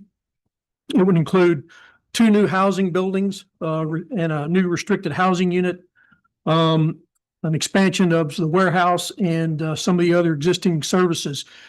To add this expansion, this 480 beds, it was anticipated, again, in the original design, that we only had to add some just what I would consider minor expansion to the existing facilities to support the 480 bed expansion. The other option would be option B, which would go from 480 beds to 960 beds. And this would be also include a new restricted housing unit and also a new vehicular sally port, recreation area, and a food service and laundry building to support that. Right now, we currently believe that the option A would take about 18 months to build after a notice to proceed, which would include the design of it, the permitting, and then the construction. And if you were to look at building the entire 960 beds, it would go from 18 months to 25 months. The approximate cost for option A for the additional 480 beds was about $130 million.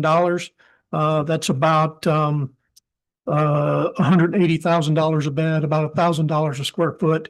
And option B, which was to increase the facility to 960 beds, was about $220 million.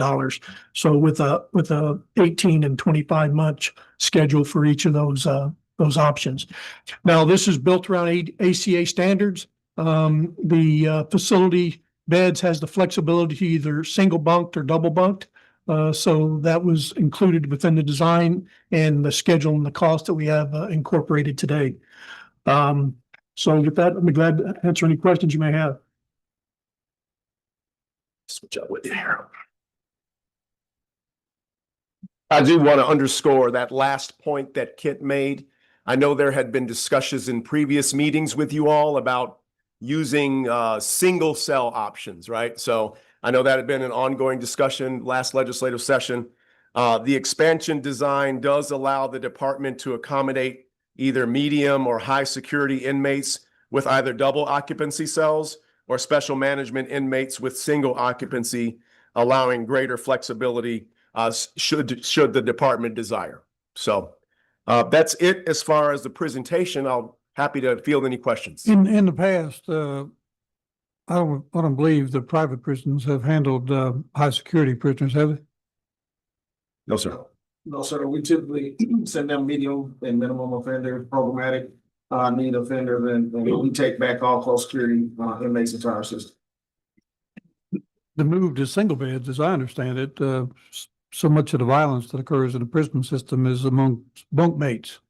You put 2 violent people in there in close proximity to one another, and from time to time they wear on each other, and next thing you know, there's a violent outburst. And I understand from a fiscal point of view that we can't have all single cells, but certainly that's something we've been looking at to try and foster more sense of security and less violence in the system. The one upside I would want to underscore the programmatic aspects at Riverbend specifically. I don't disagree with you. I don't know prison violence as much as the expertise here on the front dais, but I do know programming. And I do know that when you introduce programming, particularly cognitive rehabilitative programming, you can curtail all kinds of violence, not just inmate on inmate, but staff, inmate on staff as well. So I want to underscore that at this facility, if you chose, let's say option B, with using 960 essentially occupants, 1,000 new occupants you could curtail violence significantly by introducing some continuum of care programming. And we've seen that be the case across the United States. Well, I certainly appreciate your foresight because we just heard, we're gonna get another 5,000 inmates, so in all likelihood in the next couple of years. And I don't know, where we stand now, where we're gonna put all of them, without some significant appropriations either within the prison system or the private prisons. Happy to serve. Yeah. All right. Anything else? Any other questions from members? Sorry, Mr. Chairman. Thank you. Thank you.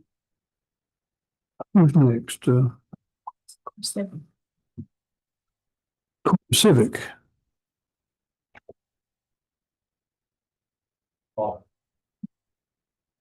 Trust this guy. Anybody jumps out of airplanes, so they're in good working order. Mr. Chairman. Been a minute, but I'm ready.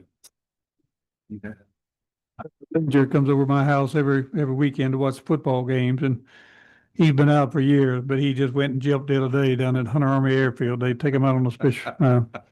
I always, when I was in the military, thought I could jump if the plane had problems, but I never thought I wanted to jump out there just for the fun of it. Well, I only did so much so that I did it 8 times, and I said, that's enough. I've got enough lower back issues as it is with 8. So and knees too. Yes, sir. Yes, sir. Yeah, I'll probably I may need to talk to your knee replacement guy here at some point in the near. He took his test for his license. He came in #1 in the United States, so I felt pretty good about how effective he was. Sign me up. Sign me up. Mr. Chairman, appreciate the time. Again, Jerry Langford from Core Civic. And again, appreciate you all inviting us to participate. Want to echo what Emmanuel said about the department, the commissioner, their leadership. We've been in partnership for almost 30 years now here in Georgia. And I know I've said this to this committee before, but I mean it.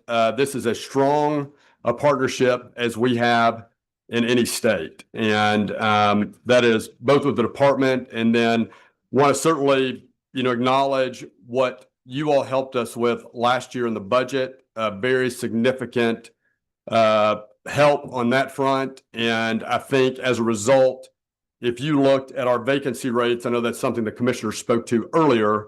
If you look at the vacancy rates at our facilities, for instance, we have, before you all provided the last increases earlier this year, our vacancy rate at our coffee facility was about 35%. Currently sits at 25%. Wheeler, we were at about 30%, and these are all frontline staff. We're currently at about 10%. And then Jenkins, we were at 30%, and now we're at 15%. So I just wanted to point that out. It's not lost on us. Certainly, I know it's not lost on you. At the end of the day, we want safe, secure facilities for the staff and the inmates. And the help you all provided is making that happen. We're seeing the results in the vacancy rates. Talking to our wardens, I was just at our facilities a couple months ago. They are seeing better recruitment, better retention, and it is without a doubt due to the fact that we're able to provide that pay parity in line with what the department's providing. So just want to say thank you for that.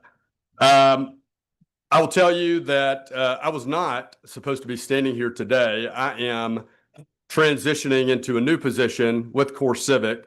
So fortunately, you won't have to deal with me on a regular basis anymore, but you will have the privilege of working with a gentleman I think you all know, Tyler Mashburn, who came from Speaker Pro Tem's office. He is taking over this position now. Unfortunately, I think Tyler's catching a sunburn on the beach somewhere. He may be watching right now. So thank you, Tyler, if you are. It's nice and chilly 45 here in Atlanta. So I just want to say, as I've stood before this committee on numerous occasions and had conversations with several of you individually, how much I appreciate the opportunity to come down here, spend time with you all, work with you all. To echo the other comments, I feel like this committee has always provided support, always been out front in providing needed funding. And so just want you to know over the years, as you've seen me here, just how much I appreciate it. I've said, if I don't live in Tennessee, I'm coming down to Georgia. That does not mean I'm going to be a Dogs fan. So please don't hold me to that. But I love it down here. I feel like this is my second home. These are my kind of people down here. So I just want you to know how much I appreciate that. Wanted to touch on one issue, and I know this is something that I have discussed with the House Budget Office, also had discussions with the Senate Budget Office, the department, the governor's office as well. And I apologize, I don't have a PowerPoint for you all to look at, but certainly will provide additional information. But as we got into amending our contracts for our 3 facilities at Coffee, Jenkins, and Wheeler last year, it became apparent that I guess the department had not always been funded for all of the beds at our Jenkins facility. And so when we came and presented to this subcommittee and had several conversations, we were presenting a request based upon the assumption that the department had always been funded for all of those beds at Jenkins. The reason we made that assumption was looking at the beds the department had used at that facility over the last 3 years, they had used all the beds. And so I would have assumed that they had funding for all of the beds. So when we worked through the contract amendment, it became apparent that about $870,000 of what was appropriated for Jenkins for this funding gap we'd always had was actually really going to be needed to fund beds that hadn't always been funded. And I'm sure that is clear as mud there. But I have had, again, several conversations with House Budget Office, Senate, and others, and think that folks understand and generally on the same sheet. I believe the department may have included that as part of their budget request for the amended and the big budget. Again, I don't think that it was a fault to anyone. I just think that it might have been an oversight. And so just wanted to mention that, since I know, Mr. Chairman, that has been brought to your attention, and just wanted to answer any questions that may be around that to the extent you or other committee members do, if you do see that in a budget document later. I don't have many questions, but I was wondering, like your predecessor, do you have the ability to build out and do you have the ability to, if that occurs, or are you in a position now where you could have high security prisoners? Yes, sir. So I'll answer the last one first. So high security, we do have medium security inmates in our facilities. We always defer to the department regarding which inmates they do send to our 3 facilities. I know that, for instance, our Jenkins facility, we do have the ability to expand that facility. And so when we built that in 2011, 2012 timeframe, we put the infrastructure in place to allow us to expand by about 1,500 beds. So we have gone through an exercise internally. We have looked at that. That's something we think we could accomplish. We could put 1,500 2-man cell beds there. We could build that in just over 30 months. And I personally have no doubt it would be at a savings to the taxpayers. I can point to a variety of different projects over the years where we've had the opportunity to go in and build a facility for the state that either we manage or ultimately they end up managing, and taxpayers can save money in the process. Certainly, we would work directly with the department. I have discussed this with the commissioner a bit. We would want to provide what the department needs. And so if it is single cell, we can look at that. If it is 2-man cell, we can look at that. If it is a facility the department looks at and says, gosh, we would like to do something more innovative and turn this into a reentry type facility where we build training centers or something like that. My point is, we can really be as flexible as the state needs us to be and build what the department needs to meet their needs. And I've got some additional information related to that. Certainly happy to follow up and provide that to you and the other members.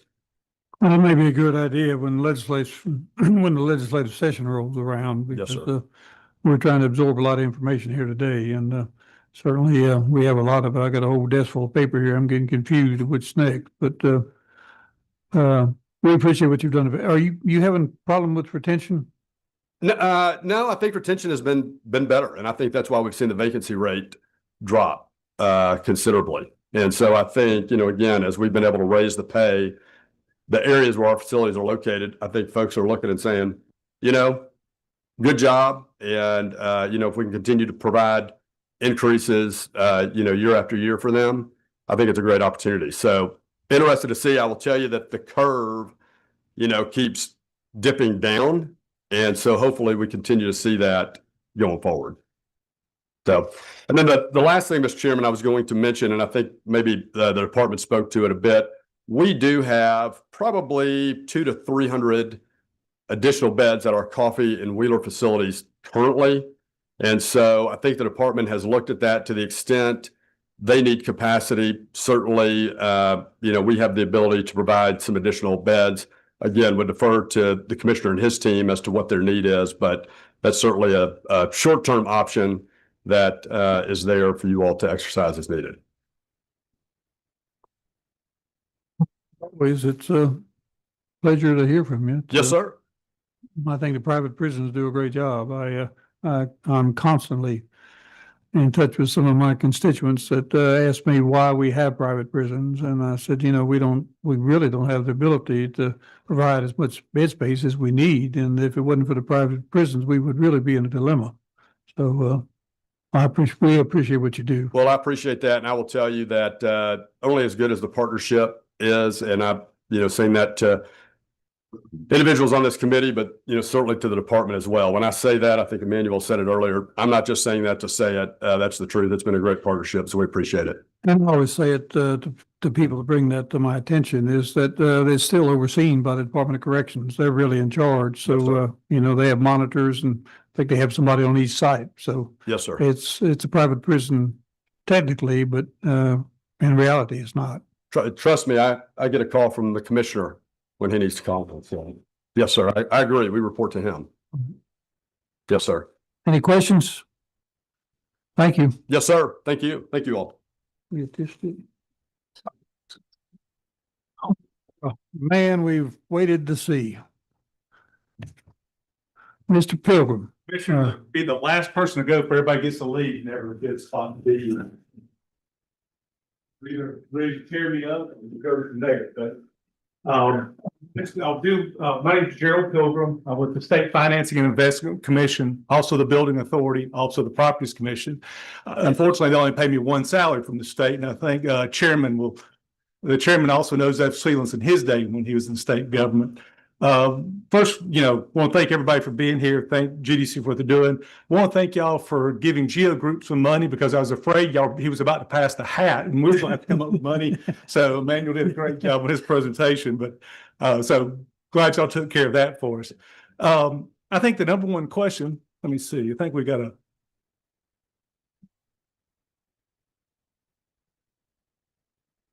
a simple presentation right here, but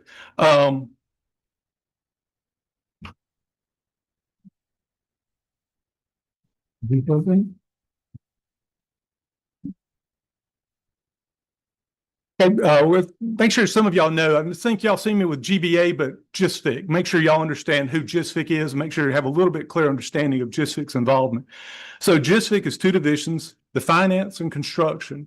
Finance was involved with all the bond, state ratings, debt management for the state. The construction division, which I represent, so we're in charge of all the large capital projects. Due to y'all's efforts since 2021, we have grown from about $1.5 billion under contract to this year, we're just at $6 billion worth of contracts that we're managing in construction for the state. So we're governed by the governor, the speaker, lieutenant governor, the attorney general, ag commissioner, treasurer, and auditor. So that's our board. And 100% of our operating funds and all of our expenditures come from the interest earnings from the large capital projects. So we're proud of that, very efficient. We're not appropriated funds. We're able to use those interest earnings and be able to use those very well. I think one of the questions is, why are we here? Well, GISFIC, again, GDC's with all the different aspects that they're representing today and all the different hard work and all the different things they have a lot of things that they're overseeing. The governor's office and OPB asked us to help manage the GDC's construction projects. These are to include the large capital projects, their MMR, and their other construction related projects, kind of like what the Tiger teams, which we'll talk about in just a few minutes. We were asked to come up with a working model or a business model that ensures that we're able to get sure projects are completed as intended, give accountability that, that's easily to share with y'all, and we'll go through some slides in a moment about that, and that we can expand as projects are added, but also contract. So we don't want to, we're not going to try to overburden the government. You're going to see that we have a project team under Charlie Parrish, who's our Director of Operations. We have 4 project managers underneath him. We also have contracted out with private entities, AIB Construction Group or AJB Construction Group, GLEADS, and a few others, where we have an additional 6 project managers.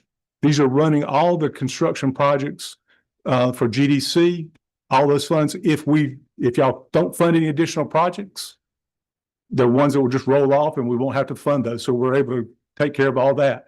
None of the project funds that were appropriated are going to go to any of our operations. So we're absorbing 100% of the cost of project management, which we'll talk a little bit about that in a moment, about some money that was appropriated for project management, how we're going to be able to utilize that and do a little bit, enhance some of the projects that we have going. For accountability purposes, we've created this dashboard that y'all have. I think y'all have it. It's the blue and gold that you'll have on there. It's just a simple little accountability thing. It'll show how much is committed on the projects, kind of where they're at, how much is currently spent. You'll see that in blue. You kind of see what the value is of the project, if it's contracted, who it's contracted with, when it started construction or has started construction, and when it'll finish. All that information comes from the spreadsheet that you'll see that you have at the very end. Kind of gives you a more detailed on the project, detailed description of the projects. And I'm going to turn it over to Charlie Parrish to kind of go over that with y'all. But like I said, I think it's one of those things that this is something that will be shareable to y'all throughout the legislative session. We'll be able to email this to you. You're able to see it. You have a question about one, you pick up the phone, or you'll see and hopefully have the answers there for you. And Charlie, just kind of a coincidence, Charlie has been in construction. We recruited him out from private industry. Charlie's first major construction project was actually Riverbend for Geo Group. So when he was with Balfour at that time, I'm sorry, with New South Construction. And I'm sure you're gonna have a comprehensive speech about what's transpired, but the thing that really gets us is and you heard me speak to it earlier, is the locks in the prison system and how long those things are taking. And I know you've got a reason for it, but we'd sure like to hear it. Yes, sir. Well, I can start on that one, or I can go overview and just dive in and answer questions. How do you? We'd like to hear about the locks. That thing's been plaguing us for a while now. And Okay. Well, we got 2 different lock projects. Of the 32 projects we're managing, 5 of them were lock projects. 3 of them lock swaps, 2 of them locking control projects. So the locking control projects, I'll hit those first because it's the shortest conversation. The design on those were completed, that y'all had funded in a previous budget, were completed in October of this year. As of right now, we've selected a contractor for those. They're reviewing the documents that they got, first week in November, and we expect to have those projects started based on bed space in April of this year, coming up, April 26th.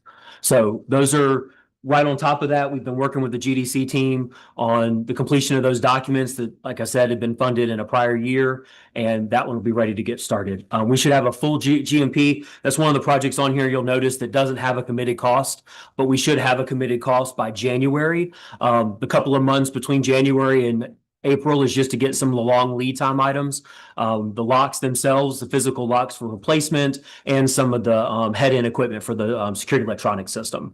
That'll give us enough time to procure that and ensure that once we get started, we can keep moving. We've worked that out with the bed space as well. We have the bed space available. it's already funded.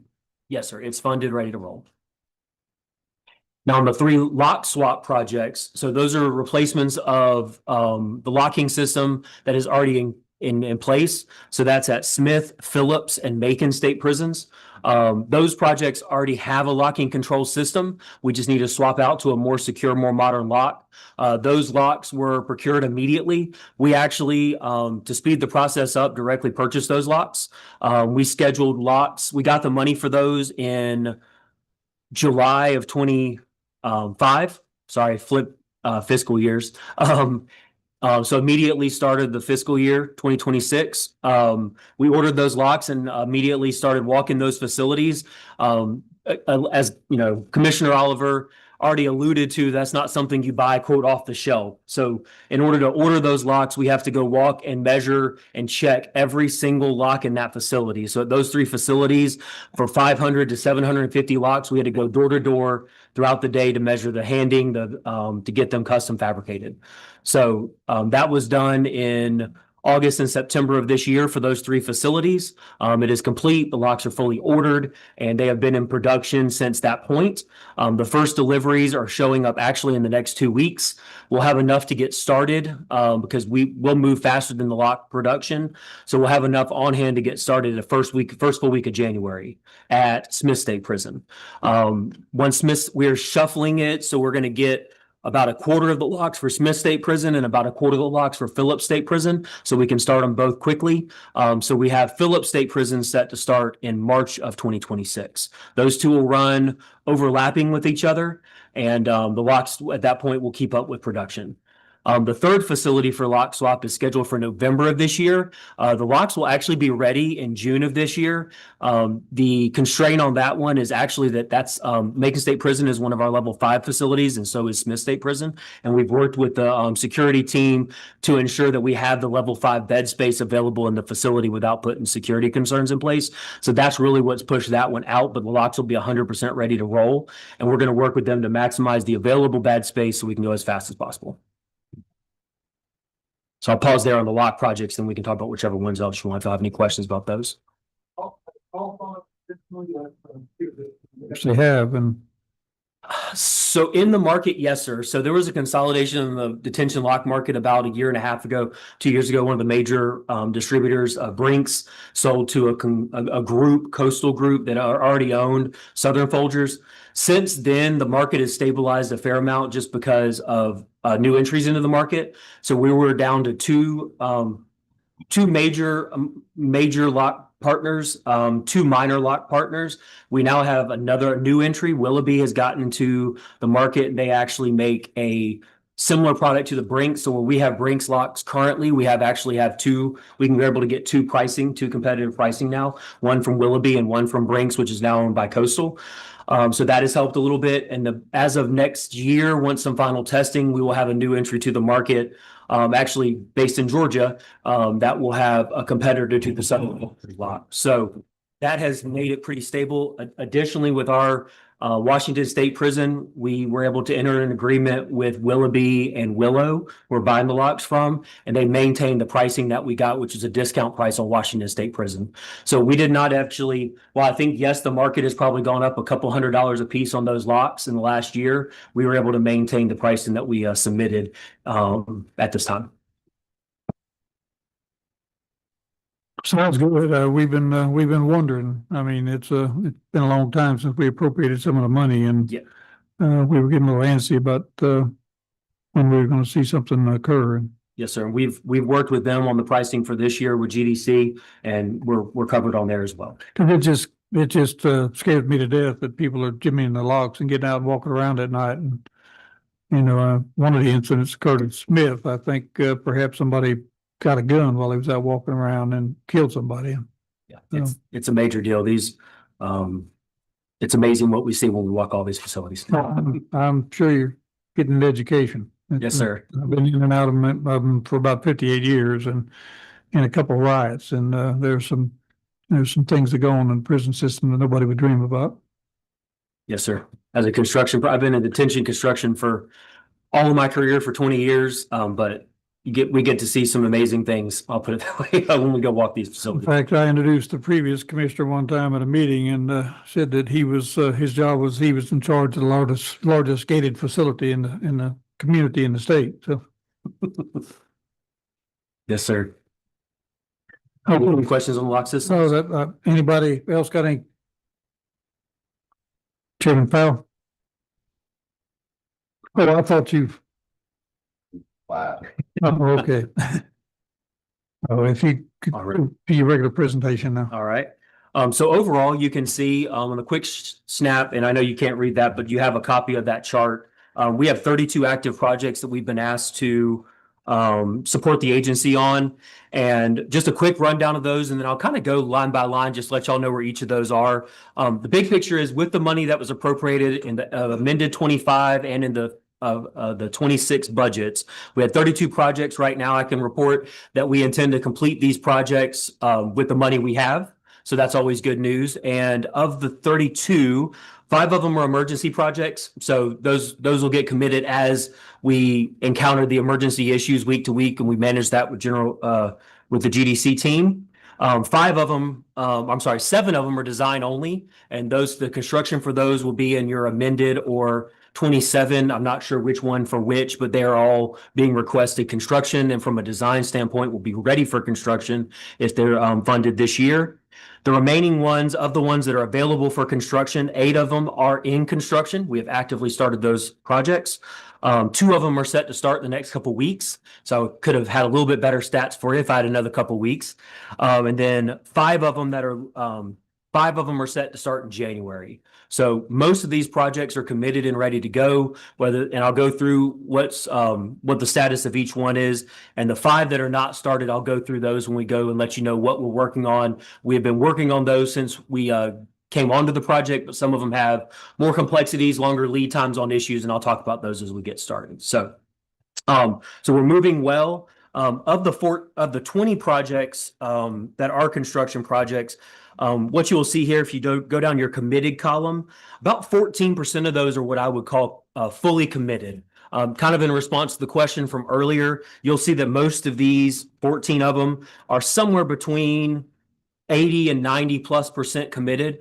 The reason they're not 100% committed is because we're holding contingency on those for unforeseeable items, so that we can maintain the budget. So they won't be fully committed. And I mean, obviously the hope would be that we don't have unforeseen issues and we've captured it all in the documents and the procurement that we've had. But that's why you won't see much at 100%, but anything in that 80 to 90% is fully committed at this point and ready to go with a firm price from the contractor.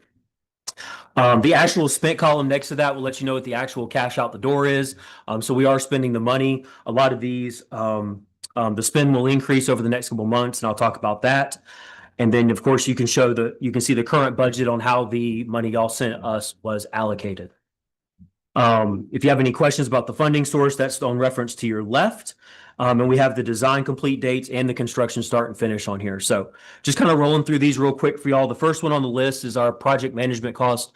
Gerald alluded to this. So because of the way we're funded and we're able to cover the management of these projects and the team y'all saw earlier with our operating costs, that freed up the $3.4 million that y'all allocated to project management to oversee these projects. It actually frees it up to go back to the projects. So we're slowly allocating these to create a contingency on these projects.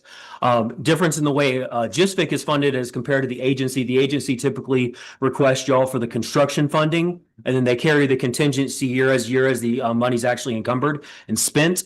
We're able to hold that contingency the way our accounting rules are. And so we're slowly allocating as we firm up the projects and the risk on the project. We're pulling that down to be the contingency in the projects so that we're fully funded on the projects. So you'll see that number slowly decrease over the next 6 months as we pull it down to the projects. We will not spend any of that money from a cash perspective because the project management costs are covered by GISFIC from our operating funds. So rolling down to the next one, probably the biggest projects that are furthest along are our bed expansions with ModCore. I'm going to talk about them globally, and then I'll talk about them one by one, maybe a little bit.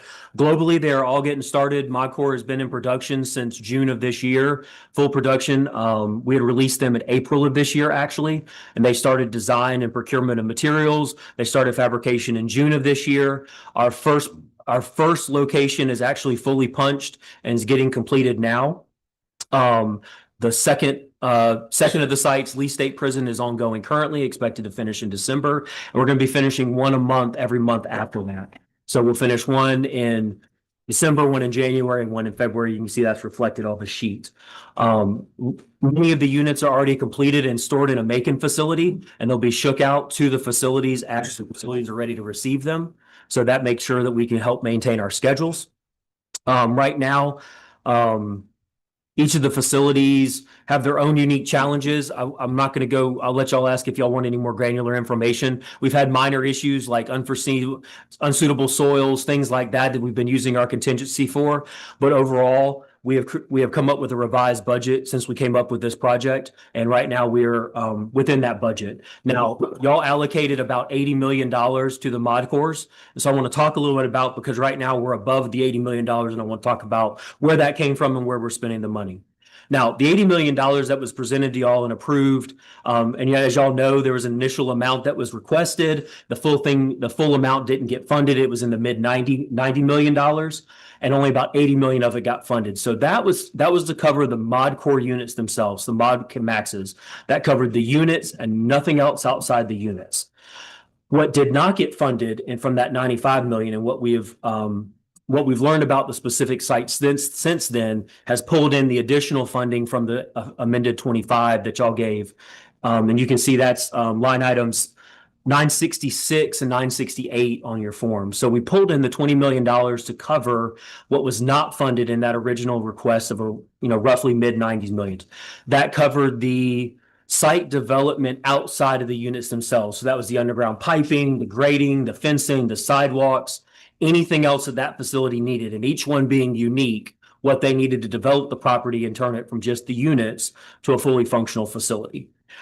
So with that $20 million, we funded the rest of that. Also in that quote, the bonds that are required for state projects, and also the sales tax was not covered in that. So it was not funded with the 80 million. Once we got into the projects and got them fully designed and fully worked on, we also pulled over another about 15 to 17 million dollars as contingency from Department of Corrections FY26 fund, which is where they hold their contingency for capital projects year over year. That covered the rest of it once we finished up the design. There was no misses there. There was no change of mission. There was no major stories there. Just when the $80 million was quoted by ModCorp and presented to the committee back last year, the sites weren't fully selected. There was no investigations yet on the site. So as we investigated and figure out, how much water line do we need? How much sewer line? How much grading is required? What's the fencing going to look like? Those costs just became realized over time, and we finalized the budgets.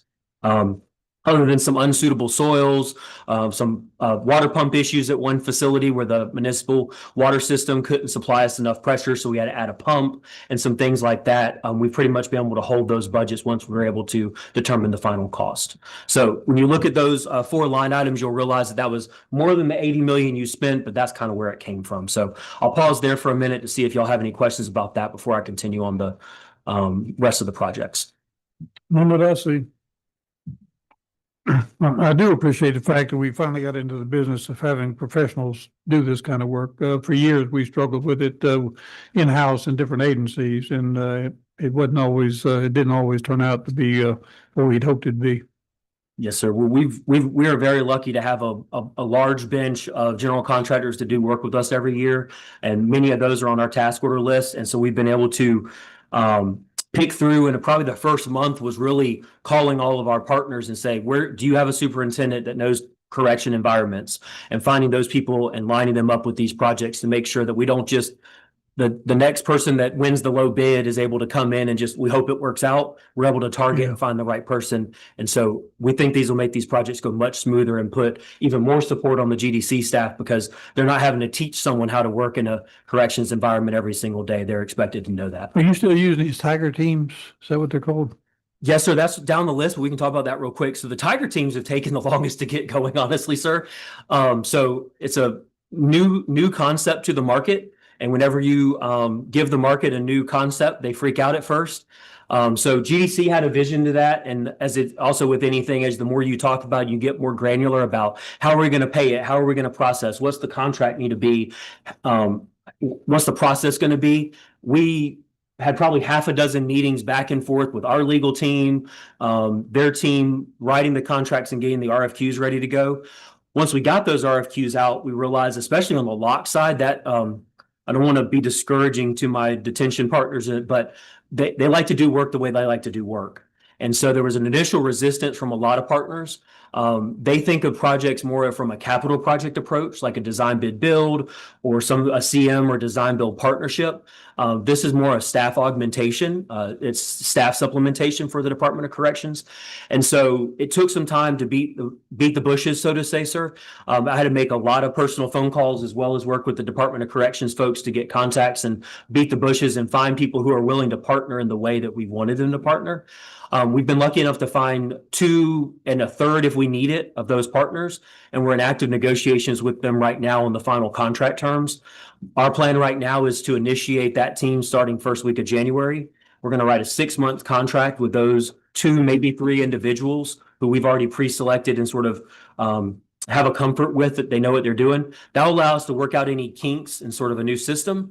And then we're going to put out an RFQ about month 3 or 4 of that and try to get a wider group of people to do that work for us.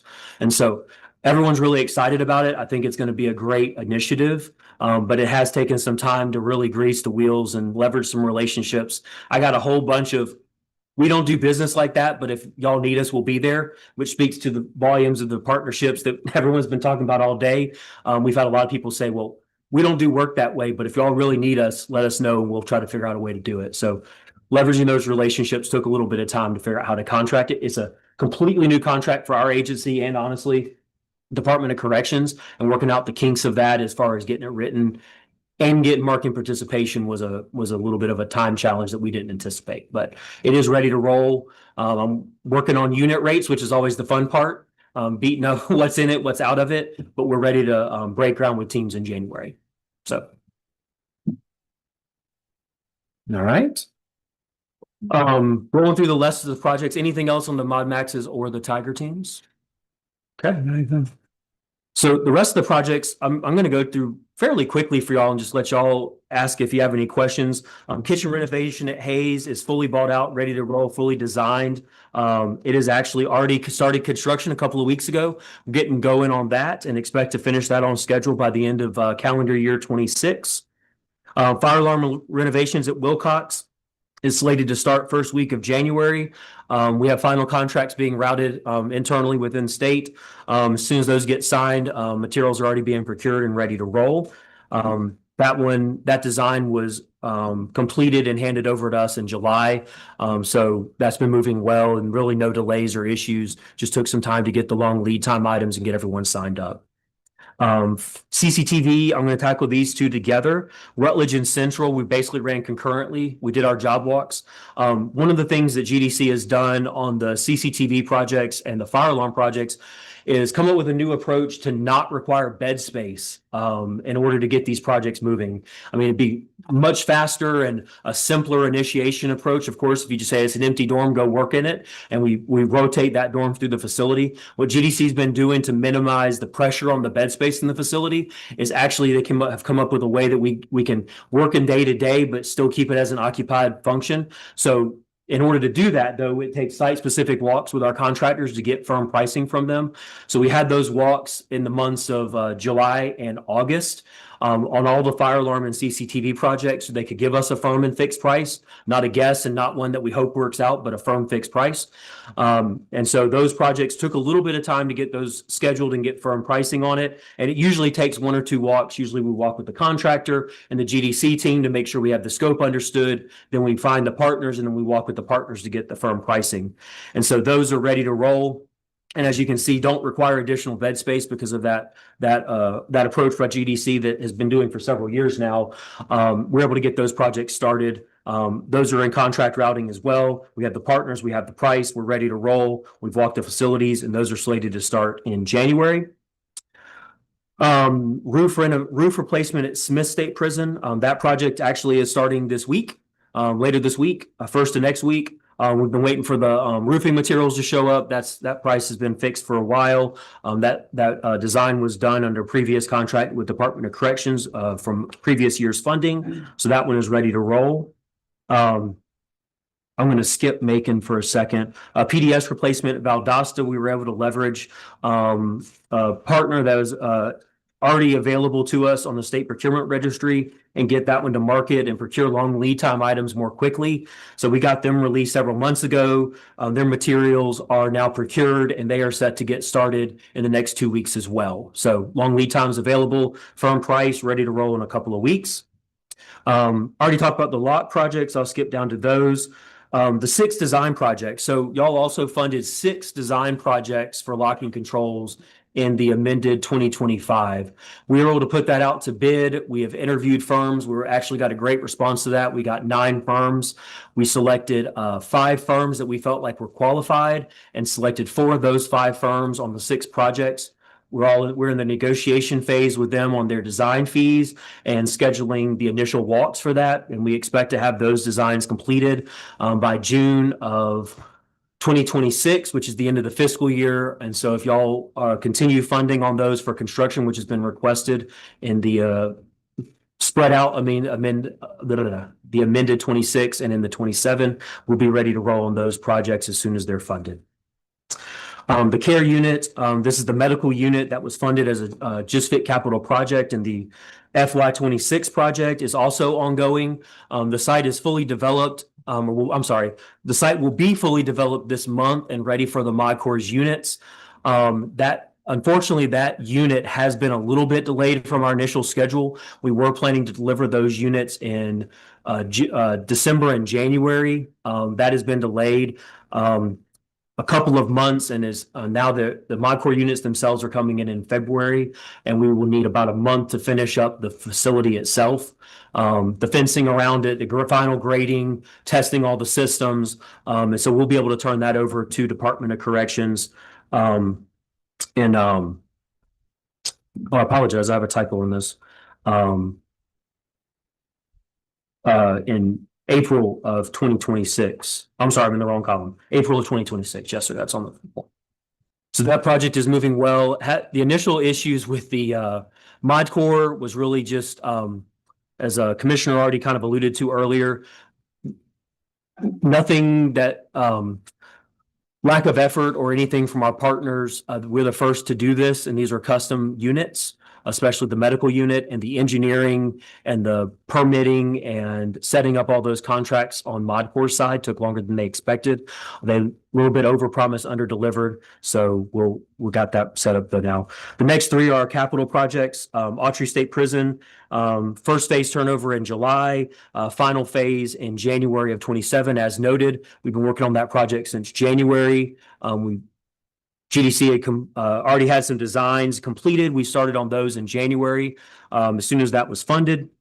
And then we've been working on the finishing up the design for the HVAC and the civil work. That is now completed. We have a full GMP, and that job will progress in an accelerated fashion over the next 6 months to turn over beds in July of 26. We've already talked about the new prison in Davisboro in Washington County. Commissioner gave you the update on that.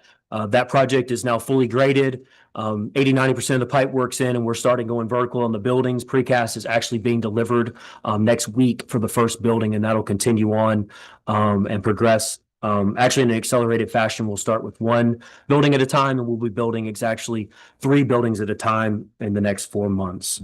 The new facility that y'all funded a design for in the AFY 25, we have completed the programming on that building, and we have started finalizing land selection. So we'll be ready to start construction on that immediately if funded this year for construction. We already talked about the design teams. And then Rutledge State Prison is in final negotiations of the contracting, is set to get started in January as well. We had an amendment come out. We're finalizing that pricing with the contractor so we can be ready to roll. So the only one that I skipped over was Macon State Prison. Macon State Prison, as we talked about, being a level 5 facility, we've pushed that start date until November of next year to accommodate bed space within the system on those level 5 offenders, which is, very tight like right now. And I can let GDC, who we coordinate with on a monthly basis on that, if not weekly sometimes, if there's a chance for improvement there, we will be ready to move it up, but we will take advantage of these empty bed spaces and do the fire alarm and the lock together to help speed up that project that's going to start a little later than initially thought. So that is my as quick as I can talk, and I apologize. You talk faster than I read, I can tell you that. We appreciate you coming in and providing all the information.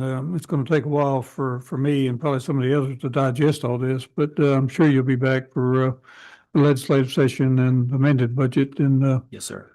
I look forward to seeing you. Are these the only projects you're working on, or you to have something else besides? Working on this little project over here. That's what I was afraid of. He has one little project here, so that's with there, so that's his team, the special projects team. Falls directly under the operation. Overall, globally, he has all of the construction projects throughout the state. But directly is all GDC projects, all correction projects, and this being a very special project that we have going on here. It's So we are. I know I've been told, but I don't recollect. Yes, sir. So we're going to be, it's with what was approved to go up to the 9th floor. And with the renovations that are going on into the Capitol will be about $415 million. That's not as much as I thought. So it's very good, and it's 4 months, and we'll never have to come back into this committee room and have the blocks. We won't have fishing wire holding up your seal in the new building. So that's going to be little things like that to approve upon. But if there's any pieces you want to salvage from in here, you're welcome to have one. So. Somebody told me we were going to be able to purchase chairs from in the house. So. Yes, sir. I think they've come up with a plan on the House and Senate on how to give the members that served last year to have the chance to purchase their chairs. So we'll make sure y'all like the new chairs before we sell them to you those. Give us a discount too. Yes, sir. It's always a discount. Have any other questions or? Anybody from the general public that have any questions? Certain citizens? Well, again, we appreciate it. I know you got a lot of work to do in a lot of different areas. And like I said, this is a lot for me to digest. And Well, I think this will be something that'll be able to get to y'all monthly where you'll have this. And I think as all the projects have now come on board, now they're going to start populating the spreadsheets all work for there. So they'll be able to figure if there's questions, pick up the phone, ask us. I don't think a lot of people realize how long the design takes. That's essential. Good design is essential to the final product. And Yes, sir. I think that the time that GDC and Charlie, everyone spent on the design for Davis Pearl is paying dividends for the next prison, that you have a prototype that's going to be easy and to be able to go forward and be able to easily accomplish without that, with the work that went into the design phase. well, if we don't have any more questions, I think we're finished for today. And I certainly appreciate everybody that's been here since the beginning. It's been a long day, and I think we're getting out a little bit earlier than we thought, but not a whole lot. But thank you very much for coming. We certainly appreciate all the information we've gathered. I got a whole briefcase full of paperwork to take home. Apparently, something for when I can't go to sleep at night. I'll have something to help me. So we're adjourned. No.